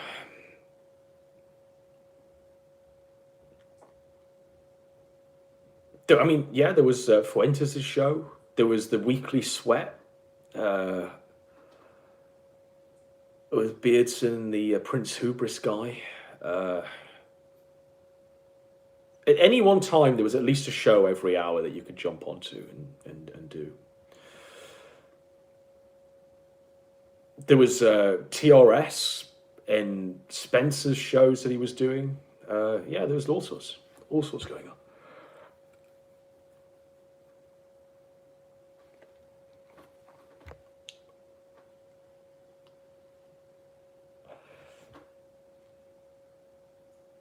No, IBS wasn't the best. Gamergate was the best.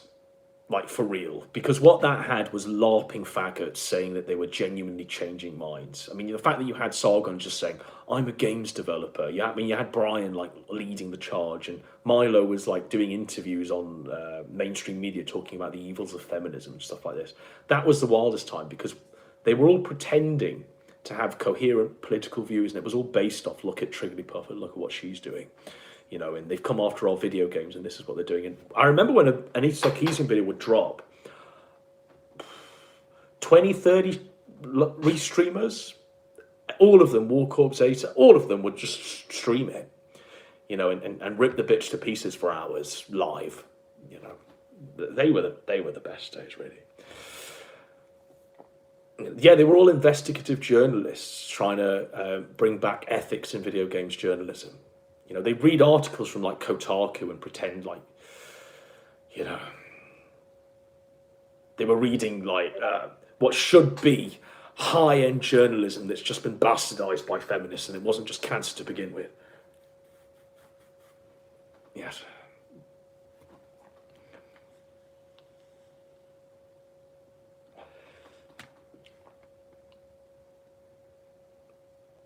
Yes, the scientists, the iconoclasts. I mean, I used to do a show with Harmful Opinions. You'd have Dave Coughlin, whatever his name was. You'd have Dave Cullen. You'd have the Based Mama woman. You'd have all. I mean, there were so many people doing shows, and they were great. The Bear guy, what was his name? Bearing. He would do shows, and War Corps was all. There's so many people would. Do it. And that wasn't astroturfed shit, by the way. That was literally on the agenda. It wasn't like it was just forced on us because it was pinned or someone in a Discord had constantly DM'd us to cover something. It was literally it was in the ether. Everyone, if they dropped it, I mean, at one point, if Monday Matt dropped a video, everyone was watching it. Certainly if Jim dropped a video, the Internet Aristocrat ones, like the Quinspiracy ones, they were quoted by people in conversations. Like, genuinely, people would watch them in groups and disseminate them and watch them again and watch them like a Netflix series would be watched now. You know. Base Mama Scam Convention was called Kilroy, Marburg. It was called Kilroy. And Monday Matt was the guest speaker in the end, and he did a speech to an audience of 10 people. And he talked about SEO and marketing and how it would be better doing that. I did a video on it back in the day. Meth Holiday was there. That's right.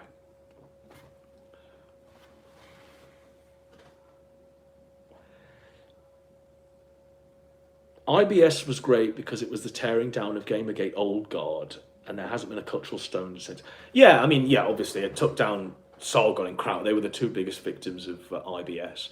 but it kind of supplanted it with boring, stale ethno-state discussion. So about 2 or 3 months into IBS, every debate that ever happened became about an ethno-state, and it was literally just regurgitating the same talking points over and over and over and over and over again.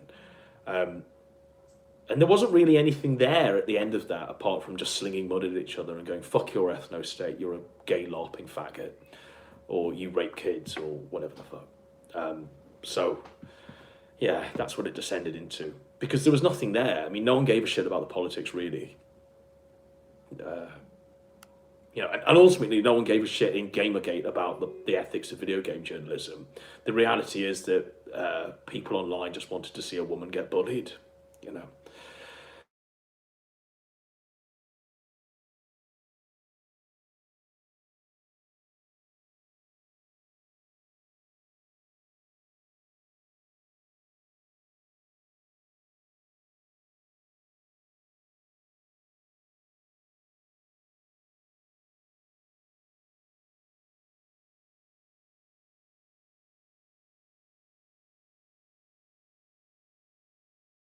My alarm to wake up, you know,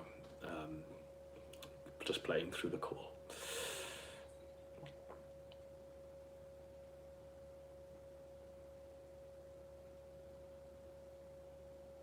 I'd smash the fuck out of Zoe. She probably got some legendary crazy bitch pussy.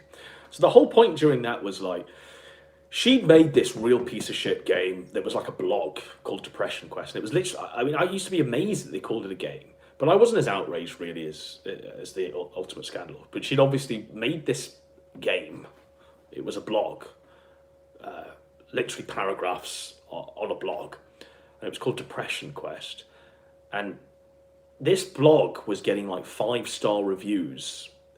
It was scoring higher than most like AAA releases from all of these different games journalists. And someone had figured out that actually all of these people that had reviewed this and all of these different media outlets, there were 5 of them, hence the Five Guys meme. She'd fucked all 5 of these people, and they could correlate that she'd fucked 5 guys. They had written these 5-star reviews of this video game called Depression Quest, and that's what started the whole thing. Now, Mundane Matt made a video about it, and he got flagged down, and then Jim stepped in and made it about a silencing of the truth, and Mundane Matt was a king, and then that's where Gamergate started. Alongside that, you had Anita Sarkeesian, I think a few months before, coming in and doing the tropes with women in video games. And it all blended and tied in together. I think there was a photo of Zoe Quinn and Anita together, and it just made the crazies go, look, it's a conspiracy. And then it all just spiraled out of complete control. To the point where, you know, War Corps was you know, asking for the bitch's head and trying to, he was announcing a bounty with every passing tropes in video games, tropes in the games industry, whatever it was called, and he'd like announce a bounty. He'd be like, it's gone up $5,000, and I don't even think War Corps had the money that he could relay this bounty to, but it got something comical like, I think at one point Anita had like a $200,000 bounty on her head from War Corps. At one point in time, he was holding like a noose up. He used to have a noose around, and he used to just hold the noose up. He'd say, I'd hang that bitch now if I could. Gold. War Corps was wild. Yeah.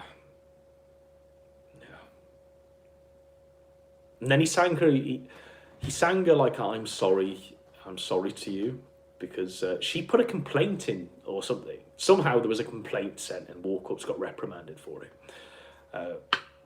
Back in the days when YouTube used to write to you if you'd fucked up. And then he stopped using the noose in his videos, which was tough. He replaced it with clocks. Yeah, David Serini and the other guy,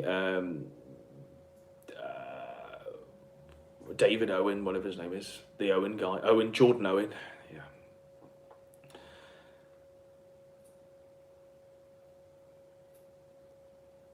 The simp effect. So Anita complained to the United Nations. That's right. I mean, Anita Sarkeesian went to the United Nations and did a speech for the UN. You know, I remember when War Corps was, when he had to watch that live, there was almost tears in his eyes as he was watching the Anita at the UN speech. And And he got pretty plastered drunk watching it. And in the end, he was just like, I think he said, I give up. I'm done. You know, they're all against me, and I have nothing left. Then he came back and he played Hearts on Fire, Rocky 4. And he came back and he was in like a dressing gown, and he had like 2 boxing gloves on his wrists. And he was like, they got me, I was down. That bitch got me while I was down, but I'm back. And he did like he did like a Rocky speech. Performance, true performance. Because the reality was he wasn't quitting. He just passed out because he was drunk. But he knew how to come back. He knew how to sell the comeback. Yeah.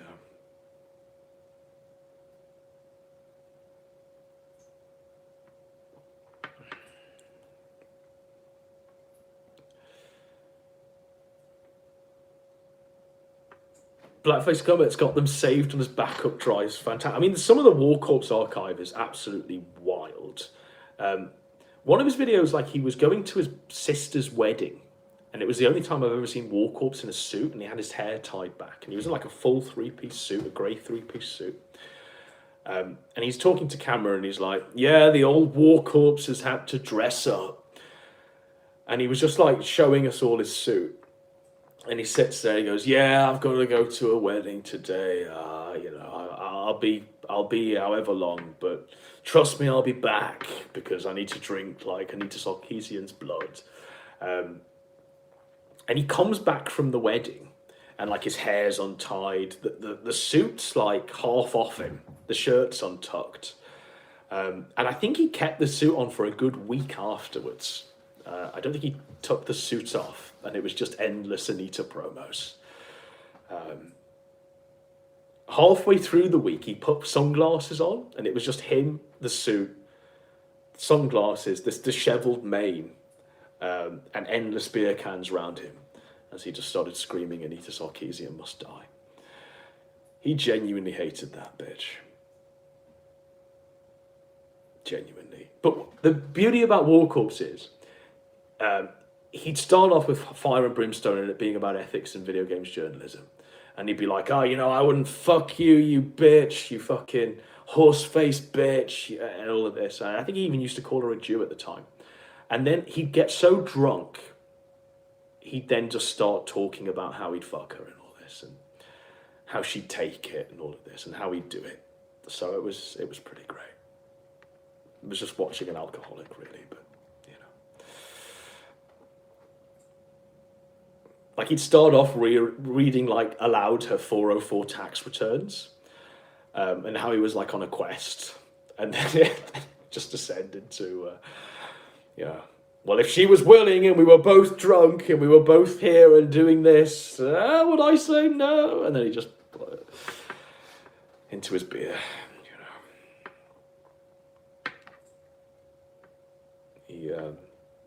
I think in a heartbeat, I don't think he'd hesitate.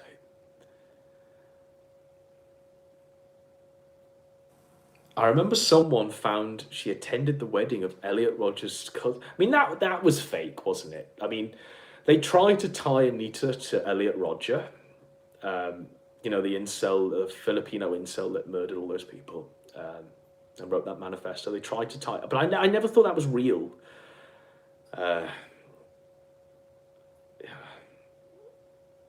That's right. He used to say, yeah, Anita needed a good dicking, and that would calm her down. That was War Corps when he was a few beers in. Yeah. He had a way with it. He had a way with it. But I mean, I think in the end he did his Anita quest for like 5 years. 5 years. It must be 5 years he was on it. Because in the end, he was just fighting the Anita orbiters like Tool Time, in the Marxist guy, in Chuckles, and just all of these random faggots were people he was just fighting. And in the end, they forgot what they were talking. They forgot that they were even arguing over Anita because they were just fighting over minuscule points on feminism. Because War Corps would be like, feminism is evil. And they'd be like saying, well, what about this, this, and this? And they'd be like, women should be in the kitchen, and lesbians. Make me a sandwich. Yeah, so he had it going.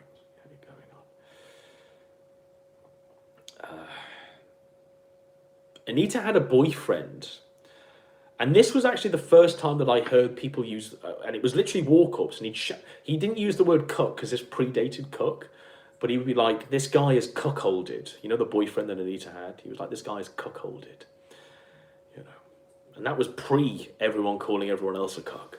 You know, I mean, you never heard the word cuckolded in 2015 apart from out of the words of Walkorps's mouth. So. Yeah, I'll do more Shaggy content. I mean, Shaggy brings that... what I like about Shaggy is you can ask him about anything and he doesn't really hold back. It's sort of there. It's sort of there. You can ask him, right, tell us about the prostitutes. Tell us about the boat. Tell us about Bubbles or whatever the fuck. And it's all there. You know, it's not... None of it's squirreled away or hidden away. He's an open book.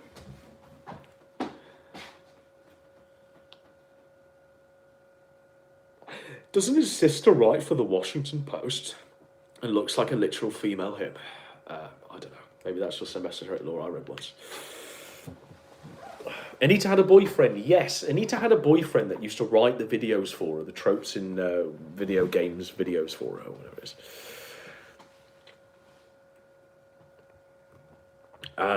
But I remember after like Walkorps's campaign and Sargon's campaign and all of their campaigns, she put on quite a bit of weight and started dyeing her hair weird colours. And in the end, she looked really... I mean, I wouldn't have fucked it. I'd have turned that one down. You know, she put on loads of weight. She looked like trash in the end, to be honest. They definitely did all they could to rob her of her humanity. Shaggy's sister stole cheese, and it started drama between them. Yes, McIntosh, yes. That's right. Yes, the boyfriend stopped, and they had like a disagreement or whatever. She hit the wall hard, but I think she was like 30 when she started, wasn't she? You know, she wasn't no spring chicken. Everyone called her... I mean, Walkorps used to start off the bat calling her like a fucking wrinkled old crone or something. For the longest time, I used to call her a witch. Yeah, all sorts of stuff.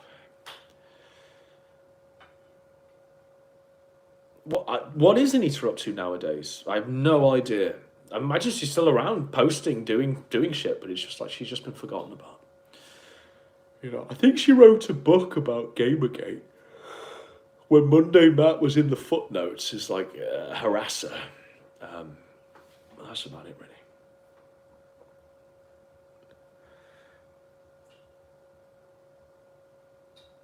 Yes, Walkorps was burning up with determination to even up the score because Anita spoke at the UN, so he had to come out in his dressing gown wearing his boxing gloves to the Rocky IV, the Hearts on Fire theme. Feminist Frequency is still going to like 200 views. Laugh my ass off. Well, no one watched it to begin with. It was just everyone hate watching it, then pumped it up.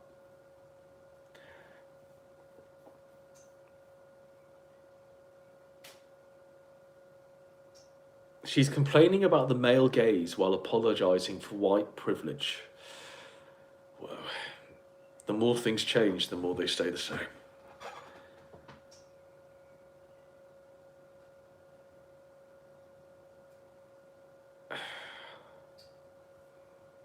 Remember Zoe's book? And Matt half seriously said he might have a case for defaming him in the book. Yes, it was Zoe's book, not Anita's book. That's right, yeah. Matt made a video where... And I think he went on a stream where he consulted someone about the defamation stuff. No, that's right. In the video where he talks about this book and he might have a case about defaming him, he then launches, in Mundane Matt style, some sort of GoFundMe thing where he could... you know, crowdfund, let's sue Zoe Quinn. He tried to resurrect Gamergate, but it fell flat, and people just laughed at him for being a retard. This was post play button, post flagging, post all of this shit. Yeah, Monday Matt really fucked up. Anita had a book too. Okay, yeah. I mean, I remember one of them having a book where Monday Matt was in the footnote, and he did try and mount a campaign where he wanted to sue someone for defamation.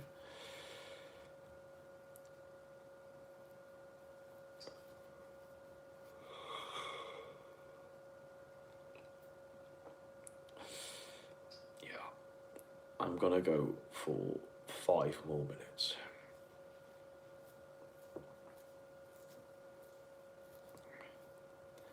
It's not the sector without a lawsuit. Well, yeah, Vickers is providing that vacuum that Maddox left, that Anita left, and Zoe Quinn left, and Matt left, and all of the faggots left. So Vickers is providing those lawsuits now. So yeah, I suppose it's. I mean, we can reminisce and talk about how things have changed and all of this, but has it really? You know, the characters have just swapped, but they're still doing the same things, aren't they? You know, Viva la Raza is essentially what. Well, this is crazy is now, isn't it?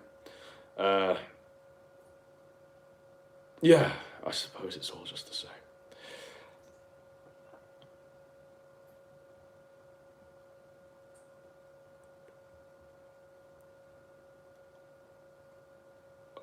People have always said that the IBS sector content was dying, and that it was better in the past. Yeah. I don't know. I don't think people were saying, "Oh, it was better during the Gamergate days during IBS." You know, there seemed to be a forward momentum to everything. People weren't really looking back. Everything was just happening. So, Adam, you better not work tomorrow. I'll start at like 3 or 4. Well, it is tomorrow for me, and I go to work really in about soon. So I'm just going to roll in as I am. Or I have the ability where I can just work from home. But I think I have to be in for a meeting, so it might be a sickie. I don't know. I'll have to consider that. But I don't mind. I'll just go in as I am. Who gives a shit, really?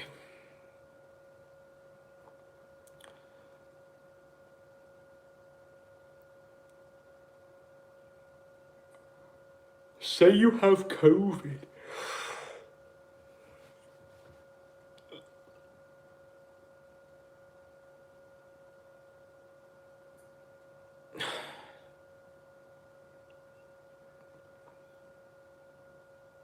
I have the option to work from home anytime I like, really.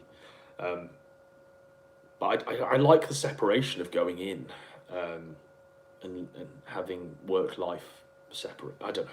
Maybe that's just me. Sort of old-fashioned like that.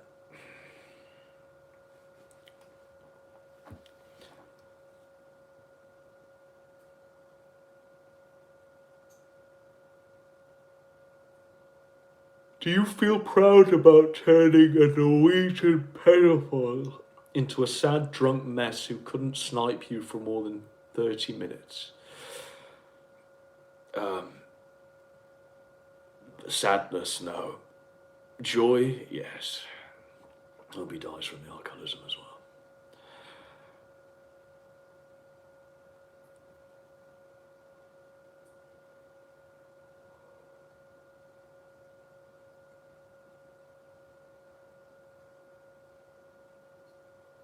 People are saying based, we also hope he dies of the alcoholism. We hope his liver fails.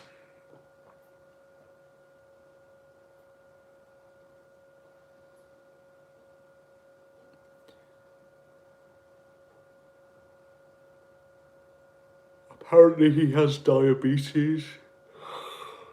Oh no. Oh dear. A pedophile has diabetes, what will we do?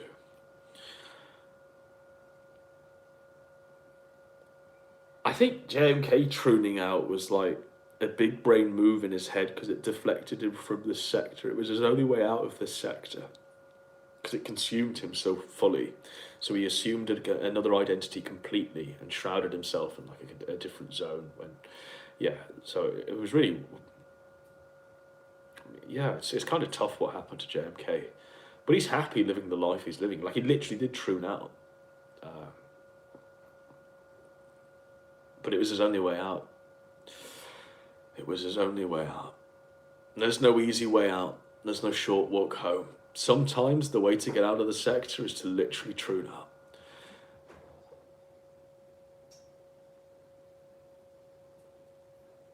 Jenny Michael Kelly, yeah.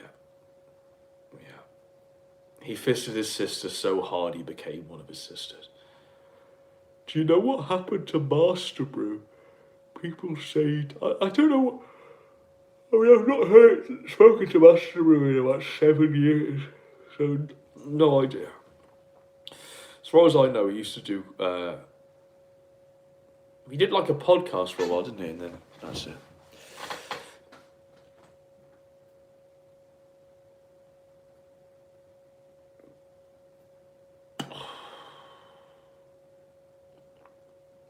I think both Ralph and Ralph's A-logs are pathetic. Fun to laugh at it until it becomes boring.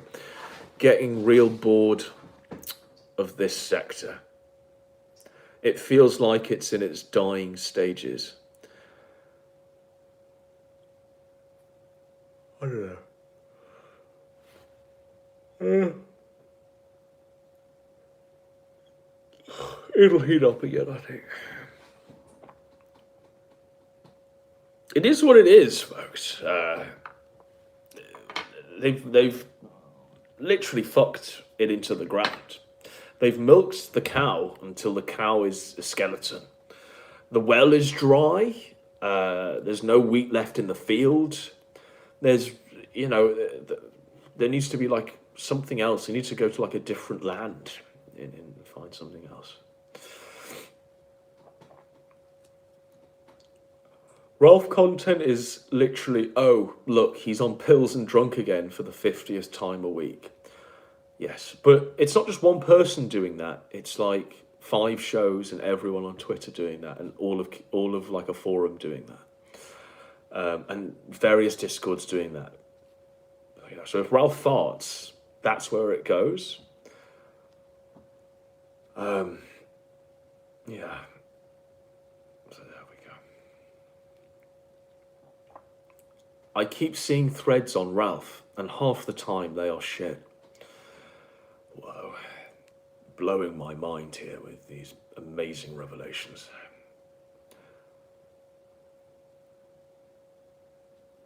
You've always been the caretaker. It's a tough thing to do. It's tough.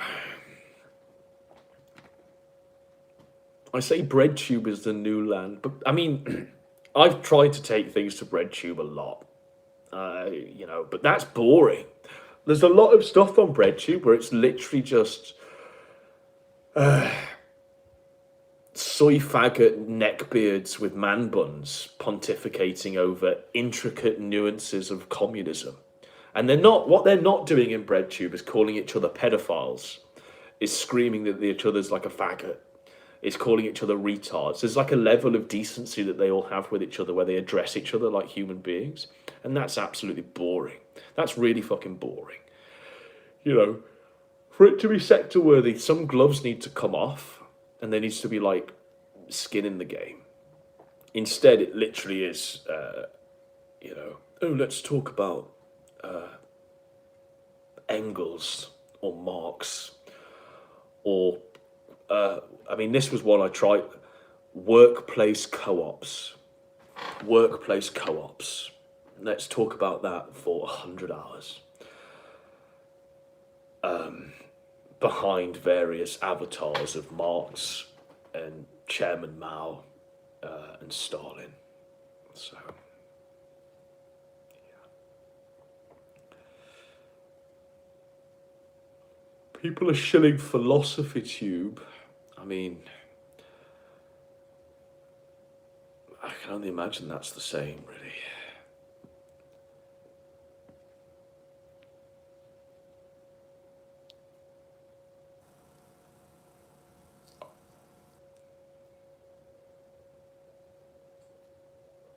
Worker co-ops, that's what it all descends into.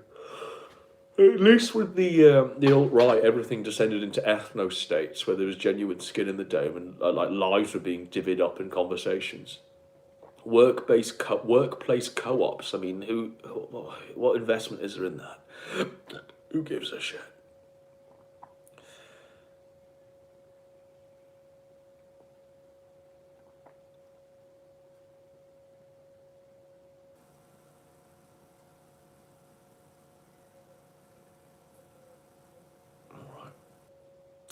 I think this is it, folks. Unless anyone's got anything to say, I think I'm awake again. So you don't know BreadTube if that's what you think it is. That's literally what it is, though. That's literally what it is. Most of Vaush's debates are talking about workplace co-ops or Turkish elections. Like it is fundamentally a boring point. It's what they do. It's what so.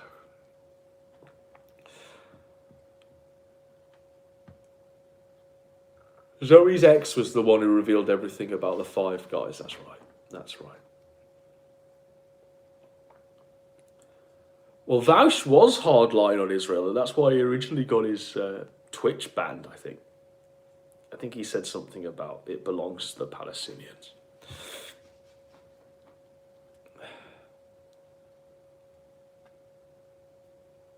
Will I cover the Turkish elections? Will that revitalise the sector?